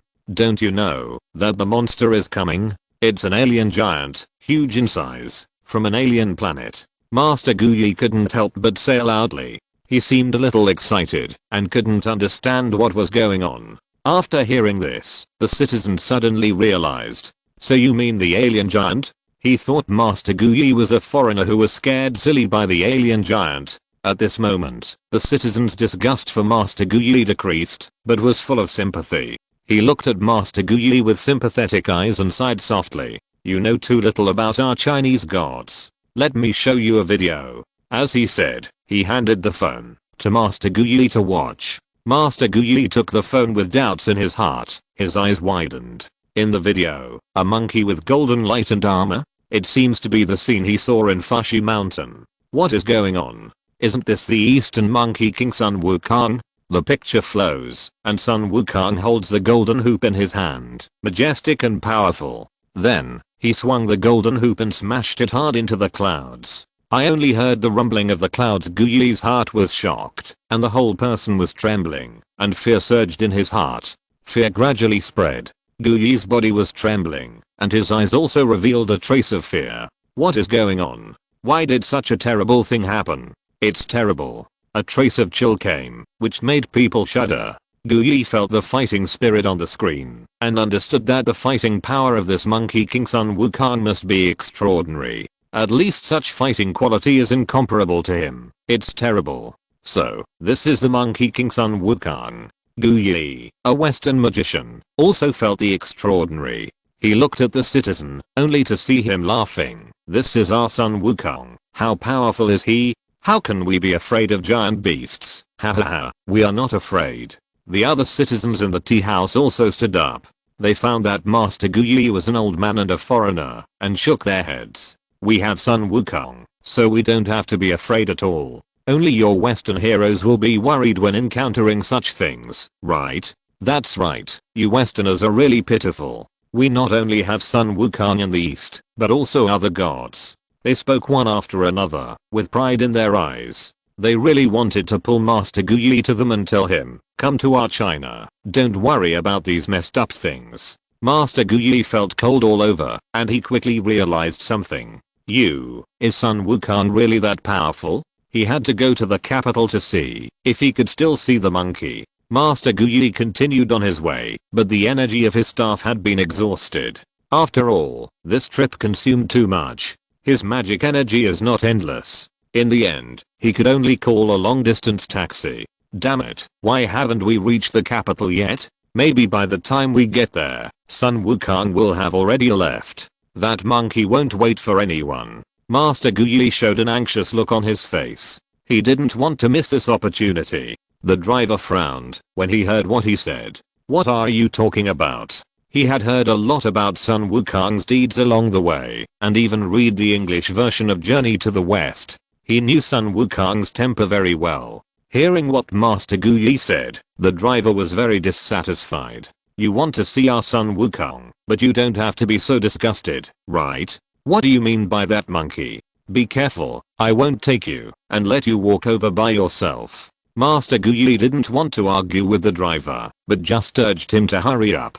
I'm already at my fastest speed, unless you have Sun Wukong's somersault cloud. What somersault cloud? Master Gu Yi only glanced at the book and didn't understand many of the contents. This is a magic of Sun Wukong, don't you know? The driver looked at Master Gu Yi as if he was a fool, but considering that he was a foreigner, he decided to let him go. The somersault cloud can travel 108,000 miles with just one somersault. What did you say? Master Gu Yi couldn't believe it. He shook his head. No, I don't believe it. The driver said affirmatively, that's right. These are all recorded in Journey to the West. I can't help it if you don't believe it. Foreigners just haven't seen the world and don't want to believe in the goodness of others. After saying a few words, the driver continued to concentrate on driving. The car moved forward steadily and soon arrived at the outskirts of the capital. I reminded you that Sun Wukong had already dealt with those giant beasts and disappeared. You may not be able to find him now. You'd better watch the video.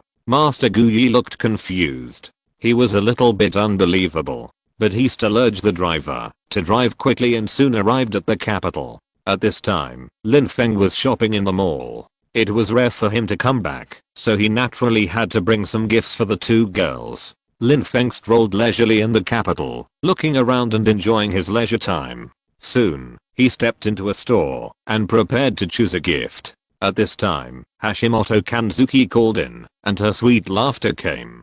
Lin Feng, bring me a gift. I heard that you returned to China, and I want a sculpture of Sun Wukong. No problem, I'll bring it to you right away. Lin Feng responded with a smile, and walked into another store. It's true that where there is demand, there is a market. He unexpectedly discovered that there is a store here that specializes in selling Sun Wukong figures. Moreover, these Sun Wukong figures are majestic, holding the golden hoop, and are lifelike.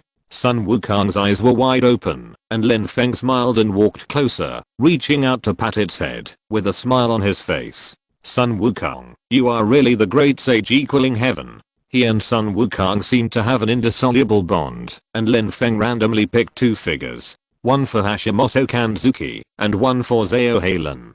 He also took photos, and sent them to the two ladies. I'm about to work in a special department. Hashimoto Kanzuki called, revealing a hint of reluctance in his voice. She was a little reluctant to leave. Don't worry, I will take care of other things for you. For Hashimoto Huanayu, joining the special department is an excellent choice. She has great ambitions. It is not something that ordinary people can achieve. Lin Feng's mouth curled up. I will be back soon. This time he returned to China. He needed to return quickly. How did Hashimoto Huanayu know that he returned to China? Of course, he noticed his mobile phone location when he called. Lin Feng quickly flew back to the island country and met the two ladies.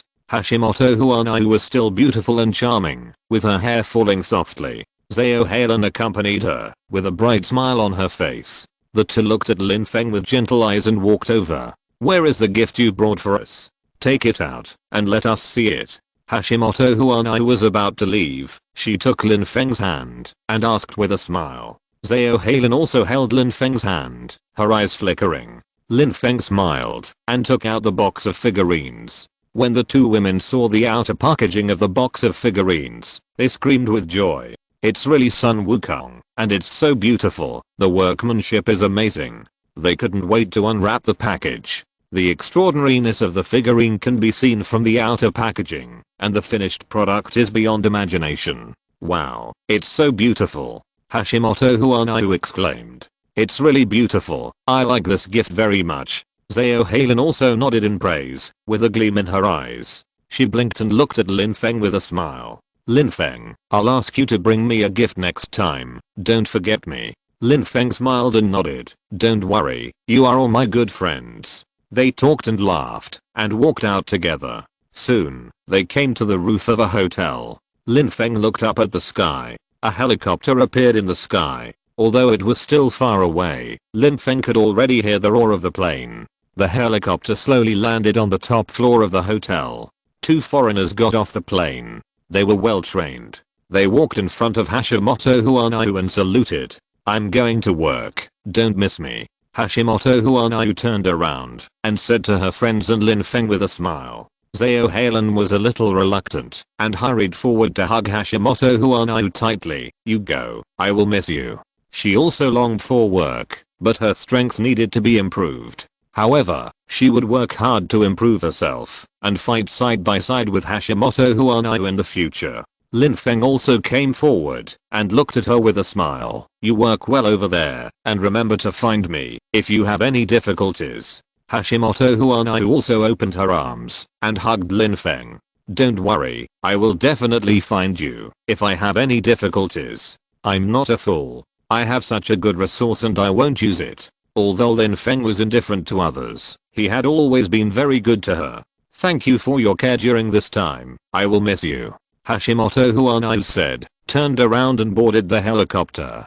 On the plane, she couldn't help but look back at the figure below. Her eyes were a little sore. Looking at Lin Feng and Zhao Heilun, she felt the taste of parting. This taste was really unpleasant, and she didn't want to experience it again. She retracted her sight, and the helicopter sank into the clouds. The helicopter was very fast and disappeared from sight shortly after it sank into the clouds. Lin Feng looked up at the sky, a smile appeared on his lips, and then he turned to face Zhao Halen. How is it? What are your plans now? What do you want to do? Zhao Halen was a little confused, and then said firmly, I don't have any special ideas, I just want to improve my strength. She clenched her fists, knowing that without strength, she could not move forward. Now she finally understood that strength is everything, and is her most solid backing. She looked at Lin Feng and asked softly, can I continue to follow you and improve my strength?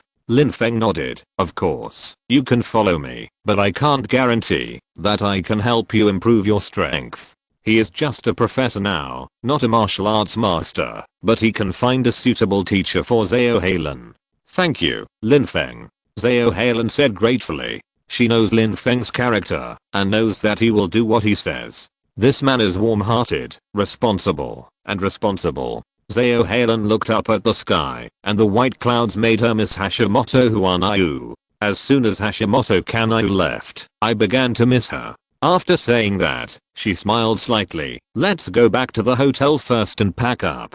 I don't think we should stay here anymore. Why don't I go back to China with you? Lin Feng nodded. Okay. The two slowly walked towards the hotel and came to the first floor. This hotel was not the one they stayed in before, but the security measures were very good.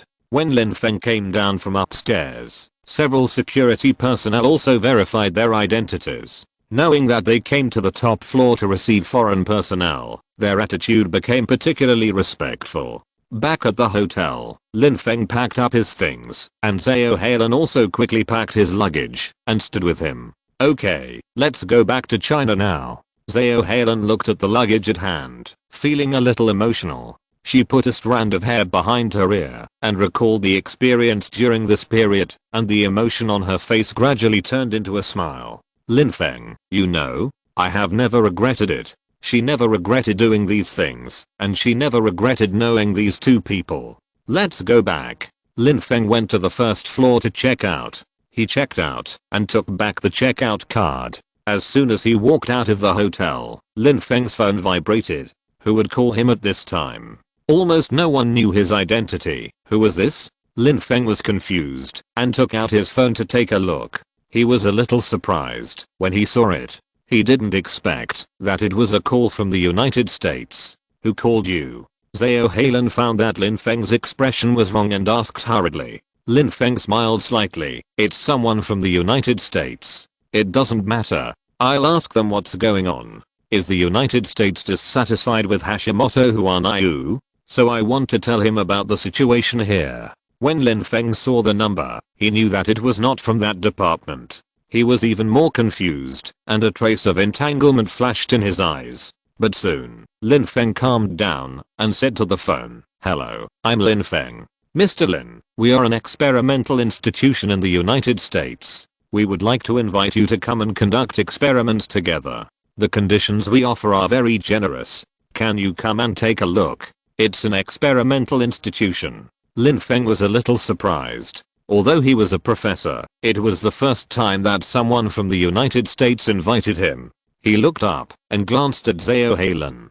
He found that there was also a hint of surprise in Zhao Halen's eyes. Why would they look for you? There are so many professors in the world. It is really incredible to look for Lin Feng. I think they may not be interested in my scientific research ability, but something else. Lin Feng smiled slightly, and a smile appeared on his face.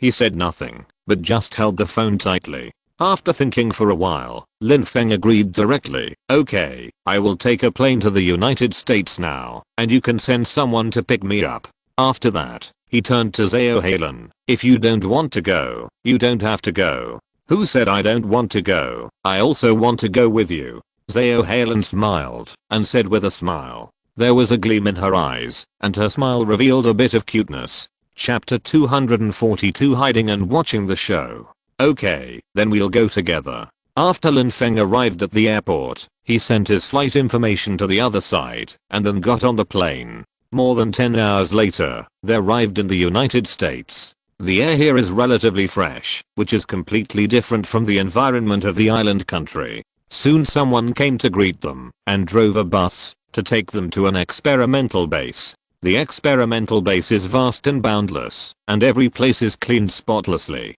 Even a piece of paper is hard to find. Lin Feng stepped in. He looked around, and a satisfied smile appeared on his face. Your place is really good. Of course, our experimental institution is one of the best in the United States. The leader was a researcher wearing a white research suit, who looked particularly clean and tidy. Soon, they led Lin Feng to a room. Pushing open the door, there were several people standing inside. One of them seemed to be the person in charge here. Hello, my name is Stephen King. These are our researchers. Stephen King shook hands with Lin Feng, and the two smiled at each other, which was considered a greeting. You should know my name, so there is no need to introduce me. You asked me to come here. What exactly do you want me to help you research? Lin Feng narrowed his eyes slightly and looked at them. The United States has many top researchers, a huge number. They would never come to him just for research. Maybe they have other intentions, which is worth thinking about.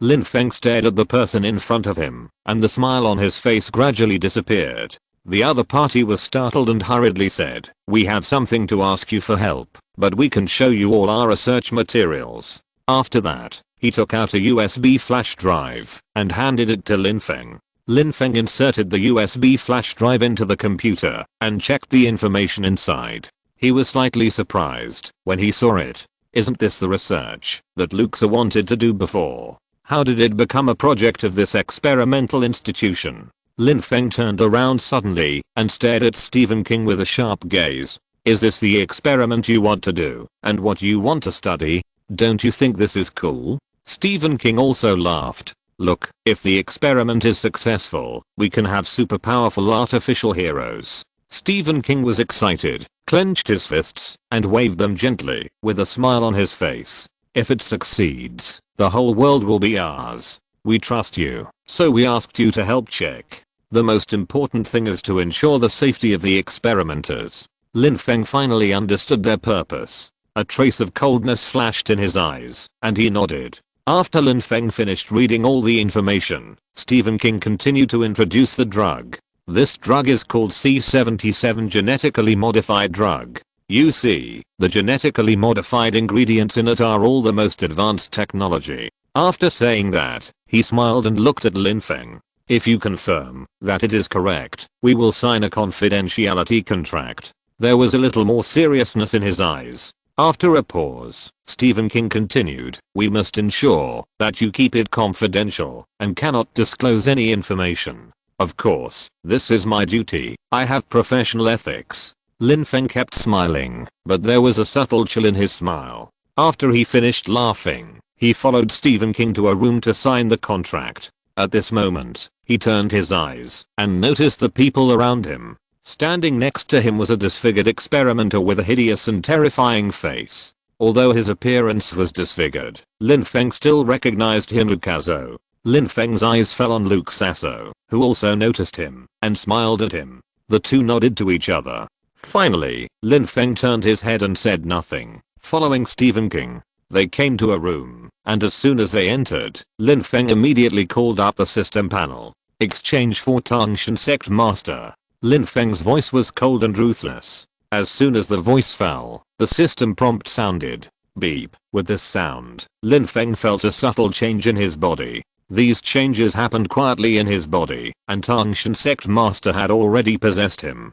Tangshan Sect Master used his ability and immediately split out a figure that was exactly the same as Lin Feng. This figure separated from Lin Feng and flashed out of the room in an instant. This figure was exactly the same as Lin Feng, but soon changed into another appearance. First, this clone turned into the appearance of Luke Sasso, and then came to a hidden room. The laboratory here is very large, and the hidden rooms are located in the center, which store a large amount of experimental data and samples. Stephen King looked up at Lin Feng and waved his hand gently. Come here.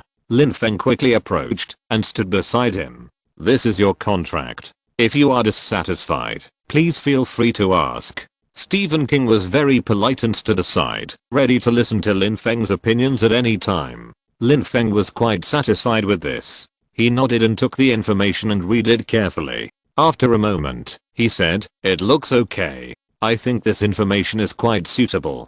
Please sign it." After that, he handed the information to the person opposite, who quickly signed and stamped it. However, Lin Feng did not sign immediately, but stared at Stephen King. "Although it seems okay, I still need to think about it for a while. After all, it is related to many of my future plans." "Of course it's okay, you can think about it slowly." Stephen King smiled and seemed to be in no hurry. He knew that Lin Feng was tempted, but anyone with ambition would find it difficult to resist such temptation. After all, this is about building a heroic army. If the drug is successfully developed, it will be of great significance. You should understand that in the process of developing this kind of drug that can greatly enhance the strength of the human body, there will inevitably be sacrifices. Lin Feng suddenly spoke, intending to delay time. He was buying time for his clone to act. At this time, the clone had quietly approached the periphery of the laboratory. Because it was a clone, not a complete individual, it easily sneaked in.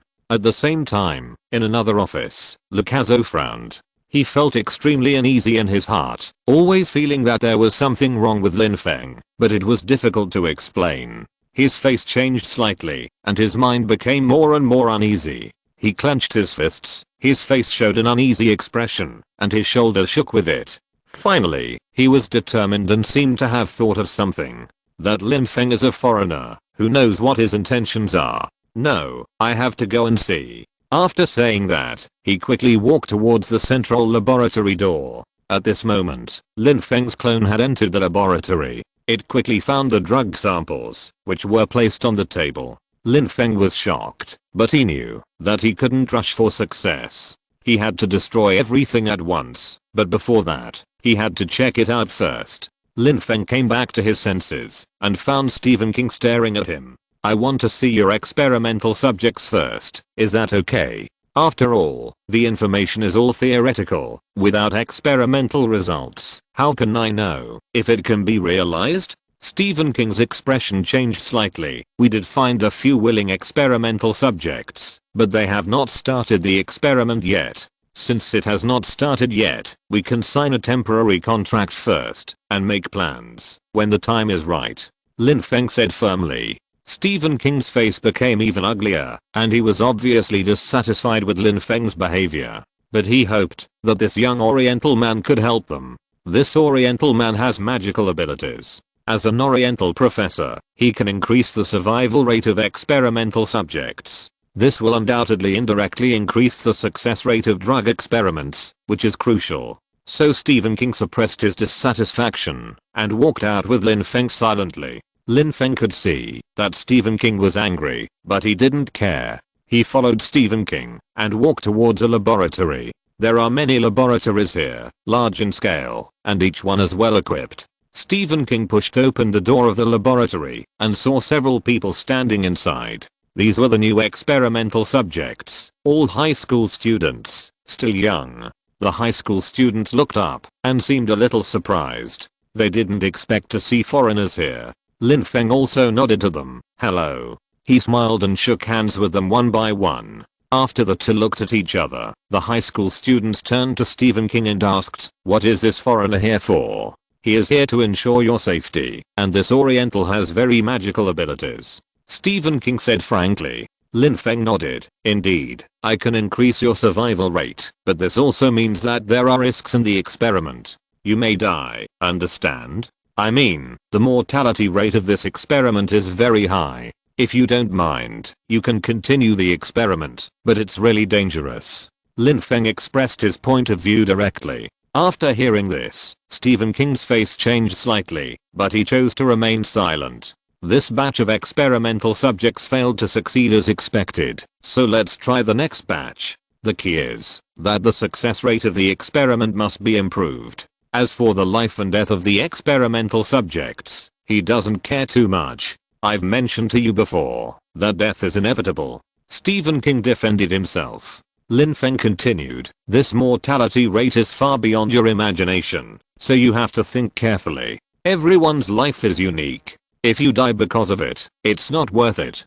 After all, it's just a sum of money and an experiment. Lin Feng's original words were not wrong, but when money was mentioned, these high school students became excited. We are not doing this experiment for money, we are to become superheroes. A young man with dyed yellow hair stepped forward and said excitedly. This young man with yellow hair looked quite middle school, and angrily accused, "How can you say we are doing it for money?"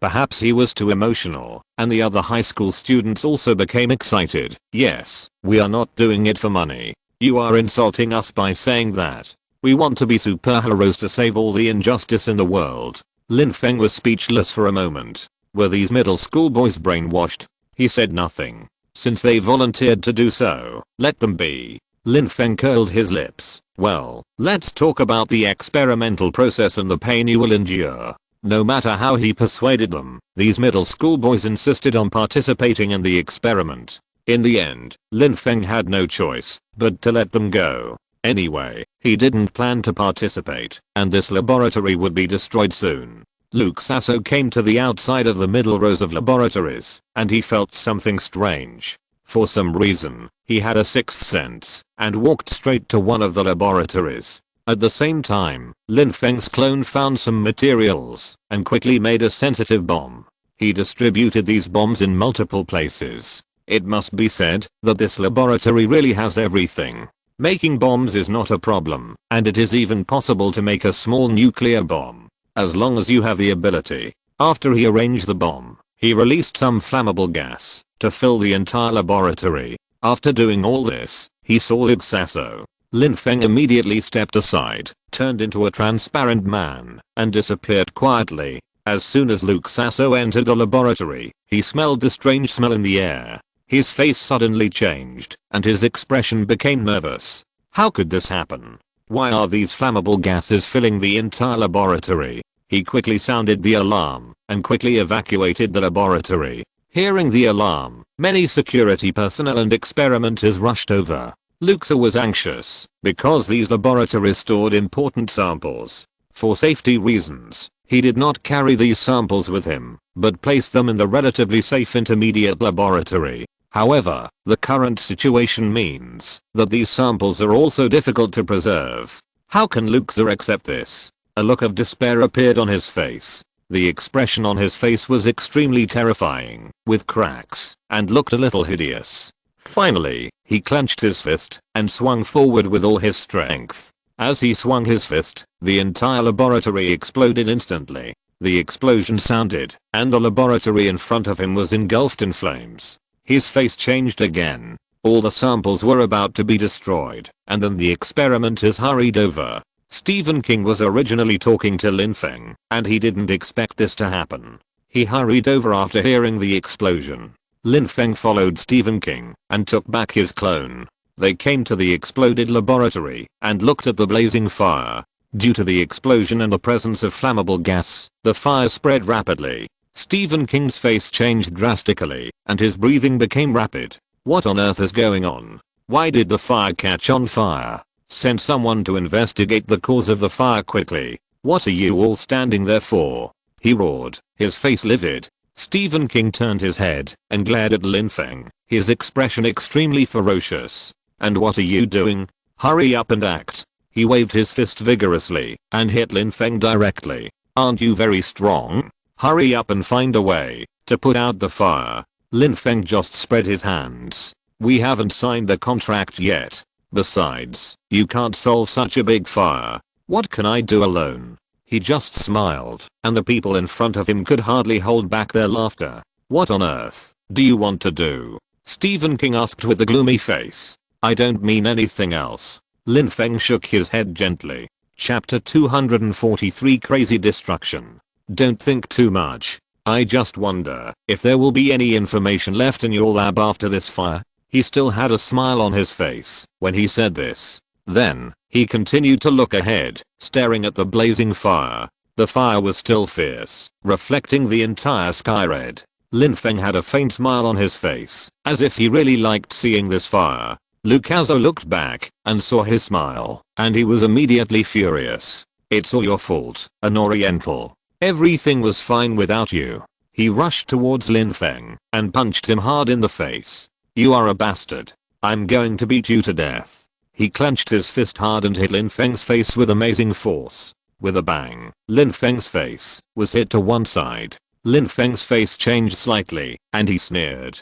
Why are you hitting me? You are bullying me, a professor who is powerless. Lucaso on the side was so angry that he almost vomited blood. Who doesn't know Lin Feng's ability? He is so weak that he can't even tie a chicken. Isn't this clearly an attempt to blackmail? Then, Lin Feng vomited blood and fell to the ground. You dare to hit me? I'm going to sue you. Everyone in your laboratory saw it. I didn't set the fire. I'm seriously injured now. Seeing Lin Feng like this, Lucaso was so angry that he wanted to vomit blood. Of course, Lin Feng was not injured. He was just blackmailing them on purpose. This is a scam. How can there be such a person in the world? They pointed at Lin Feng, their fingers trembling. Hurry up and stand up. Hurry up, stand up. The people around him also scolded, but Lin Feng still lay on the ground motionless. If you don't pay me, I will sue you, and let all Americans see how your laboratory bullies an innocent and weak person. Lin Feng looked at them with a smile. He didn't look injured at all. It was clearly a scam. Lucaso was furious and wanted to take action. Then, he rushed towards Lin Feng, and the people around him couldn't stop him. They didn't understand why Lucaso was so strong and threw them away. Their faces changed instantly, and then they watched Lin Feng being beaten and flew out. The young professor was obviously not injured, but he pretended to be injured, which made them almost vomit blood from internal injuries. Enough, Lucaso, don't you see he is playing tricks on us? Stop it. Others shouted, but Lucaso was so angry that he couldn't control himself. This was experimental data, all destroyed. Even if he had a backup of the experimental data, he would have to make new samples. This would cost a lot. How could he bear such a blow? When he was angry, he couldn't control his impulse at all. You, get back here. As he said that, he swung his fist again and hit Lin Feng hard. Bang, Lin Feng's body flew out again. What are you doing? As Iron Man, Rhodes also had the right to enter this experimental institution. He ran over directly and saw Lin Feng being beaten, and he was furious. This was his friend. His friend was beaten. How could he not be angry? Enough, you bastard. You dare to attack my friend. Rhodes directly attacked Lucaso. He didn't expect that the Hulong experimenter in front of him was the original Lucaso, but he was very ruthless. His hand hit Lucaso directly and knocked him out. Rhodes' strength should not be underestimated, but Lucaso was not injured. Not only was he not injured, he was still alive and kicking. Lucaso stood up and smiled at Rhodes.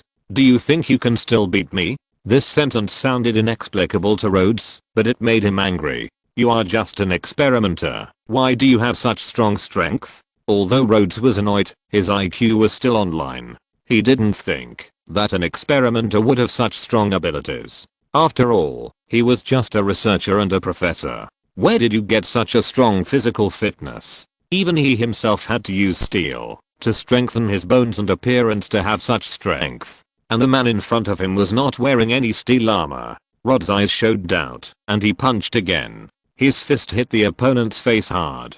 Lucaso's body flew out and hit the wall with his back. But he was still not injured. Instead his body made a creaking sound. Rod, you can't beat me because I have been reborn after taking the drug. Rod only then realized that the man in front of him had taken that kind of genetic drug. In other words, he has undergone a transformation. His strength will be greatly improved and his body will become abnormally strong. Lin Feng quickly came to his senses and slowly stood up from the ground. If he wanted to subdue Lucaso, he had to show his true strength, but he was not in a hurry to do it. The power of Tang Shenjiaozu was still in his body, and he could use it to track Lucaso and see where he was hiding. Therefore, he did not move, but just narrowed his eyes slightly. Rod stood in front of Lin Feng and said firmly, "Don't worry, I will never let him hurt you." Lin Feng felt a little funny after hearing this, but he did not refute. Rhodes rushed towards Lucaso again, shouting angrily, "Don't think that you can do whatever you want, just because you are stronger. You are going too far to hurt innocent people." As Iron Man, his body was instantly covered with steel. forming an indestructible armor, and his bones became extremely hard. Rhodes approached Luke Sasso and punched him in the face. Luke Sasso's reaction was extremely agile, and his reaction speed was no longer comparable to the past. He flashed and easily avoided the attack. The people around exclaimed that they had never seen Luke Sasso show such a strong strength, which was simply too terrifying. A trace of chill spread from the bottom of their hearts, and everyone retreated, not daring to approach Luke Sasso. "What's wrong with you?" A researcher who knew Luke Sasso couldn't help asking. He noticed that Luke Sasso's body was almost as muscular as a muscular man. Does this seem to be related to the effect of C77? Or thought flashed in the mind of the researcher, and he was so shocked that his breathing stopped. He stared at Luxa and shouted, "You didn't take C77, did you?" As soon as he said this, the other researchers suddenly realized that he must have taken C77. Otherwise, how could he become like this? Everyone was shocked, and some researchers' eyes were wide open. They were now certain that Luxa had taken C77. "How could you take C77? A researcher shouted angrily. Lin Feng was also surprised to see this scene. It seemed that the research in the United States was indeed quite fruitful. It actually developed this kind of gene drug. Luxa, as the main villain, took it directly and succeeded. He sneered in his heart. Even if Luxa succeeded, he was definitely not Rhodes' opponent. Rhodes' strength far exceeded that of Luxa, and the gap between them was clear at a glance. It was much easier to improve Rhodes' strength than to improve Lucaso's strength. Lin Feng sneered and strode forward. He watched the fight between the two calmly. For other researchers, this fight was simply a heavenly level contest. These researchers were so scared that their souls flew away and their pupils trembled. Lin Feng also reminded Rod, be careful of his muscle strength. If Lucaso really took C77, then his muscle strength would change dramatically. It may not have fully erupted at this moment, but once it erupts, people will see the terrifying power of the genetic medicine. Lin Feng's face was extremely solemn. He did not participate in the fight, but regarded this fight as a test for Rod. No matter who wins, the result doesn't matter to Lin Feng, but he hopes that Rod can win. His muscle strength will erupt again. Lucaso said on the side, "You must be careful." After hearing this, Rod came back to his senses, nodded, and rushed forward again. His fist was like a swift dragon, hitting Lucaso's face hard. Lucaso's face was just slightly red and swollen, and he did not suffer any substantial damage. Such a fierce attack would have been fatal to ordinary people. It can be imagined that Lucaso's physique has undergone earth-shaking changes. At this time, everyone did not notice that a researcher had a strange look on his face. That face was even darker. Lin Feng's face changed slightly. He seemed to have noticed something unusual and looked back to the side. However, he saw nothing. Lin Feng frowned and focused his attention on the fight between Rhodes and Luxa again. The two fought so hard that even the bluestone ground around them was overturned. Suddenly, a muscle bulged on Luxa's shoulder, not only on his shoulder, but also on his chest. His muscles became as hard as steel, and the surface was covered with a layer of rock-like material. Luxa felt the changes in his body and laughed. "Rhodes, I really want to thank you. If it weren't for you, I wouldn't feel such great pressure." If he hadn't felt such great pressure, he might not have been able to achieve a breakthrough. At this moment, he felt full of strength, and this strength made him almost cheer. "Rhodes, you're done. I will never let you go." Luxa felt as if he could destroy the world at this moment. He laughed confidently, and the pupils of a researcher beside him shrank suddenly. His hand reached into his pocket involuntarily. For some reason, seeing Luke Sasso's arrogant smile, he felt an unprecedented impulse. He swallowed his saliva, and his heart longed to become strong as the person in front of him. Luke Sasso can become stronger, why can't he? In his pocket was a tube of medicine, which was a sample he took for experiments, and had not yet returned. If this medicine was injected into the body, perhaps. He was full of hesitation, but seeing Luke Sasso's muscle strength becoming stronger and stronger, greed finally defeated reason. He wanted to become as strong as Luke Sasso, so he took out the needle without hesitation. Lin Feng noticed something strange, and turned around to see the scene. The researcher stabbed the needle into his skin fiercely, with a smug smile on his face. This smile was a bit of smugness and reckless insolence. Lin Feng shouted angrily, "What are you doing?" This scene was seen by many researchers, and they turned around. "Philip, how come you have these things on you?" Someone saw this, and showed panic on his face. He didn't expect this to happen. "Philip, are you crazy? Put down the syringe in your hand."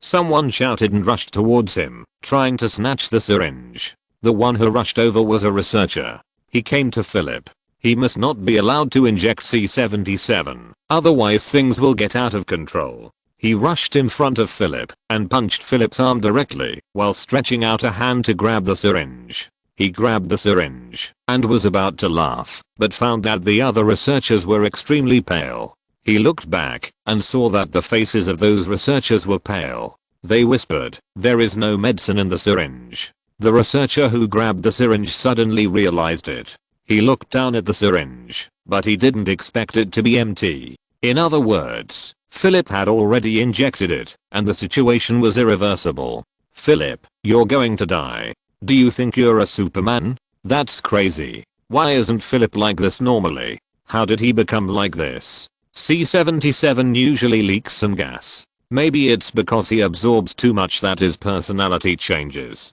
This is a subtle influence.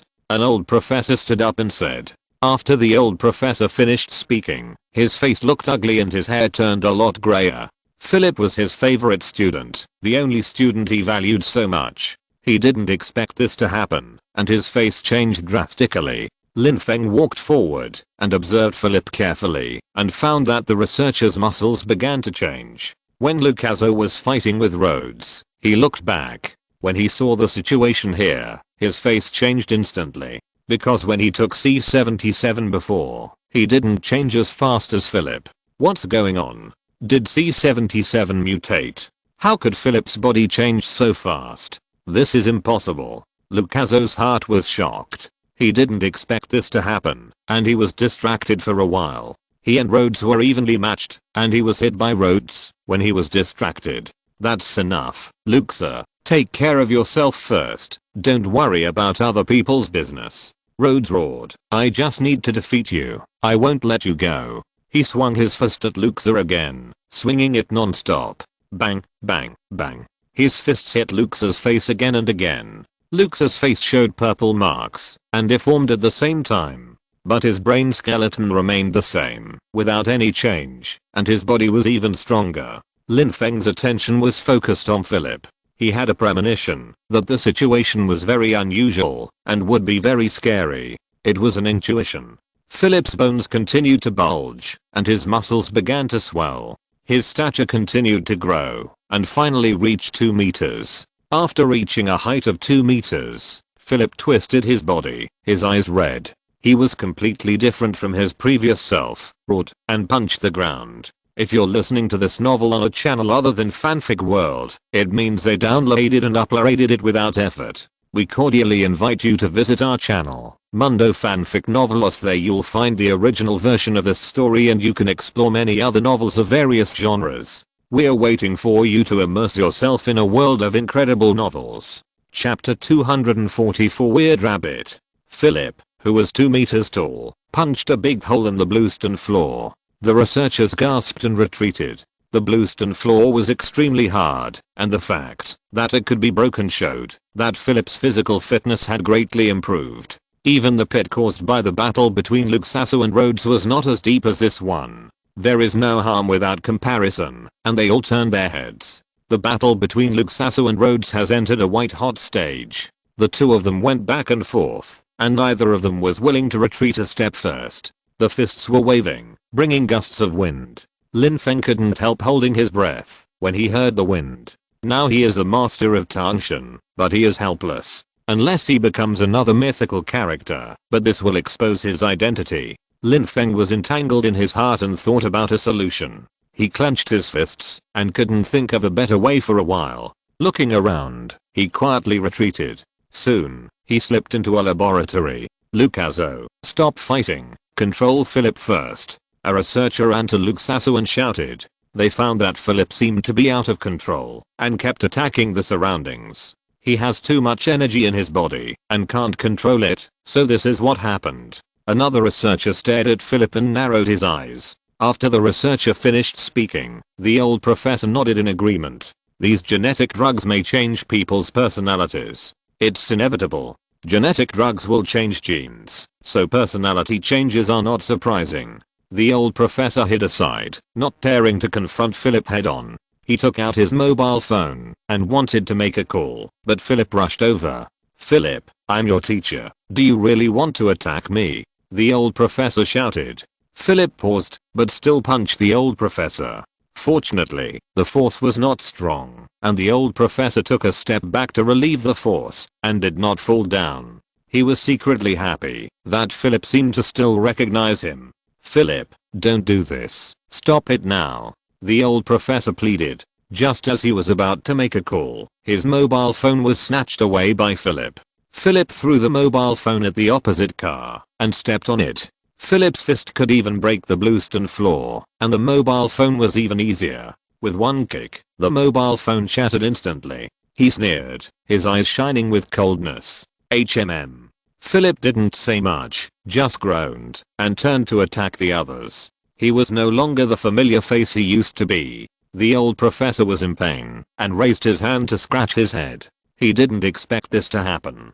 It was all his fault. If he could control it, he would let Philip study C-77. Why did he encourage it? Why did he help Philip get the C-77 sample? Who can help us now? The other researchers were pale and full of fear. Philip attacked indiscriminately, raging like a hurricane. He came to the mobile laboratory. Although the laboratory was not burned, it was also very important. "Philip, what do you want to do? Stop it," the old professor shouted frantically behind him. He didn't expect Philip to attack the laboratory. "This is crazy. Stop, Philip, stop it." His face changed drastically, and his mind went blank. He didn't expect this to happen. He directly blocked the laboratory with his body. However, as soon as his body rushed over, he was kicked away by a figure. It was Philip, who punched the laboratory directly. He completely ignored the teacher and the old professor. He began to dismantle the lab crazily, and his actions were extremely fierce.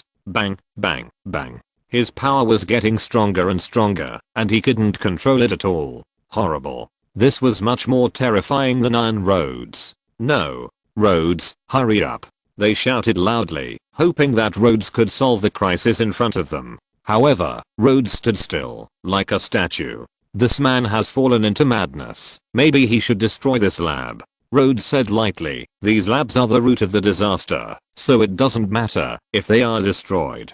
But Lucaso couldn't accept such a result. He rushed towards Philip and tried to stop him. Although Lucaso and Philip took the same drug, his strength seemed to be slightly inferior. The two bodies collided violently. With a bang, Philip was knocked away, but Lucaso fell to the ground with serious injuries and could hardly get up. He didn't expect that Philip, who also took C-77, was much stronger than him. This terrifying power seemed to be obtained at the cost of consciousness, and Philip was almost out of control at this moment. Lucaso's mind was blank and buzzing. He didn't understand why this happened. Is Philip more suitable for taking C-77? If his consciousness can be restored, he will be a more powerful existence than himself. Luxa cheered up and fought with Philip again. The two fought back and forth, and it was hard to tell. Rhodes watched coldly from the side. As long as no innocent people were hurt, he didn't mind the destruction of the laboratory. He sneered generously, as if everything was under control. Lin Feng was entangled, not knowing what kind of mythical figure to transform into to deal with it. He even began to think that maybe it would be okay to let the laboratory be destroyed. He stood in the house, looking at the battle outside, and saw Luxa knocked down by Philip with a punch and a heavy blow on the head.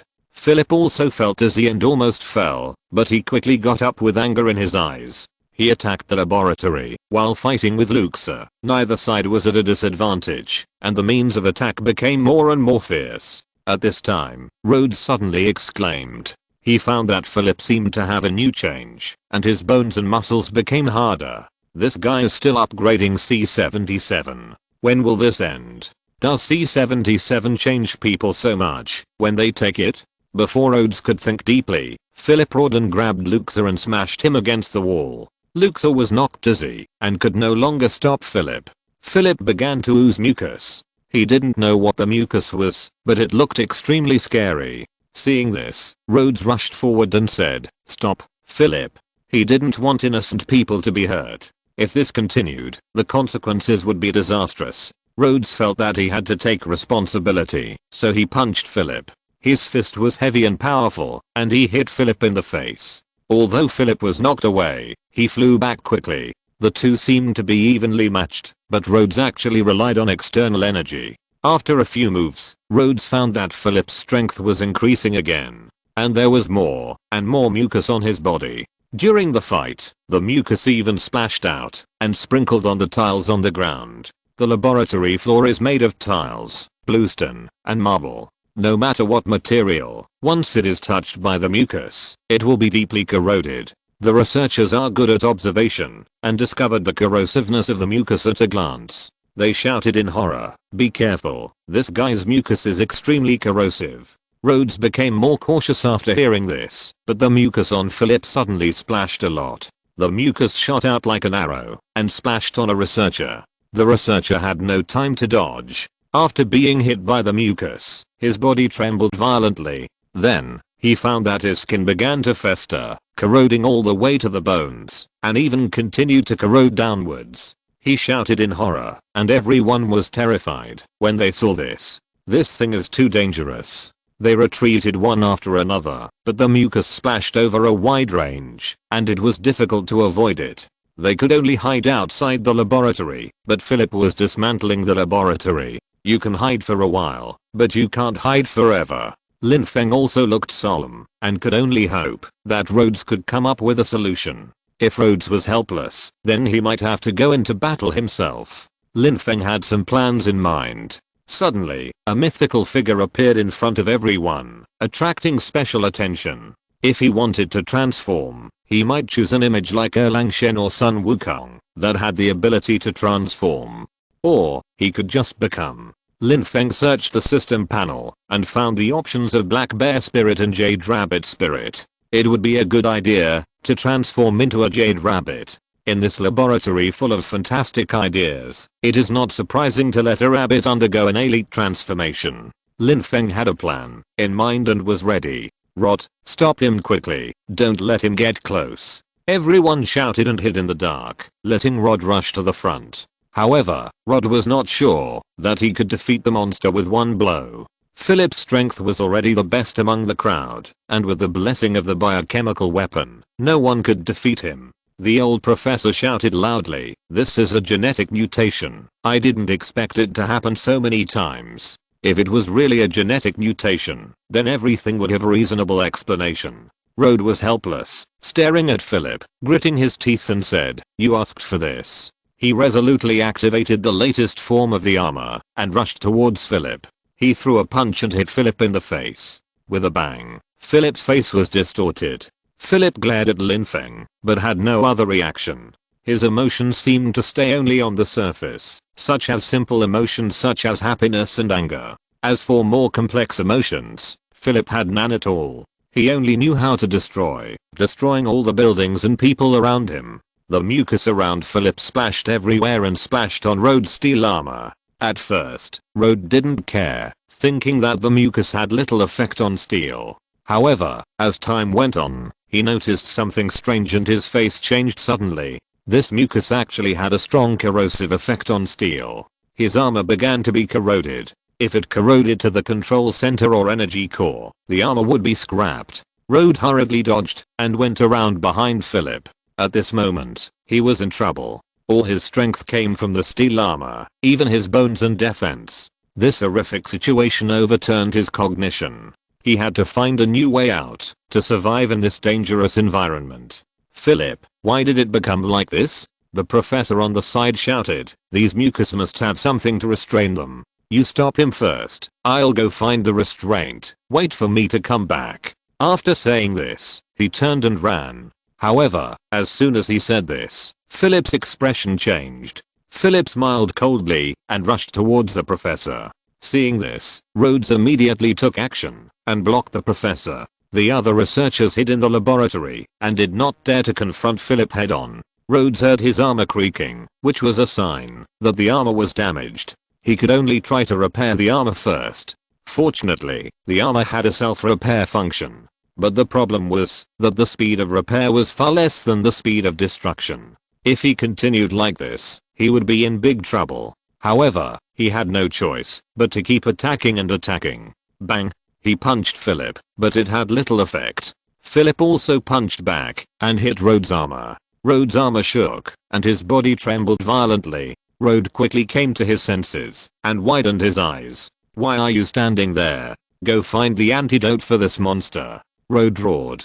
"These researchers are really useless and can't help at all." Everyone came to their senses and began to look for the antidote. However, their minds were blank at the moment. How could they start working? Rhodes had no choice but to deal with Philip while delaying time and waiting for the professor to return.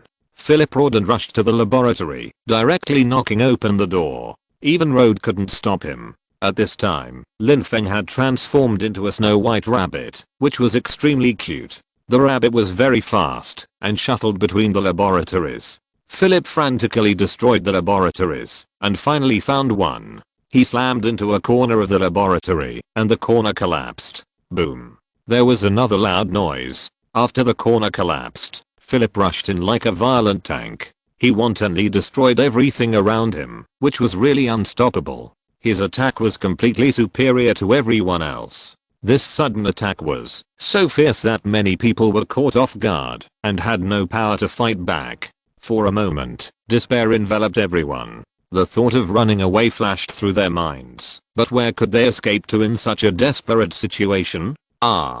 The terrified screams cut through the air, but did not change the situation at all. Philip would not show mercy to anyone because of their fear, but his attack became more fierce. He began to demolish houses like a madman. Soon, a house was reduced to ruins under his rampage. After demolishing the house, he slowly turned around. His eyes were like torches, as if he wanted to annihilate all the researchers in one fell swoop.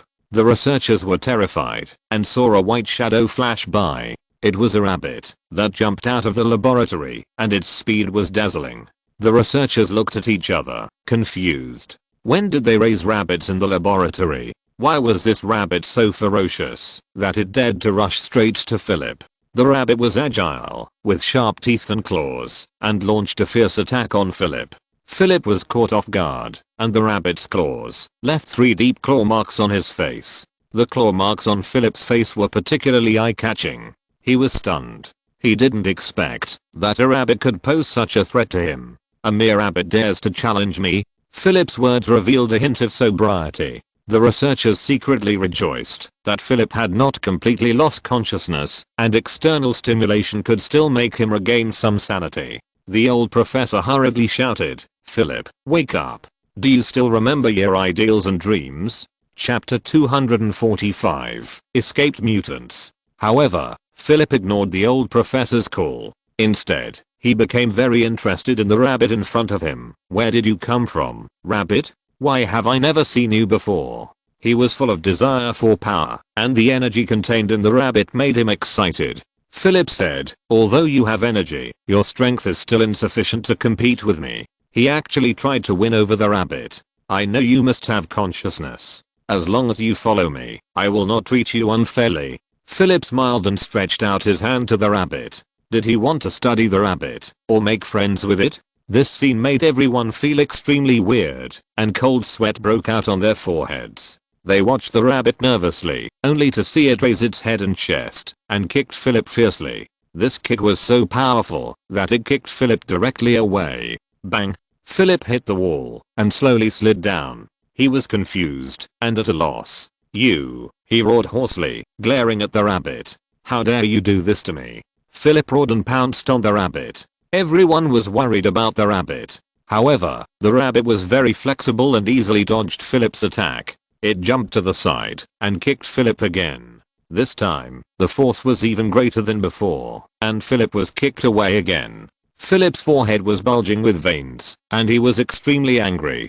Damn rabbit. He realized that it would be of no benefit to him to let this rabbit go. Bang! He punched the rabbit, but it fell. Philip tried to attack with mucus, but it didn't even touch the rabbit's fur. He finally realized the terrifying strength of this rabbit. Where on earth are you from? This can't be a rabbit in the laboratory. Philip's face showed a hideous and terrifying expression. He thought he was the strongest in the laboratory. How could such a powerful rabbit appear? No. He couldn't believe the facts in front of him, shook his head desperately, and pounced on the rabbit again with wide eyes. Where on earth are you from? I want you to die. Don't attack me. Philip continued to attack the rabbit, but a shocking scene happened. The rabbit dodged every attack deftly and kept fighting back. Its kicks were amazing, and every time it kicked, Philip flew backwards. Bang, bang, bang. Philip's body hit the pillar behind him again and again, with such great strength that it was astonishing. Philip struggled to stand up, shook his head, and rushed towards the rabbit again, as if he was trapped in an endless cycle. At this moment, the rabbit actually spoke. How dare you attack my jade rabbit? The rabbit spoke Chinese clearly and fluently. This scene surprised everyone, and they all looked up. They looked at the rabbit in amazement, especially Rode, who had some understanding of Chinese culture and immediately recognized what the rabbit said. This rabbit speaks Chinese. My god, how can there be such a rabbit in the world? While Rode was dealing with Philip, he looked back at the rabbit with a white body and soft fur. He was extremely shocked. This kind of rabbit is extremely rare, even unheard of, and he had no idea how to describe his feelings at the moment. The rabbit could kick Philip away with a light kick, and you have to know that Philip is now super cyborg. After the gene mutation, Philip's body strength was far beyond that of an ordinary person. However, even with such a strong body, he was kicked away by the jade rabbit. Is this rabbit really the god in Chinese legend? Although Rhodes knows some Chinese, he is not proficient. He can only roughly understand the rabbit's words, and these words seem to remind him of a character in Chinese mythology. This seems to be the jade rabbit in Chinese mythology. Rhodes shouted loudly. After hearing this, the other researchers showed surprise on their faces. They knew nothing about the jade rabbit. Can this jade rabbit really help them repel Philip? Although the rabbit is powerful now, Philip's strength is still increasing. Philip laughed out loud. You, a rabbit, are only this capable. But I feel that my strength is constantly emerging. You are dead. He felt that the power in his body was about to explode, and his whole body was filled with a strong sense of power. He firmly believed that he would be able to defeat this rabbit, but now his muscles were still expanding.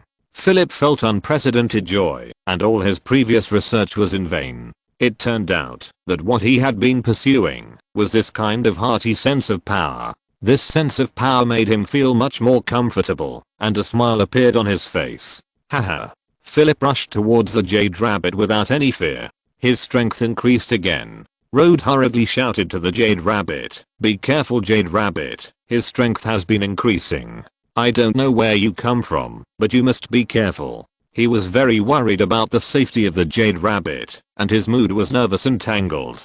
Be careful. He saw Philip pounce on the back of the jade rabbit. Unexpectedly, the jade rabbit turned around and kicked out again. In the astonished eyes of everyone, the jade rabbit kicked Philip away again. I don't know how many times this has happened. No matter how strong Philip becomes, the jade rabbit can deal with it calmly. Now everyone can't care about anything else. Watching their fight feels refreshing. I saw the jade rabbit jump high, turn his body, and kick out with a flying kick. Then Philip's body flew out again, and this scene made everyone feel relieved.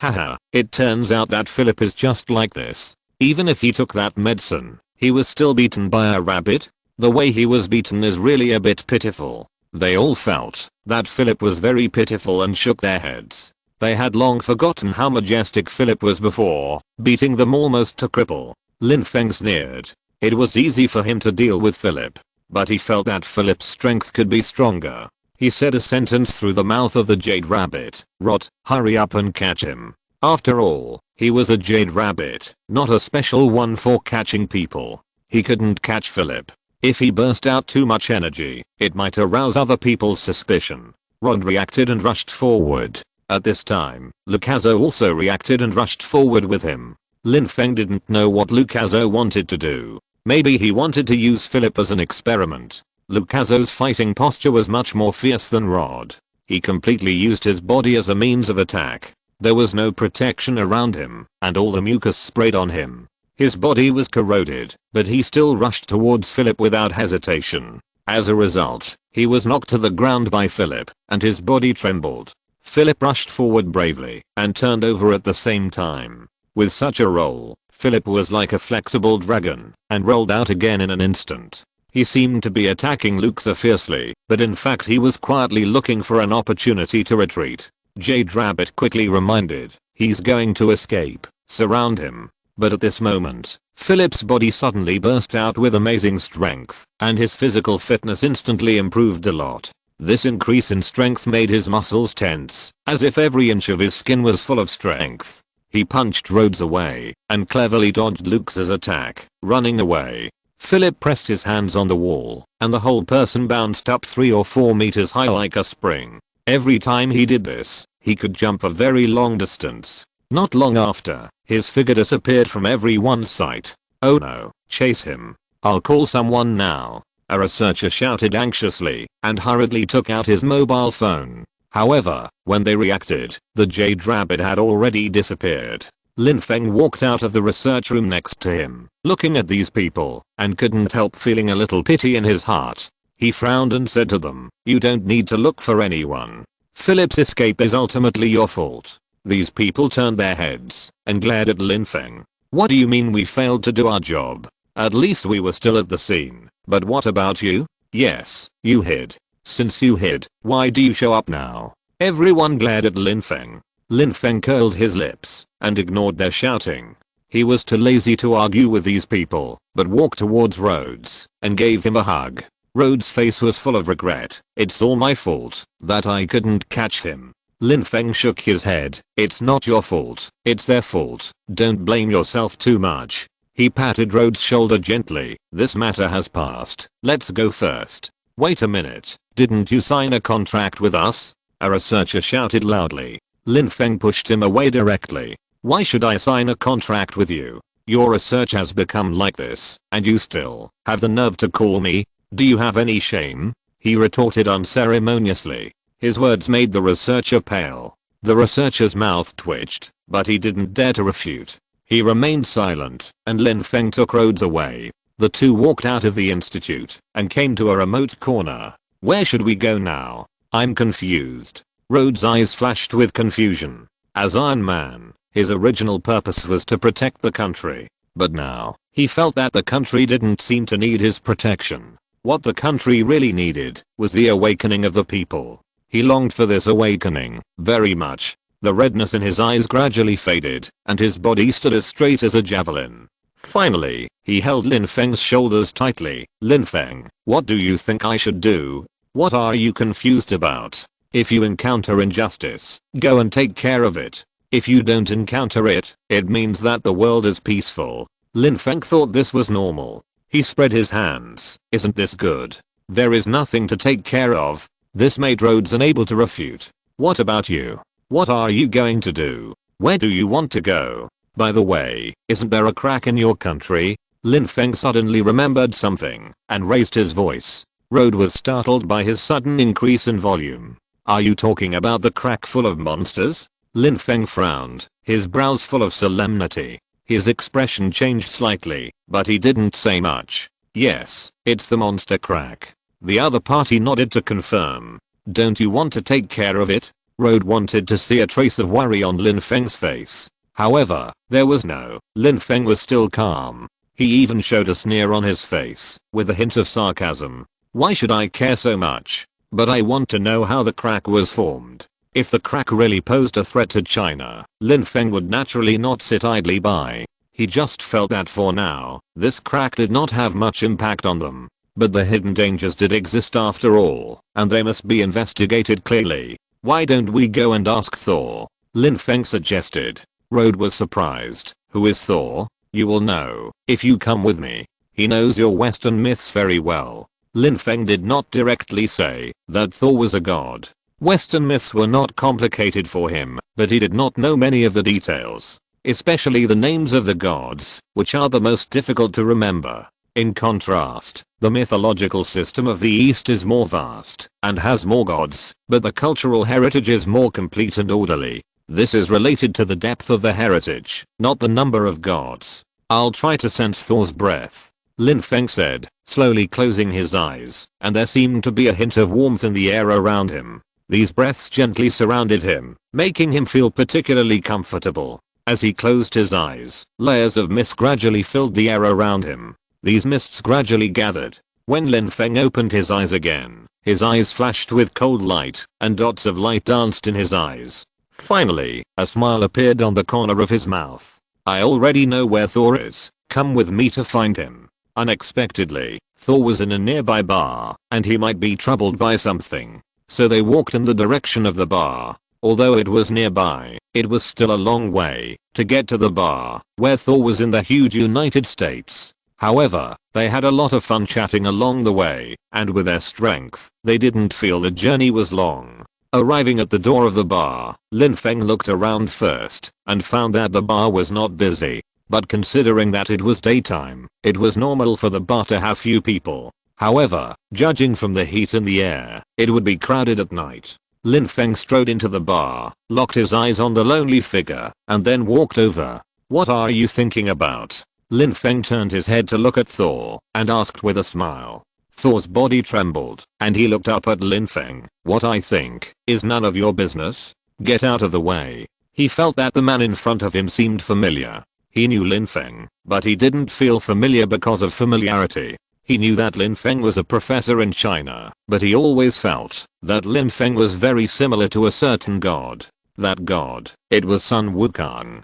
Since he saw the monkey, he went back to his residence and searched through all the classics, and finally found the record about Sun Wukong. Sun Wukong. He then realized how prominent the other party's identity was. He was the famous Monkey King. Sun Wukong had boundless magical powers and held the golden hoop in his hand, making him invincible. Chapter 246. A drunkenness to alleviate all troubles. His might is definitely not something that ordinary people can match. When he first met Sun Wukong, he didn't feel anything, but later, the other party was like a big Buddha in his heart. This big Buddha weighed heavily on his heart. He felt that he was almost suffocated. He didn't understand why he felt so when facing this young man. Thor was full of vigilance and fear towards Lin Feng. He stood up suddenly. Who are you? Who I am. What does it have to do with you? Facing Thor, Lin Feng unconsciously revealed an attitude similar to that of Sun Wukong. He was full of dissatisfaction with Thor. Humph, who I am has nothing to do with you, right? Lin Feng's arrogant attitude was exactly the same as that of Sun Wukong. Thor's pupils suddenly contracted and stared at Lin Feng closely. He stared at Lin Feng with a pair of cold eyes, and a cold light flashed in his eyes. What do you mean by saying that? I don't mean anything. Lin Feng just smiled, and the corners of his mouth were cold. I just think you are stupid. Unexpectedly, Lin Feng would say that, and Rhodes hurried forward to stop him. He was afraid that Thor would suddenly attack, so he quickly stood in front of Lin Feng. Thor was angered by Lin Feng's words. It was understandable that Sun Wukong said that to him. After all, Sun Wukong was powerful, but what about this young man? Does he really have such strength? Hehe.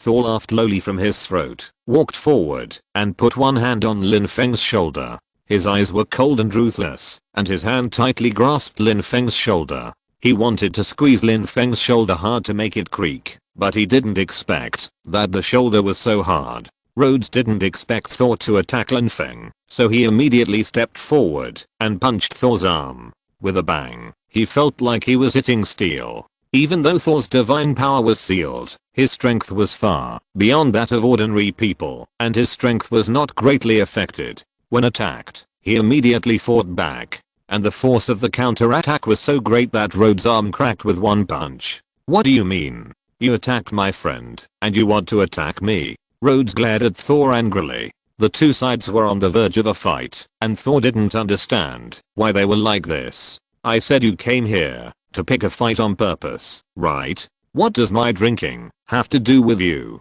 But you look so decadent now, you're just a waste. Lin Feng shook his head and sighed. His impression of Thor was not like this. Even if he was decadent, there was at least a glimmer of hope.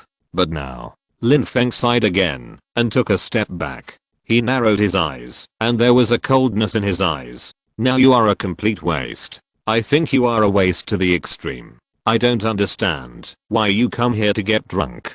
Drunk people are a waste. Saying such words is undoubtedly adding fuel to the fire. Lin Feng's words are like a sharp dagger, piercing people's hearts. The sharpness of the dagger is enough to make people feel heartbroken and bleed. Lin Feng stabbed the dagger into the heart of others, making people feel miserable. He looked at Thor in front of him and shook his head gently. Can't you bear it? You really haven't experienced any storms. Thor was furious and threw a punch. The floor tiles under his feet instantly broke into pieces, and fragments flew. A piece of debris hit a bystander's face squarely, and the man's face swelled up immediately. The man was furious and glared at this side fiercely. What are you doing? Are you all crazy? The passerby shouted angrily. He just wanted to come to the bar for a drink, but he was innocently hurt. How could he not be angry? He was so angry that he trembled all over and was about to punch back. However, as soon as he moved, he saw Lin Feng turned his head and looked at him.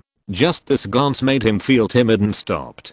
Lin Feng and Thor were fighting, but in fact, it was only a punch away. Rode stepped forward and stood in front of Lin Feng. Why did you attack my friend? He just told the truth. Is this the truth? No, it's not the truth. He doesn't understand my situation at all. He's just talking nonsense. How can I not understand your situation? Lin Feng said with a smile. Your face is full of resentment. I can see it at a glance. He walked forward and stared into Thor's eyes. You are just a jumping clown. Thor's mind went blank, and he was furious. His eyes were red, and he wanted to cut Lin Feng into pieces. This was the first time he had such a strong desire to kill someone. He had never had such great malice towards humans. Why? Every word of Lin Feng made him so painful. Because you never thought about facing it. Lin Feng said softly. His words were like a fallen leaf, gently falling on Thor's heart. Thor was shocked, confused, lost, and cold all over.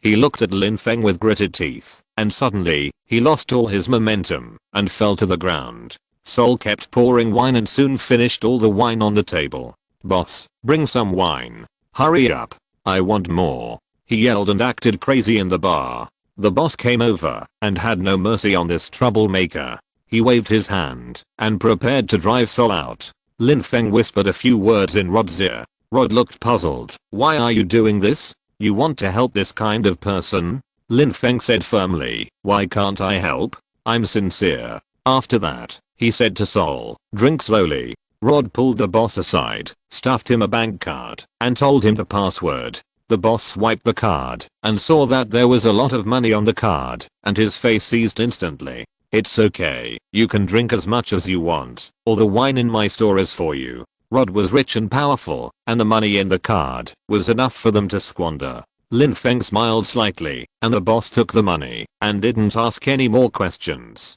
Boss, don't worry. We will keep an eye on him and won't let him cause trouble again. Lin Feng was polite and did his job. He helped Thor up and dragged him to a seat in the corner. Rhodes also brought a table and placed it next to Thor, blocking his way. If you want to drink, drink as much as you want. Even if you drink yourself to death, I won't stop you. Lin Feng looked at Thor with a trace of pity in his eyes. Why did this once high and mighty god end up like this? Wasn't it because he couldn't bear failure? Failure is inevitable on the road of life. If you can't even bear this little failure, what great things can you achieve? It's better to just commit suicide. Lin Feng shook his head with a mocking look on his face and put one foot on the stool. He looked at Thor expressionlessly, cold and ruthless, without the slightest sympathy. If you keep being decadent like this, it's really over. Thor has lost all his divine power, and he needs to go through some hardships again to grow.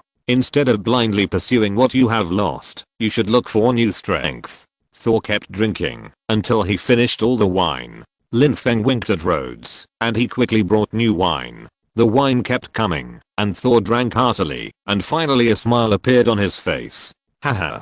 It's good to be drunk. A drunk can relieve all worries. In this world, I think only wine can relieve worries.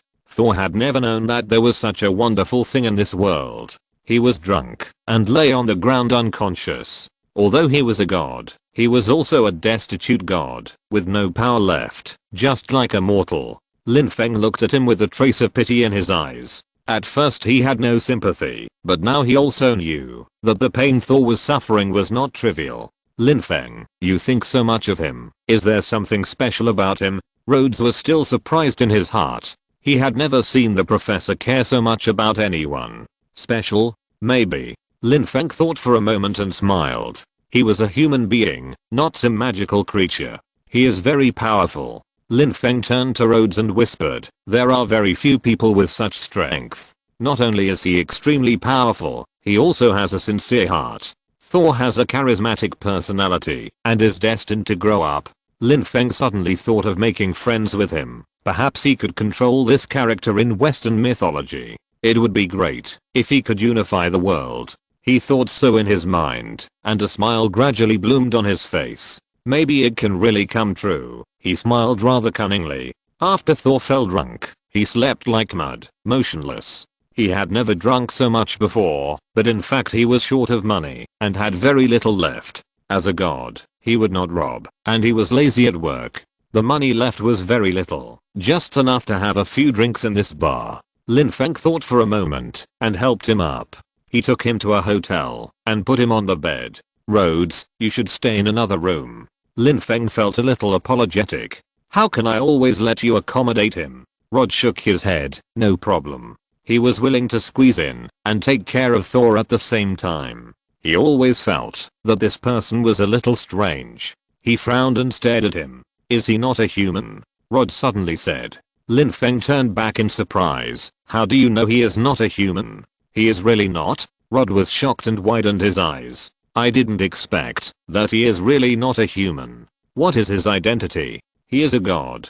Lin Feng smiled, with a bit of solemnity in his smile. Rod didn't believe it, and thought Lin Feng was joking, so he didn't investigate the matter further. The next day, Thor woke up. He looked around, at a loss, and saw Lin Feng standing by the window. Thor's physique is different from that of ordinary people. He is not easy to get drunk, but he wanted to get drunk yesterday. It's you. Thor touched his head and remembered that Lin Feng was the one who mocked him in the bar yesterday. Thinking about it now, those words were heartbreaking, but he just didn't want to admit it. What Lin Feng said all hit the soft spot in his heart. Thor stood behind Lin Feng, feeling heartache and shame. Who are you? Why?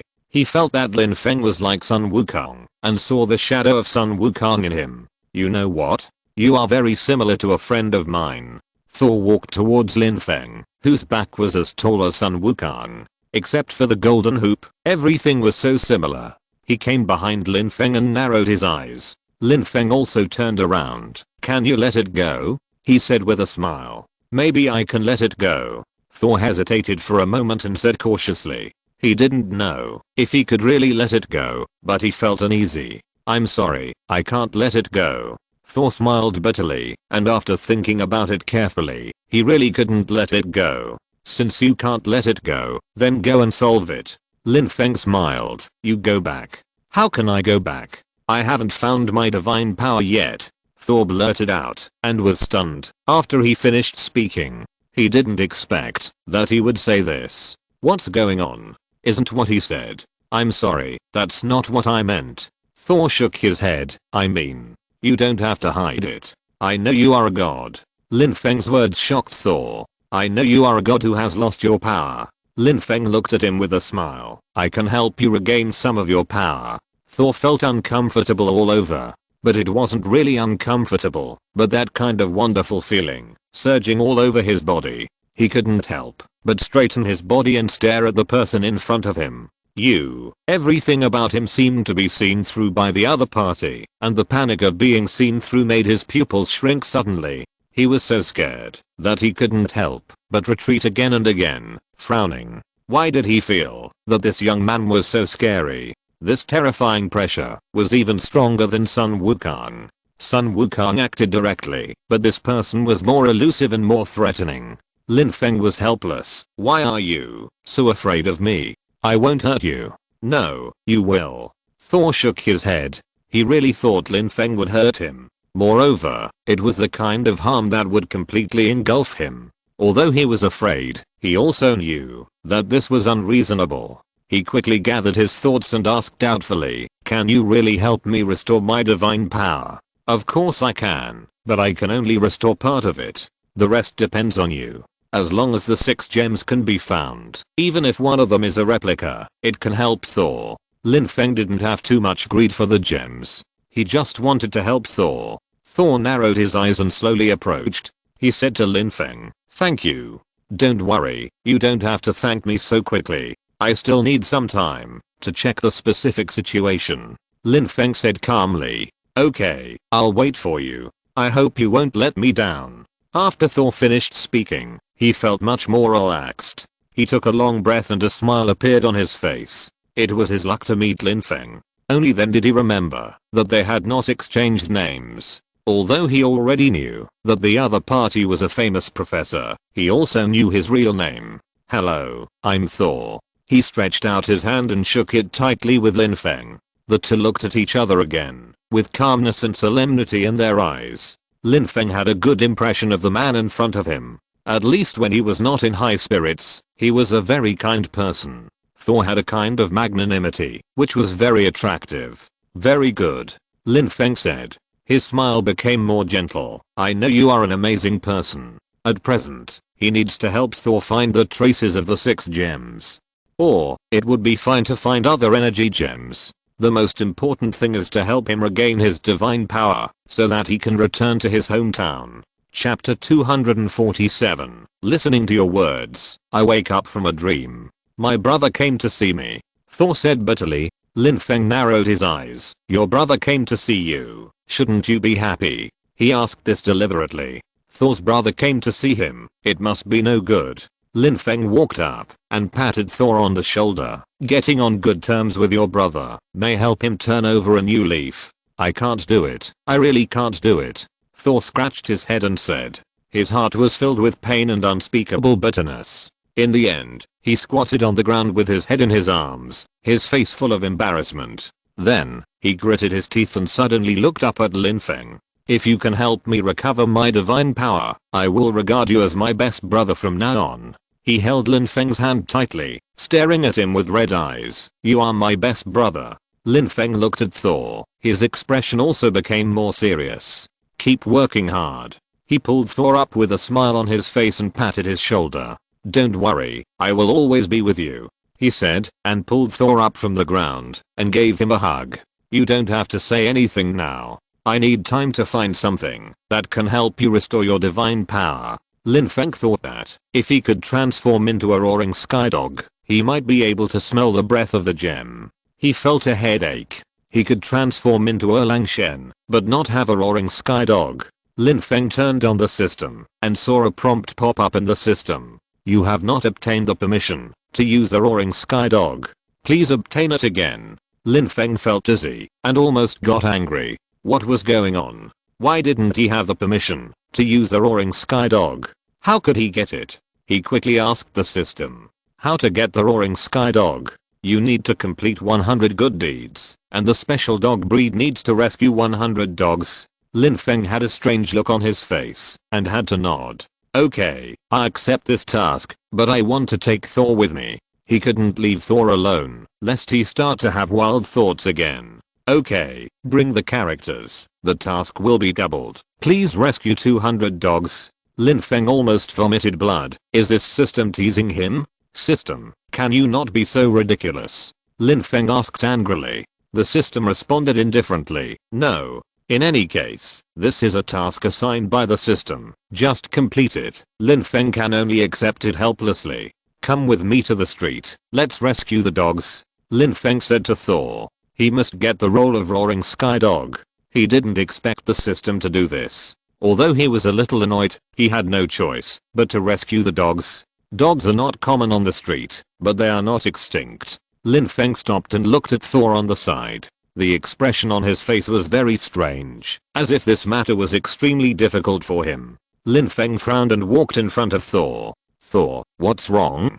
Don't you feel a little embarrassed? It's just a dog. We have to go find a dog." So how should we ask? Thor looked embarrassed, and his cheeks even flushed slightly. Since you find it difficult to say, then go find it yourself. Lin Feng gave him a suggestion, but Thor still shook his head. We don't have enough manpower, we can't find it at all. The density of dogs on the street is very low, and if they want to find it, they must expand the search area. Now that he is no longer a god, it is really difficult to do it alone. Thor's eyes revealed a trace of uneasiness. He shook his head and took a deep breath at the same time. It's not that I don't want to do it, it's just too embarrassing. He felt that he couldn't do it, and he was embarrassed to ask passers-by. I know that you want to cultivate my kindness. Thor was full of respect for Lin Feng, but I'm still too thin-skinned, and I disappoint you. Lin Feng knew that Thor had misunderstood, and he smiled slightly. Wait until you get used to it slowly. Lin Feng walked to the side and stopped a passerby. Hello, we are rescuing dogs. I would like to ask if there are any stray dogs nearby. The passerby heard this and pointed in a direction. There is a stray dog in that alley, you can go and have a look. Usually at this time, stray dogs will go to that red tiled house to find food, and someone will feed it. After that, the passerby left. Lin Feng called Thor and walked towards the red tiled house together. Not far away, they saw a dog.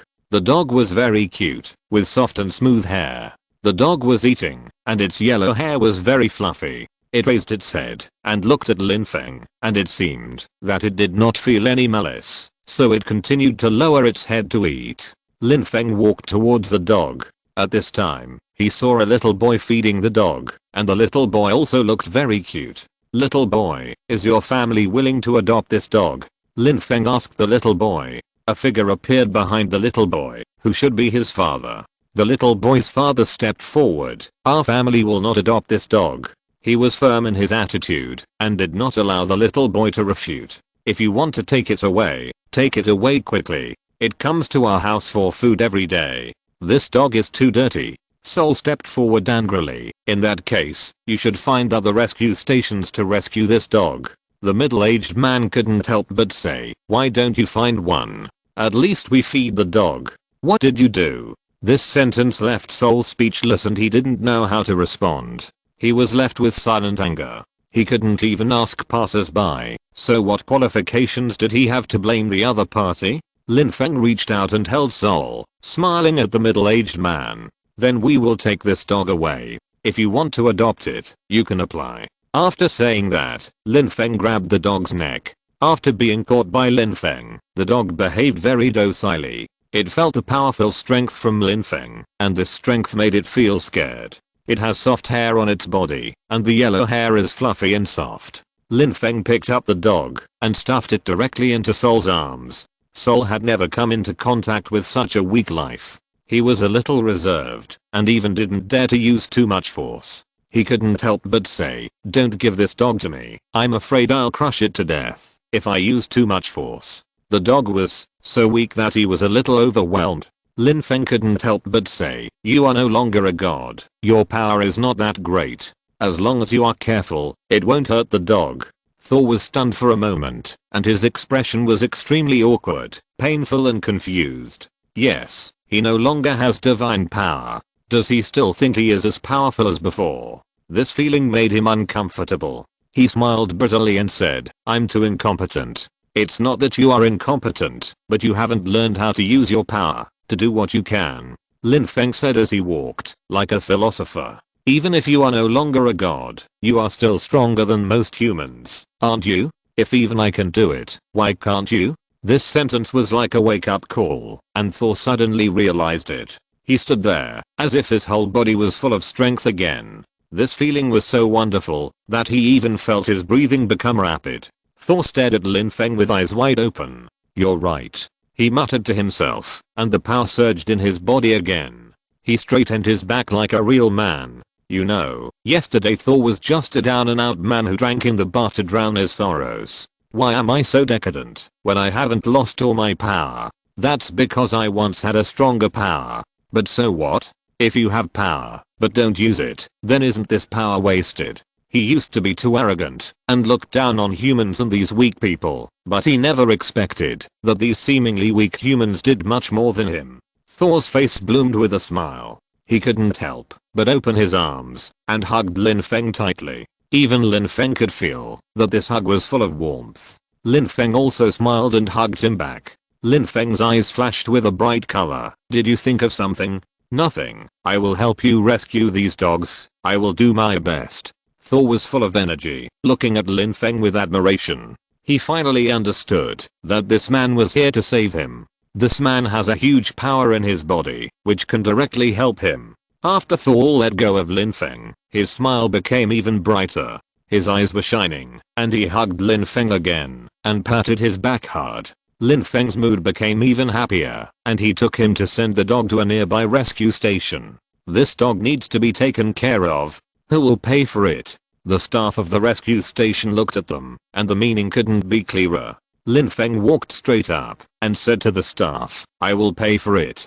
How can you have so much money? No, I will pay for it. Lin Feng glanced at him. This sentence made Thor speechless. He really didn't know what to say. His face changed slightly, and then he showed a strange expression. Actually, I make money very quickly, Sol said with a smile. Someone asked me to be a model. Lin Feng was helpless for a while, but Sol's image was indeed outstanding. If he was willing to be a model, he would probably earn a lot of money. He couldn't help but laugh and said, do you want to be a model? Of course I do. If I make more money, I can rescue more dogs. Sol's face was filled with smiles, which was completely different from before. He exuded a kind of affinity, full of sunshine and vitality. You know, this is the first time I feel so motivated. I feel that my body is full of strength. His eyes were calm and firm. He walked up, stretched out his arms to hug Lin Feng again, and patted him on the back. Lin Feng, please help me advance this money first, and I will pay you back later.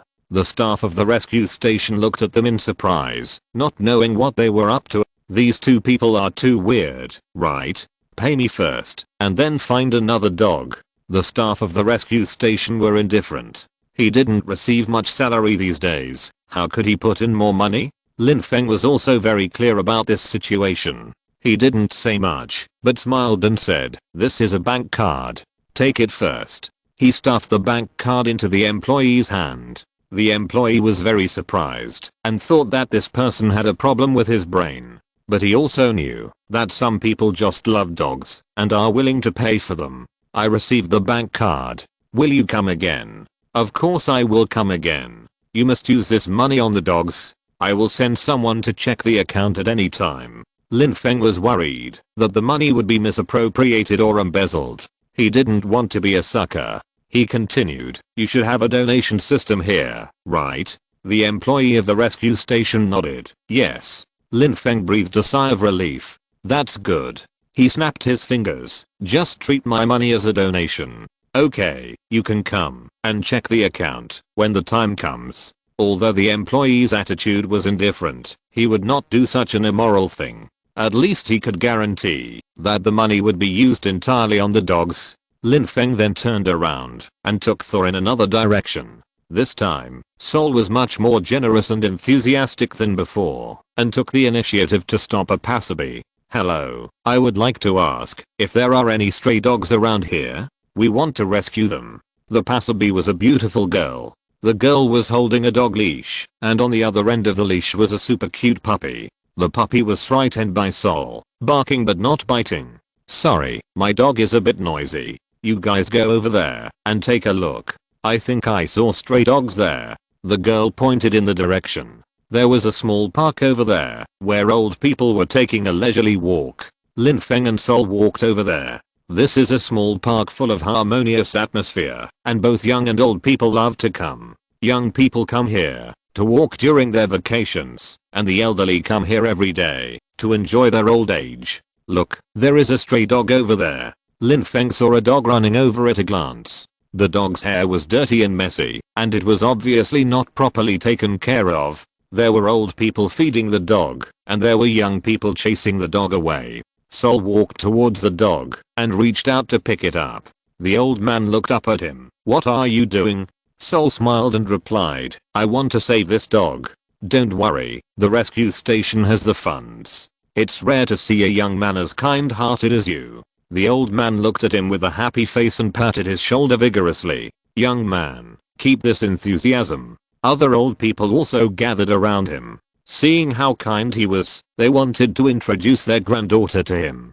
Sol was even more embarrassed and ran away quickly. Can we take a photo with you? At this time, a family with a big dog came over. They warmly invited Sol and thought he was very kind. We already have several dogs at home. We really can't keep any more. Otherwise, we would definitely adopt one. The family especially appreciated Sol's behavior and was full of admiration for him. They took a photo together and said they would keep it well. Chapter 248, Lend a Helping Hand. The energy is back. Lin Feng's face was filled with smiles. Looking at Thor over there, he felt warm in his heart. Great. Thor has now gotten rid of yesterday's decadence and is full of energy. No matter what he does, he has regained his strength. Thor, let's go. We still have to save other dogs. Lin Feng looked at the system and found that only 13 dogs were rescued today. It's still a long way from 100, so we have to hurry. Let's go and have a look on the other side.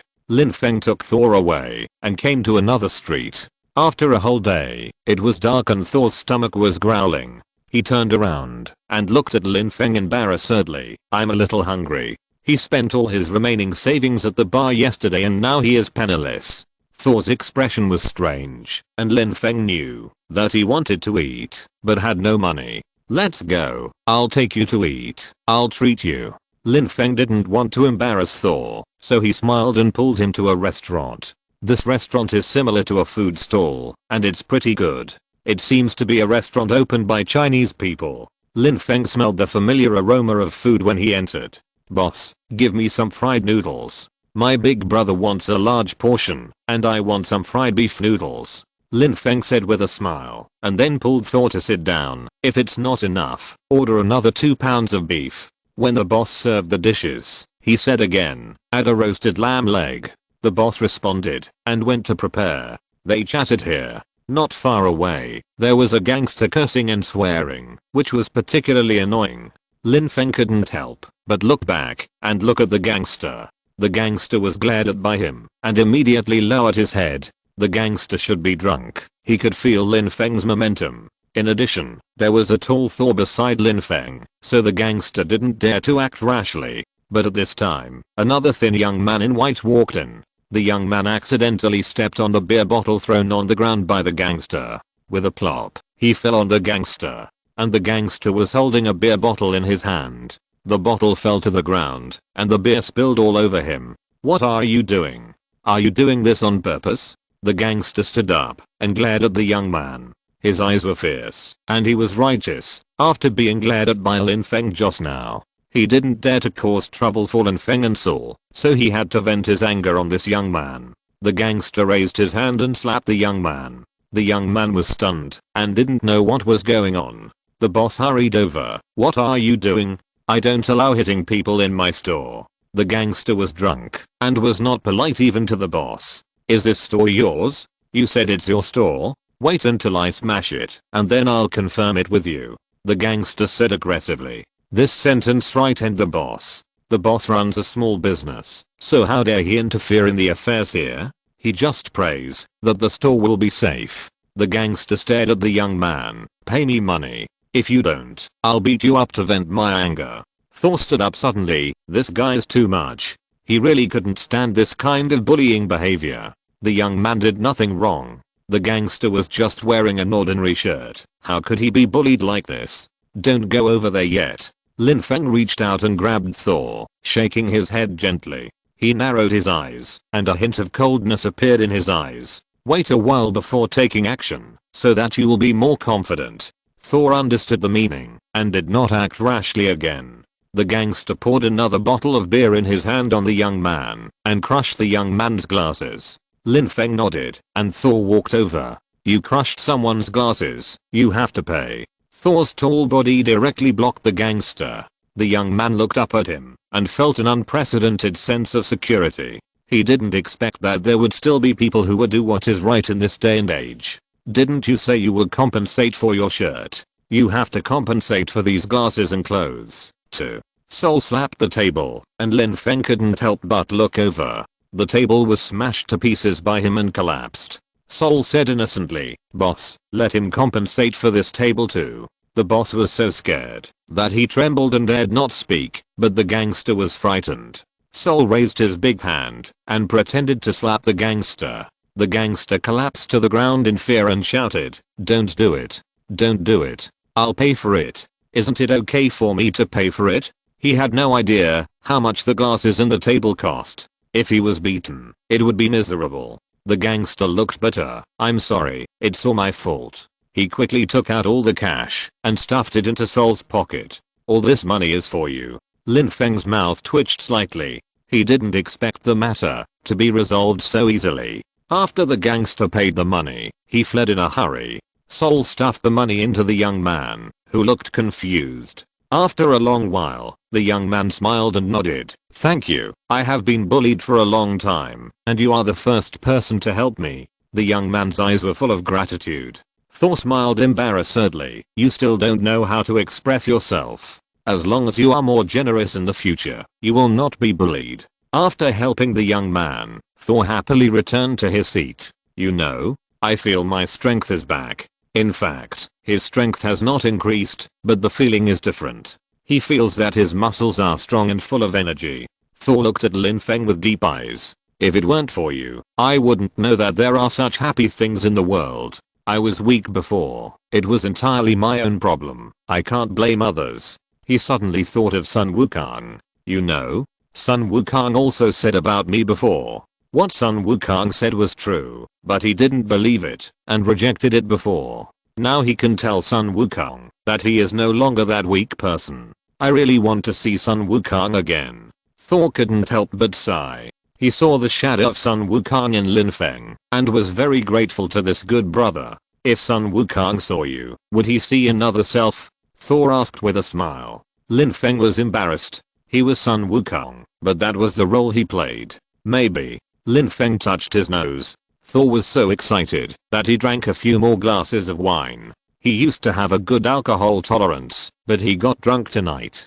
He staggered drunk and almost fell to the ground. Thor suddenly looked up with a gleam in his eyes. He saw Sun Wukong standing in front of him. Wait, where is he? He seemed to be back in the hotel. Is he dreaming? No, this is not a dream. It is indeed Sun Wukong in front of him. He couldn't help reaching out to grab it, but he didn't catch anything. He shook his head, as if he heard Sun Wukong say something. "It seems that you are not as useless as before.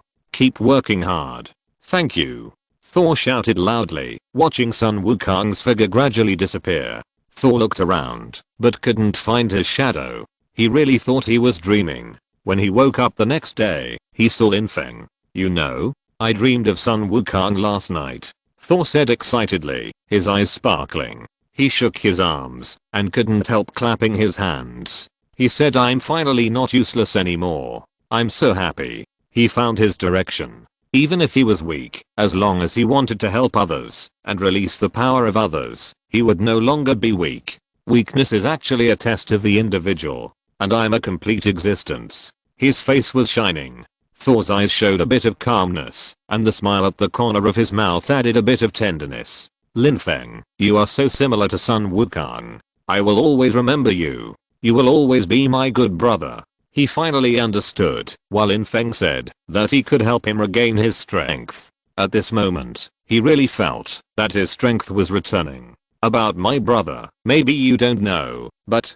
Thor was about to say something, but he swallowed it back when it came to his lips. Lin Feng knew that he had concerns, so he kept silent, just watching him quietly from the side, with a gentle and heavy expression. "If you don't want to mention something, there's no need to say it. It's not that I don't want to say it, I just don't know how to start." He shook his head, trying to get rid of the troubles in his heart. Lin Feng might not believe in his identity as a god. He might want to lend a hand, because he saw that he was so decadent. "By the way, my good brother Rod just called me." Lin Feng took out his mobile phone and saw Rod's missed call. Then he remembered that he had ignored him. He called back in front of Thor. Rod seemed a little angry on the other end of the phone. "How could you forget me? I found a hotel to stay in first." Rod was a little annoyed, thinking that Lin Feng didn't seem to treat him as a good brother. Lin Feng was a little embarrassed. "I'm at G's hotel now. Come over. After that, he took Thor downstairs to wait. Not long after, Rod came over. Rod was smiling, and his expression was gentle. When he saw Thor, he felt that this person was completely different from before. It's only been one day, and you've transformed him so well. Rhodes looked at Thor in surprise, his eyes full of doubt. It's not me who transformed him, but the power hidden in his heart. Lin Feng explained with a smile. Thor was originally a righteous man, and his existence itself was full of sunshine and positivity. Otherwise, he would not have undergone such a big change. He is a very good person. Lin Feng patted Thor's shoulder and introduced him to Rhodes. You can also be good brothers. He looked up at the sky, and there was always a trace of worry in his heart. Perhaps, the monsters will invade the human world again. As long as there is energy in the human world, these monsters will never let it go easily. Have you heard of the 6 gems? Lin Feng asked in a deep voice. Thor's expression became serious. I have heard of it. He was originally a god. How could he not know? The 6 gems contain huge energy and will be coveted by many people. Lin Feng continued. So, you want to use these 6 gems to help me restore my strength? Thor's face was full of surprise. He thought Lin Feng was talking about helping him regain his fighting spirit. As soon as Lin Feng mentioned the 6 gemstones, he suddenly realized. Do you know the whereabouts of these 6 gemstones? Thor's eyes were not only surprised, but more shocked. No way. Thor rubbed his eyebrows and tried to calm himself down. No, it's not like that. Lin Feng looked like an ordinary person. Lin Feng smiled and said, I have a way to find them. Thor heard this and immediately felt confident. He knew that everyone had their own trump card. Maybe Lin Feng really had such a trump card? I believe you. You must help me. I hope I can regain my strength. Lin Feng said, if you can't find the 6 gemstones, you can also look for other energy bodies. Other energy bodies can also be used for cultivation. Thor's physique was not destroyed, but all his energy was drained away. He is a god with a unique talent. Thor is fully capable of practicing again. As long as the progress of practice is improved, he can restore his former strength. You should know how great your strength and potential are. Lin Feng said with a smile. Thor nodded solemnly. I know. So, we must find an energy body for you to practice. Lin Feng's only worry is those monsters. If there are more monsters, he alone will definitely not be able to stop them. After all, he is weak and can only play one role. If he is asked to fight all the monsters alone, he will be exhausted to death. He must train a few superheroes. Lin Feng's eyes lit up. Isn't Thor in front of him the right person? He is very sure about Thor. You are now an earthling. You have to protect the earth. Lin Feng said in a firm tone. Yes, I will protect the earth. Thor nodded, his face firm. He is now an earthling and has the blood of earthlings. He lives on this land and must protect the earthlings. I, Thor, am now a real earthling. I swear that, as long as I live, I will do my best to protect the earth. Thor looked up at the sky, his eyes fell on the vast land that accepted him. He solemnly swore an oath, and his voice echoed in the air. I don't know how many people around also looked up at the sky, but they only saw white clouds floating by. Those white clouds were as pure as snow. Lin Feng's expression became serious, and he also swore an oath. I also swear that I will protect this land that nurtured me to grow up. The two smiled at each other and saw firm determination in each other's eyes. They were like-minded people. Why do you always mention the earth? Rhodes was puzzled. He felt that it was not easy for him to protect his country well, and the earth? That was too far away. Protecting my country is my limit, and I can't take care of more. Rhodes shook his head and didn't swear. His heart was full of doubts. But he quickly adjusted his mood and smiled slightly. However, I respect you very much. If you need anything, just ask me for help. So what are our plans today? Thor asked enthusiastically. Lin Feng smiled and responded. Today we will continue to rescue dogs. Rhodes almost couldn't help but complain. He didn't understand why they were so obsessed with rescuing dogs. Chapter 249 Obtain Roaring Sky Dog. But dogs are also lives, and Rod reminded himself to stay calm. Can I join you? I think dogs and I have a good relationship. Rod asked cautiously with a smile on his face. Lin Feng smiled and nodded. Of course. Let's go. The three of them immediately took action and headed towards the place where the dogs might appear. There is strength in numbers, and it didn't take long for them to find several dogs. These dogs were sent directly to the pet rescue station. However, the situation at the rescue station was not optimistic. First, there was a shortage of staff, and second, the employees lacked training and did not know how to take care of dogs. Even with funding, they could hardly do the job. No, we have to send the dogs to a nearby pet shop. Lin Feng thought for a moment and said, but the pet shop will charge more. Rod frowned. Thor was also embarrassed, as they had limited funds. Don't worry, I have money. Lin Feng had plenty of money in his hands, and was not worried at all. Just by introducing one person to the special department, he had made a lot of money. I'll pay for this. Lin Feng looked at the two. As long as you do your best. The three worked together, and with their rich experience, they made rapid progress today. On the third day, they had rescued a full 100 dogs. Lin Feng finally breathed a sigh of relief. It was evening. Thor and Rhodes came out of the pet store, but there was no sign of Lin Feng. He walked into an alley and was checking the system panel. The panel was empty, and Lin Feng frowned. Why is this system panel blank? He frowned even more, puzzled. He thought that if he rescued 100 dogs, he would immediately get the roaring sky dog. System, why didn't I get the roaring sky dog? Your roaring sky dog is being distributed. Host, a dog rescued before has died, and the mission is not completed. Lin Feng frowned, confused. What on earth is going on? The dogs he rescued were all in good condition. How could a dog die? Lin Feng's face was gloomy, and his displeasure was evident. Did something go wrong? Which dog? Lin Feng's heart sank, and he asked hurriedly. A dog appeared on the system panel, which was the Dalmatian he had rescued before. This Dalmatian was slender, and looked like a hound. If I want to get the roaring sky dog, I need to rescue 100 dogs, and I need Rod and Thor as assistants. Lin Feng thought in his heart. Only if I get the roaring sky dog can I find the energy gem, and I must complete the task. This is a series of tasks, and any mistake in any link will lead to the failure of the plan. Lin Feng said coldly, it must be a problem with the pet store. Otherwise, he couldn't figure out why the Dalmatian died. He had to go to that pet store to ask clearly. Lin Feng walked out of the alley and happened to meet Rod and Thor. The two walked towards him, full of concern. Lin Feng, where did you go just now? We almost went to find you. Thor looked puzzled. I just sensed that a dog died. Lin Feng said angrily. As soon as these words came out, the two people's expressions suddenly changed, and they almost slammed the table and stood up. What? Thor roared. Rhodes also felt the anger in his chest. Didn't we confirm it before? Those dogs are basically healthy, how could they die? Yes, there must be a mistake somewhere. Lin Feng said in a deep voice.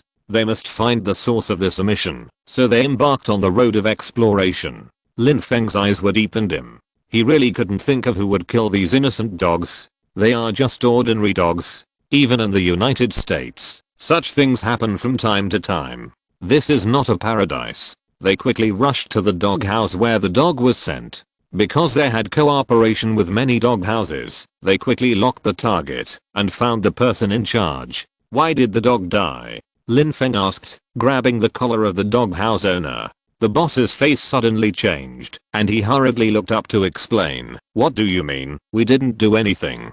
Didn't you say you would help us take care of the big dog? We gave you the money. Why did it die? Lin Feng checked that the dog was in good health when it was delivered. As long as it is properly cared for, it should not die at all. If it is a psychological problem, it can only be a sudden death. Then tell me, how did the dog die? Illness, canine plague. The boss answered after a little thought. Lin Feng almost threw a punch, but sneered and held back. Okay, since you don't say it, then we will check it ourselves. He is not powerless. If the other party wants to hide it, don't blame him for being rude. Lin Feng narrowed his eyes and stared at the boss, and then Rhodes rushed directly into the backstage of the store. He searched carefully inside and found something unusual. Look, there are signs of struggle here. Rhodes pointed to a certain place and said. Thor followed in and also noticed something was wrong. Then let's follow this smell to investigate. He sniffed, but his sense of smell was not outstanding. If Lin Feng turned into a jade rabbit, they would find him, and the jade rabbit's sense of smell was not very good. He thought about it, walked to the door of the doghouse, and soon found a wheel mark. Let's follow this wheel mark to find it. Maybe we can find something. Not long after, they found a dog meat shop following the wheel mark. Lin Feng's eyes were cold, and he broke into the dog meat shop. He punched the door of the back kitchen and everyone inside was shocked. They stared with wide eyes and looked out. There were countless dogs locked up inside, and these dogs were caught from nearby. In other words, these dogs were either stray dogs or dogs stolen from other people's homes. Lin Feng opened the dog cages one by one with an expressionless face and let the dogs out. Then, the second, the third. Rhodes was also deeply touched, and began to help. He remembered all the experiences in the past. During the war, he had nothing, and was just a lonely soldier. Even now that he has become Iron Man, he is out of tune with others. These memories have plunged him into a state of near madness. Suddenly he came to his senses, and rushed to rescue all the dogs. Lin Feng, where should we put these dogs now? Rod had a headache. There were too many dogs, and he didn't know where to put them. He felt that his brain was almost blank. Lin Feng smiled and said, let's find a place to put them first. He turned to look at Thor. What do you think? Thor still seemed a little indecisive and always hesitated to do things. Lin Feng's question made him feel very embarrassed, and he couldn't answer for a long time. Thor could only scratch his head and laughed helplessly. Don't ask me, okay? I can't answer. Lin Feng also knew that he would definitely not be able to give an answer in his current state. But the problem of these dogs must be solved. Lin Feng thought for a moment and said, let's find a large vacant lot and put all these dogs in there. What do you think? But where do we get the income? Without income, raising these dogs will only cost us money. We can't raise them for life. Rod shook his head. He felt that this method was only a temporary solution, and that he had to find a way to make money. Why don't we build a dog house? Lin Feng suggested. However, building a dog house is too time consuming and labor intensive for them, and it may not be profitable. They can only help these dogs find owners first. Lin Feng took a deep breath, his eyes cold. He finally said to Rod, let's build a dog house first, and we'll talk about the future later. Do you know where there is a large piece of land that is more cost effective to rent? Take us there. Rod was a Native American, and had lived in this city for so many years. It was most appropriate to find him. I don't know much. I don't pay much attention to these things, but I can help find out. Rod readily agreed. Lin Feng held Rod's hand tightly. Now, immediately, go find a suitable place. The dogs around kept barking, and Lin Feng felt a headache looking at them. This matter must be solved quickly, otherwise it will be a big trouble. Not long after, Rod found out that there was a small farm nearby that was for rent, and the location was not far away. They immediately rushed over, and found the owner of the farm. But my farm is too close to the city. It's not easy to do things. The farm owner shook his head, and said to them, every year, I can't make back the money I grow, but I can't sell it. The main reason is that this piece of land is a bit useless. He plans to go back to his hometown. Although it is far from the city, there are large tracts of farmland. Whatever is planted there, the effect will be better than here. If you are interested, this piece of land can also be sold to you, as long as the price is right. The farmer thought for a while, and said that he didn't want to continue working here anyway, and it might be better for him to sell it. When Lin Feng heard this, his eyes lit up. Well, then I'll buy this piece of land. A smile spread across his face, and he patted the farmer's shoulder gently with his big hand. Thank you very much. Soon, they completed the formalities. After all, the farmer really wanted to sell, and Lin Feng was not picky about the price. Rod on the side couldn't help but smack his lips. Why didn't he know before that Lin Feng was a rich man? It was really surprising that he could take out such a large sum of money in one go. Thor narrowed his eyes and looked over here. I seem to sense some strange breath. This breath comes from the ancient times. Thor's voice also came. There was a barely perceptible chill in his voice. What ancient breath? Lin Feng looked over here. This is a Marvel world that integrates Eastern gods, so anything can happen. Apart from anything else, even Thanos has created a crisis before. I don't know too much, it's just a very ancient breath. He is a god, or he used to be a great god. Therefore, he is particularly sensitive to these breaths. In the blink of an eye, Thor sensed something unusual. Could it be that gems have appeared on Earth again? Thor muttered to himself. If so, it is very likely that many forces will flock to Earth. They will do whatever it takes to compete for gems. Thor's face was gloomy. Lin Feng came over and patted him on the shoulder. Don't think too much. Some things can be avoided. How do you know that some things can be avoided? No, by Thor's hammer. Since I lost it that time, I have never been able to take it out. When Thor thought of this, he felt a little embarrassed, and his face showed an uncomfortable expression. He thought of Sun Wukong and the monkey face. At the same time, he also remembered an agreement between him and Sun Wukong. Or maybe it was his wishful thinking. Thor's expression softened, but his face was still a little gloomy. He always felt that danger was coming. Thor smiled bitterly. Maybe I'm worrying too much. He has been thinking about it these days. If it weren't for Lin Feng, he might still be decadent in the bar now. I'm overthinking. Don't worry about me. Just treat me as air. He reached out and touched his head. He even wanted to treat himself as air. He smiled bitterly again and clenched his fist tightly. This fist clenched and unclenched. Lin Feng has gone to take care of the dogs. After taking care of the dogs, he has to take care of many other things. He has no time to waste here. Lin Feng narrowed his eyes. There was a hint of depth in his eyes. Just now, Thor said that he sensed a breath. In fact, he also felt it. He can always sense danger. What Thor said is true. There is a breath approaching them. He doesn't know what kind of breath it is, but it is very dangerous. This dangerous breath is getting closer and closer. No, we must find the energy gem as soon as possible, even if it is a replica. Lin Feng thought to himself. As long as it is an energy gem, it can help Thor practice first. As long as he can practice, his strength can be steadily improved. Lin Feng thought to himself. He turned around and saw many dogs running towards him. At this moment, the system beeped. Congratulations to the host for obtaining Roaring Sky Dog. In other words, he can now transform into Roaring Sky Dog, but since everyone is here, he is too embarrassed to do anything. He quietly slipped to a place where there are many dogs and squatted down under the cover of a wall. He clicked Roaring Sky Dog on the system panel. Then, Lin Feng's body strangely turned into a dog, lying quietly on the ground. Roaring Sky Dog has an extremely sharp sense of smell. If it can be used well, it can see through many mysteries. Lin Feng closed his eyes slightly and immersed himself in sensing the flow of energy around him. His nose trembled slightly, and everything around him seemed to be under his control. This feeling was really shocking. A flash of surprise flashed across Lin Feng's face. He had never thought that he could reach such a state.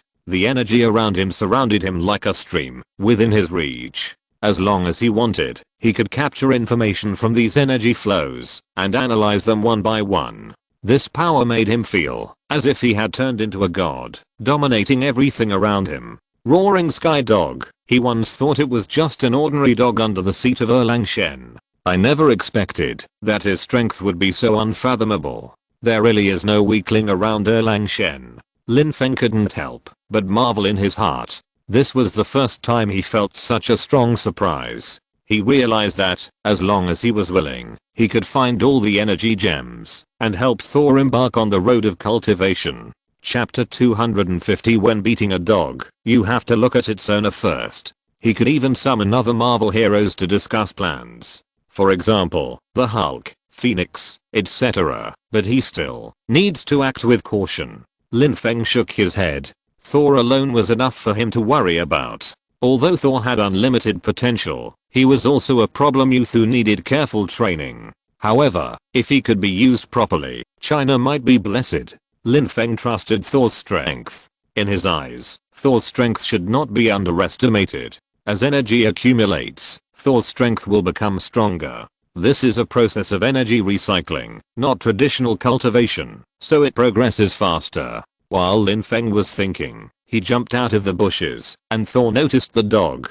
This dog seems to have never been seen before. Thor approached curiously, puzzled by the strange dog that suddenly appeared. He stretched out his hand to pull Lin Feng to his side and looked at it carefully. Maybe it was a dog from a nearby family that accidentally ran away. Rod also came over. There were indeed dogs in the vicinity, but the specific ownership was unknown. How about I go ask around? Rod suggested. Wait a minute, this dog seems to be a Chinese breed. Thor had been to China and knew something about it. Rod suddenly realized what he had said. He had lived in China for a period of time and was impressed by this kind of dog. Is there a Chinese living nearby? Rod was surprised. We might as well go to the nearby houses and ask. As they said that, they walked towards the nearby houses. Excuse me, are there any Chinese living nearby? They asked, hoping to get a clue. Soon, they learned the address of a Chinese.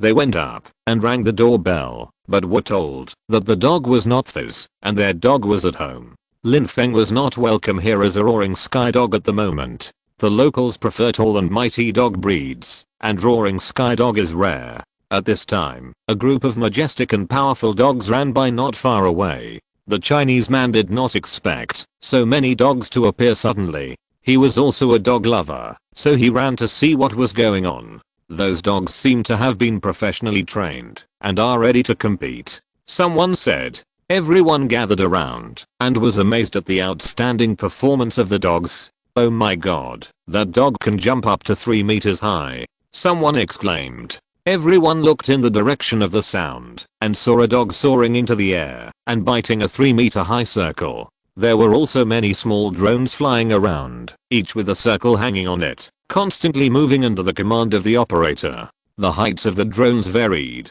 Some were 3 meters, some were 2.5 meters, and some were only 1 meter. One of the dogs, which was not very tall, showed amazing jumping ability. It jumped up and accurately bit a 3-meter high circle. Everyone was stunned and amazed at the extraordinary ability of this dog. Is this really a dog? Everyone couldn't help but have such a question in their hearts. They couldn't believe that this was a skill that a dog could show. The shock in everyone's hearts spread quickly like ripples. Look, that dog can actually do a backflip. Someone exclaimed. Lin Feng stood quietly aside as a roaring sky dog and witnessed all this. At this time, many dog owners noticed Lin Feng's presence and began to whisper. This dog is too skinny. Although it looks well proportioned, I'm afraid it won't work.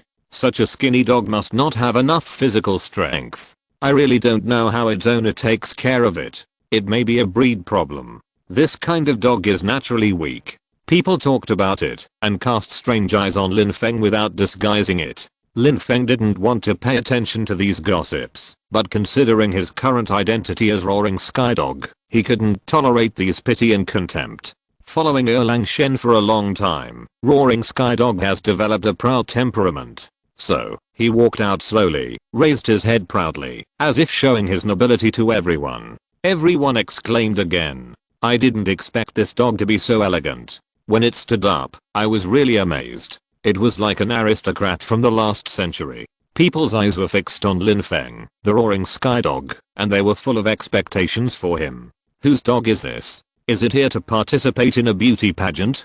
People began to speculate that such a dog was obviously not here to participate in a formal competition. After all, this is a professional dog competition, and the champion can be awarded a certificate. Soon, people's attention shifted to other dogs. Even those puppies were full of energy and extraordinary. Lin Feng opened his mouth and gently bit Rod's sleeve. What? You want to participate in the competition? Rod asked in surprise. Seeing that Rod was puzzled, Lin Feng picked up his mobile phone and dialed Rod's number. Have you seen that dog? I just bought it. Lin Feng said on the phone. Are you saying that the thin and tall dog is yours? Rod couldn't believe it. While you weren't paying attention, I saw someone selling dogs and bought one. Lin Feng explained. Rod always felt that something was wrong, but he couldn't tell. He frowned. Since he couldn't tell what was strange, there was no reason to be picky. What's wrong? Rod asked simply. Take this dog to participate in the competition.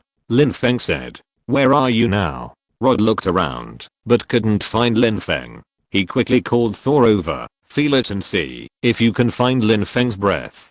This breath seems to be nearby. Thor said easily. He did feel Rod's breath, and it was nearby. But strangely, he couldn't find Lin Feng's exact location, as if Lin Feng had disappeared out of thin air.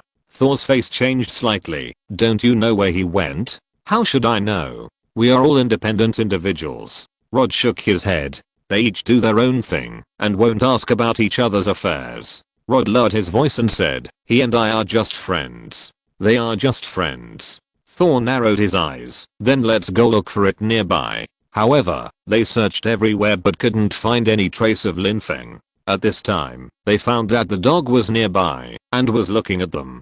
Come here. Thor walked towards the dog and led it to his side. He carefully checked it and was relieved after confirming that the dog was okay. Actually, this dog looks pretty good, Thor said with a smile. He pulled the dog's leash and let the dog get closer to him. He saw the dog raised its head and shook it, as if shaking its head. Thor grabbed the dog's head and pulled it in front of him. Do you know where Lin Feng is? He believed that the dog must know Lin Feng's whereabouts. However, how can a dog talk to people? Even if Zyrosian dog can talk, he will never reveal his identity in front of people. Lin Feng didn't want to expose himself, so he just barked twice symbolically. At this time, everyone noticed that the mobile phone next to Lin Feng fell to the ground. Woof woof. The dog barked. Everyone found the mobile phone and picked it up quickly. This phone belongs to Lin Feng. Thor shouted in surprise. How did it fall here? Rhodes came over and glanced at the phone.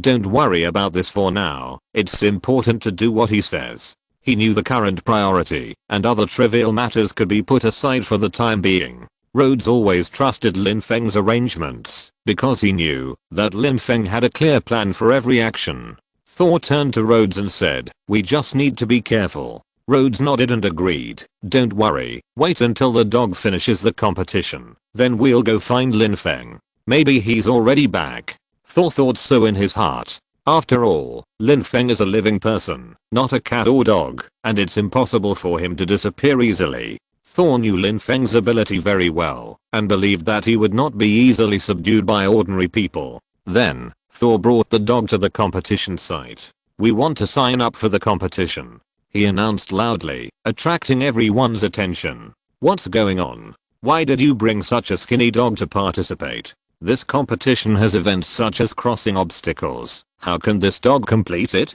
Take your dog back quickly. Don't make trouble here. Everyone thought Thor was joking, especially when he showed up with Roaring Sky Dog.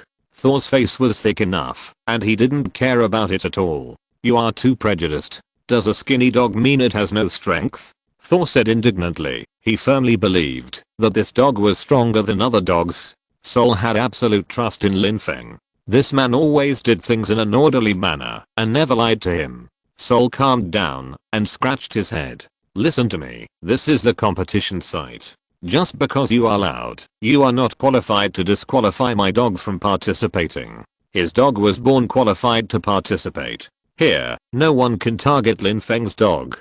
Come here. Sol waved his hand and looked around. I don't care what you want to do, but I will never let you hurt my dog. Psychological damage is also damage, do you understand? Sol was tired of what these people said. He didn't want to waste his breath anymore, just smiled coldly. Remember, all people are born equal, and so are dogs. Help me register quickly, hurry up. Sol rarely loses his temper. Most of the time he is a kind and amiable person. He is hospitable and energetic, but this does not mean that he has no bottom line. Do you all understand? Sol asked in a cold voice.